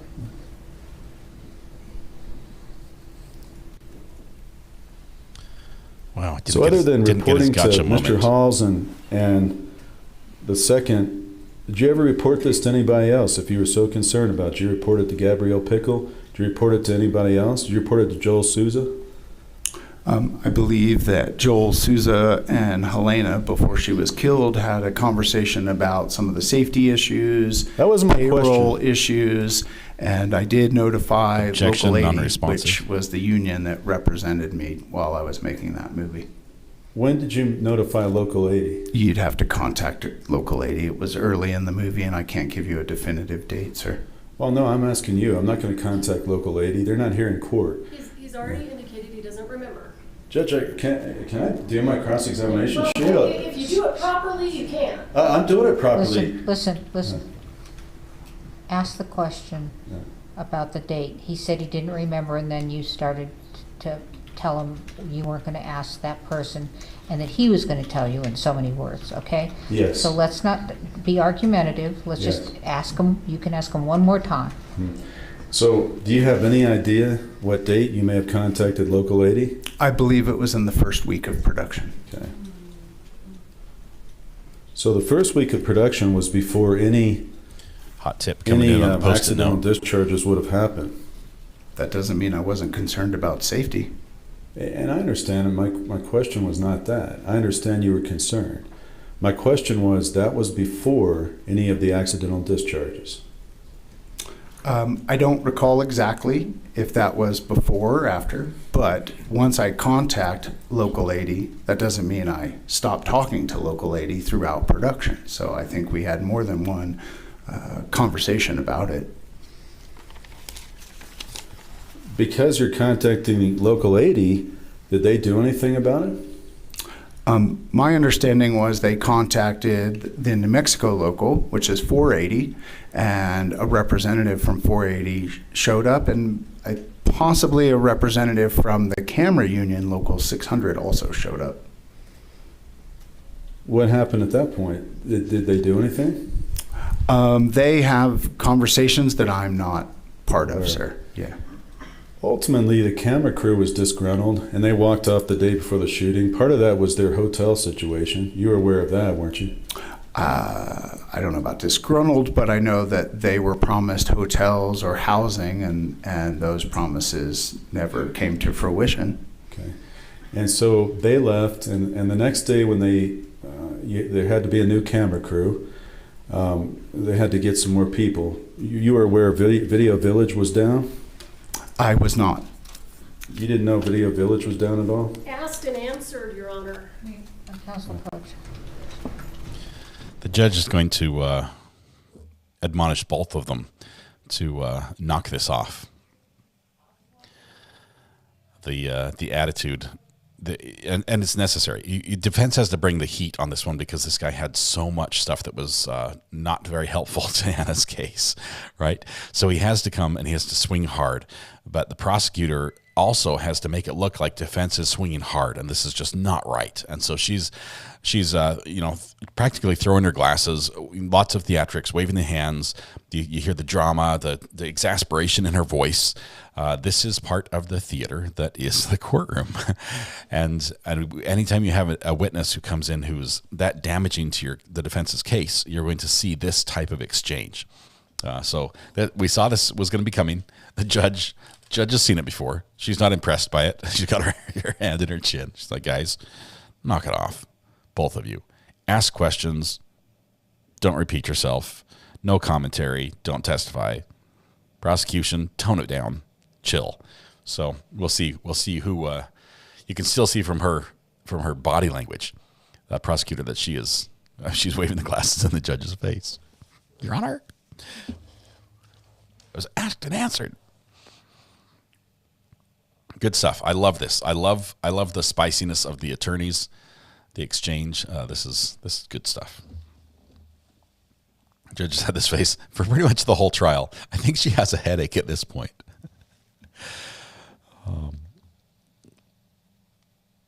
He had endless information 30 minutes ago. Now he's a blank slate. No one sees this. There's part of me thinks, I wonder, I'd love to get a lawyer's take on this, but part of me thinks that some of this, they just can't poke holes in some of what he says, right? And the best they can do is possibly get some revenge and sort of tank his legal suit, his civil suit, by getting him to say things on the stand that would be contrary to what's in that suit, because you know that in that suit, this trial is going to be referenced and this testimony is going to be referenced. That's why his lawyer's here. That's why his lawyer's here listening. So part of it might just be a little bit of revenge, but we'll see. We'll see how this goes. We're almost done for the day. Got about 20 more minutes, max.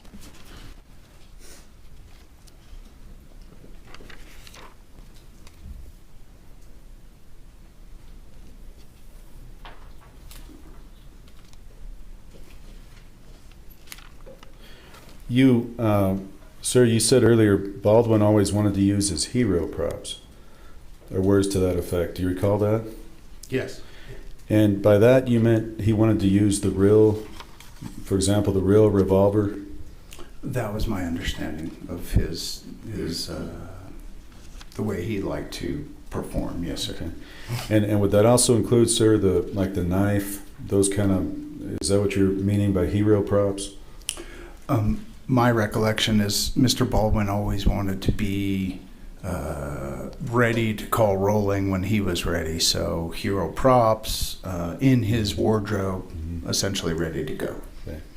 And everybody else had to be ready to go when he was ready. Yes. Okay.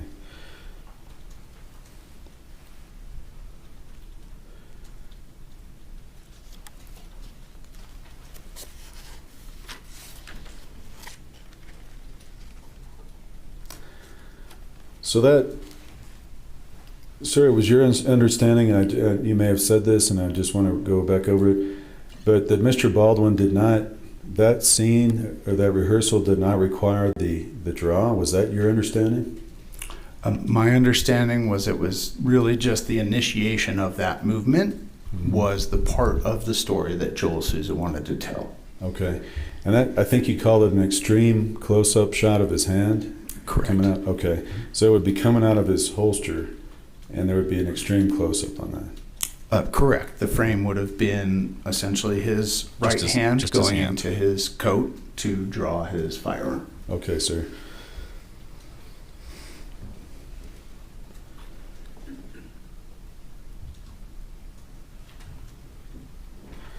Okay, Your Honor, may I have just a moment? Sure. Wow, I didn't think we would finish cross-examination tonight.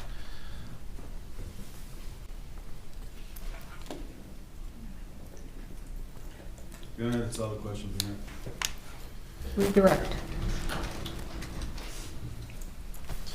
See the glasses. Mr. Odiego, if you are aware, are you the only person suing Mr. Baldwin and Russ Productions? Not from my understanding. There are others, correct? Correct. And Mr. Bowles asked you in your lawsuit, you claimed that you have lost enjoyment of your life as a result of the incident. Is that correct? Yes, it is absolutely correct.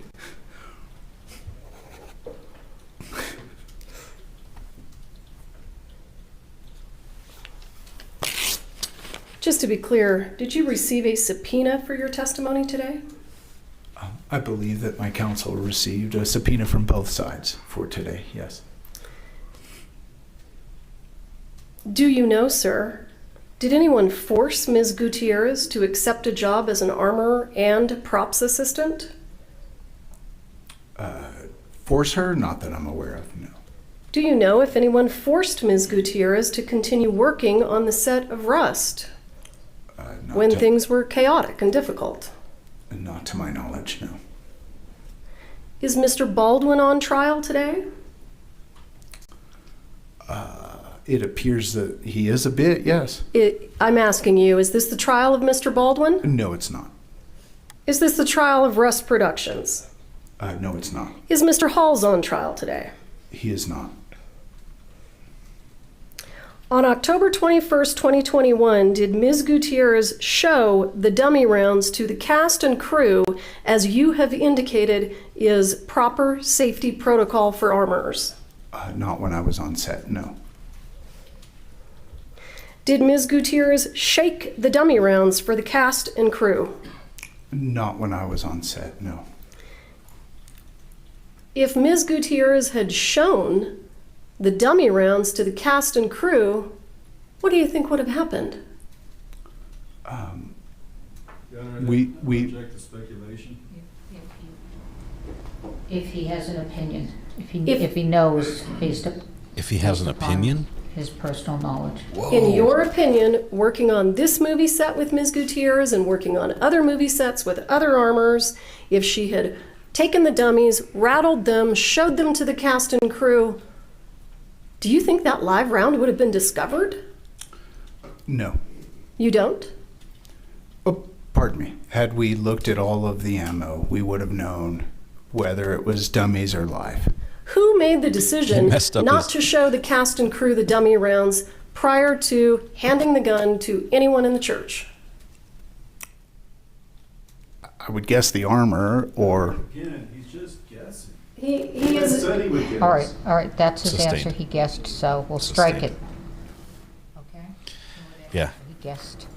She served up a Is softball it your t-ball pitch understanding for that him and he Ms. missed a Gutierrez swing. loaded that gun? It is. Sorry, did you all hear me? Because my mic was off. Yes, you're all saying yes. Okay. In your opinion, would Ms. Hutchins be alive today if Ms. Gutierrez had not put a live round in the gun? Got her again. I'm going to check. I'm going to strike that. You didn't get an answer, so. All right.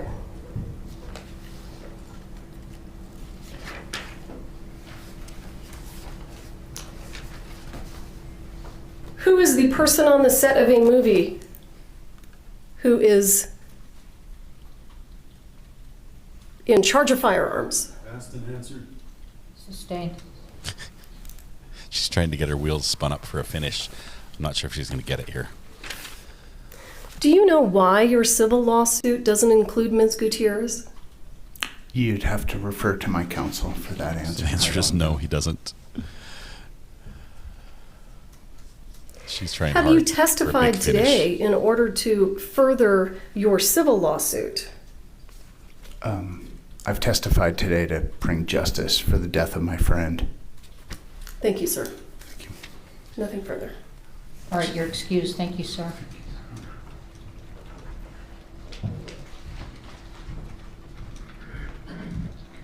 All right, we're going to break for the evening. Follow the bailiff directions. Please don't talk among yourselves or anyone else about the evidence received here in court. Don't read anything. That's a risky about camera move there. Production, this case. Don't look anything up. Don't do any research. Thank you. Where were you going to, Brian, did you have them in a different location in the morning? No. Okay. All right, so downstairs, 8:30, okay? Thank you. All rise for the jury. All rise for the jury. George, were you going to? All right. So as they are leaving, I don't think we have anything else to do. This judge doesn't handle much business after the jury leaves. She just wants to go home. See if we have any audio or video of anything else after this. Jury's filing out.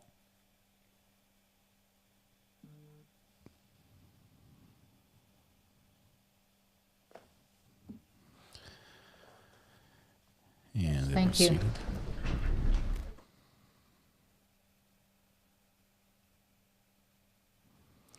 And everyone's done. All right. That was it. That was the end of the day. Just want to make sure there's nothing else that we need. Oh man, it got spicy at the end. It got spicy. Now this is going to be interesting. I will say that I think the judge made the wrong call on some of the questions specifically relating to this witness and to how much he was allowed to testify to. I think if you watch say like Runkle tonight, I'd be interested to see what he thinks about that, because he was definitely allowed to testify. There was, or not just testify, but he was allowed to speculate, and that was that's reserved for experts. It really is reserved for experts. You have to. You present their credentials. You say, look, this is how many years of experience, this is their training, this is their expertise, this is the way they do for a living. This is how many times they've seen it before. This is how many times other courts have recognized them as an expert. We want to do the same thing for the sole reason of them being able to speculate. Now, I realize also they get the benefit of being able to listen to other people's testimony in court because they get to comment on that as well. But the speculation, here you have a witness who, he's a grip, okay? I mean, a grip, yes, he's on the set. He works a lot of movies, but you have to watch a lot of credits. A lot of credits roll by before his name comes up, okay? And he does a little job.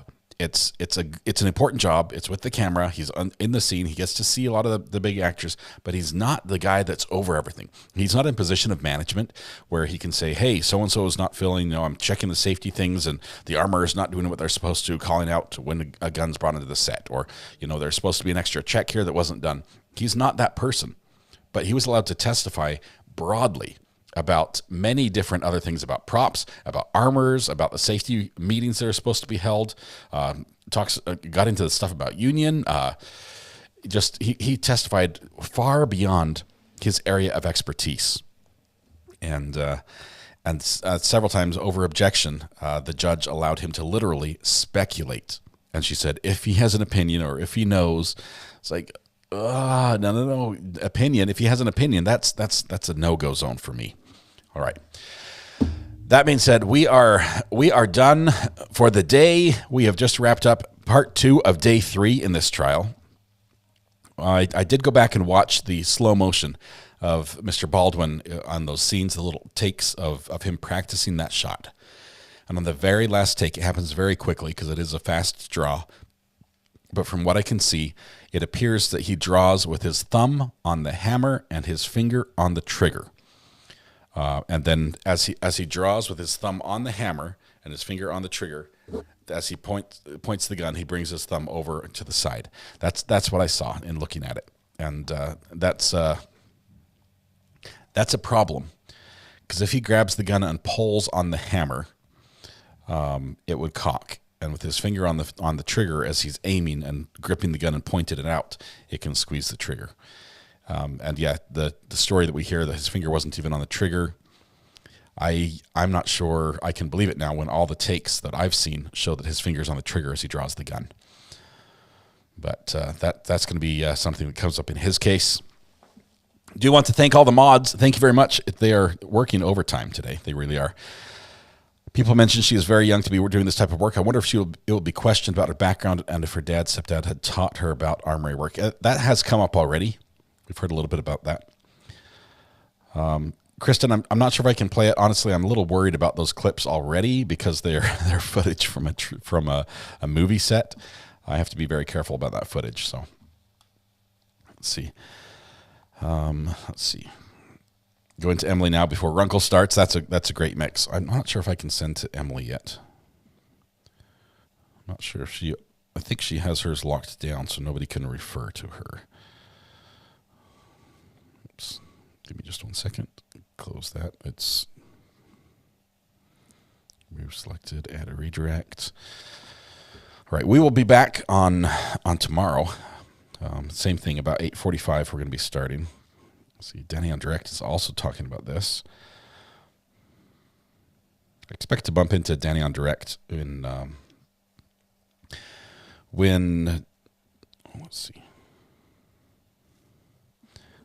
in Utah for the Corey Richens trial. I think that's where she's based out of.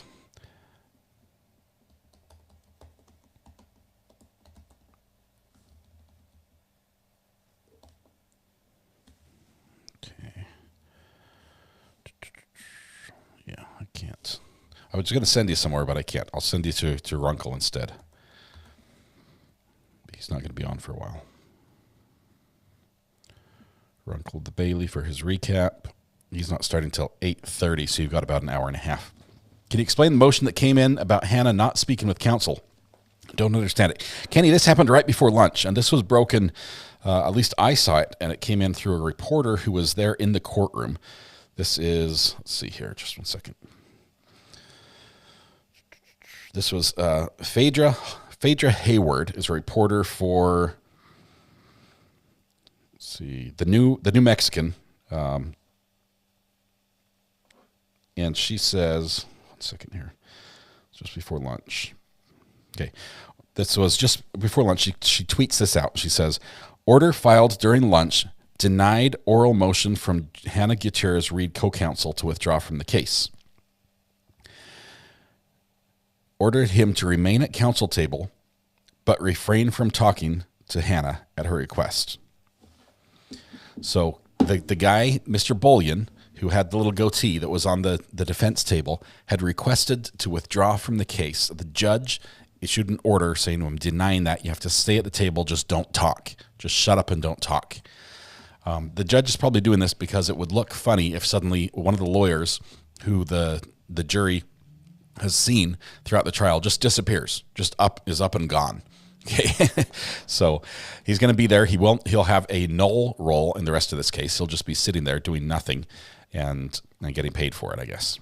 But so he's going to be there. I don't know what instigated that. The Santa Fe New Mexican is the magazine, says Bree. Thank you, Bree, for pointing me out. You're the one who tipped me off on this reporter as well, Phaedra Hayward. So great reporter there. All right. Does he still get paid? I think so. I think he does.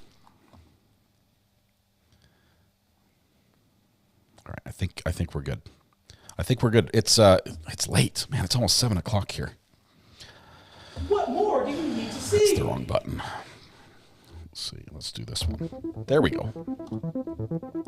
I think your uncle might know about the attorney thing. He may, if he's pulled some of the records, that filing might be interesting because I think possibly some reasoning might be in the filing, a vague one at that. Probably not much detail. It's the daily newspaper down there. It's the big paper. She's there. All right. Thank you, everyone, for being here. Thanks for our incredible mods who had to work really hard today. I appreciate that. You're amazing. I'm going to save the redirects to Runkle, even though it doesn't start for a little bit.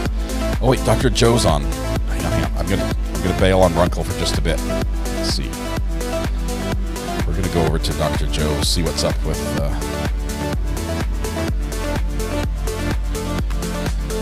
There's Dr. Joe. Here we go.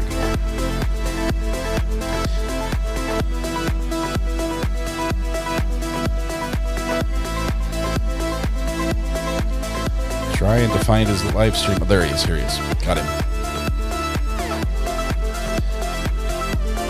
There he goes. He starts an hour ago. So there we go. All right. Tonight when you go home, please hug the people you love. Smile at someone. Make their day just a little bit better. And please stay safe till we go live again tomorrow morning at 8:45. First person in chat wins the internet, as always. Thank you all. Thank you all for being here. We will be back again tomorrow. This is the best place on the internet to watch true crime, and it is because of you. Thank you so much for that. I appreciate that. We're going to portal people over to Dr. Joe for an update on the J-Hatch situation. Just remember, the counter is still running. It's still running. It never stops. Interest never stops. There we go.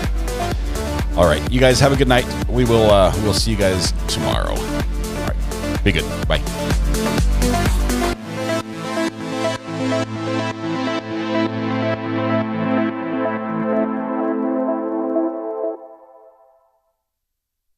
The zombie apocalypse may be upon us.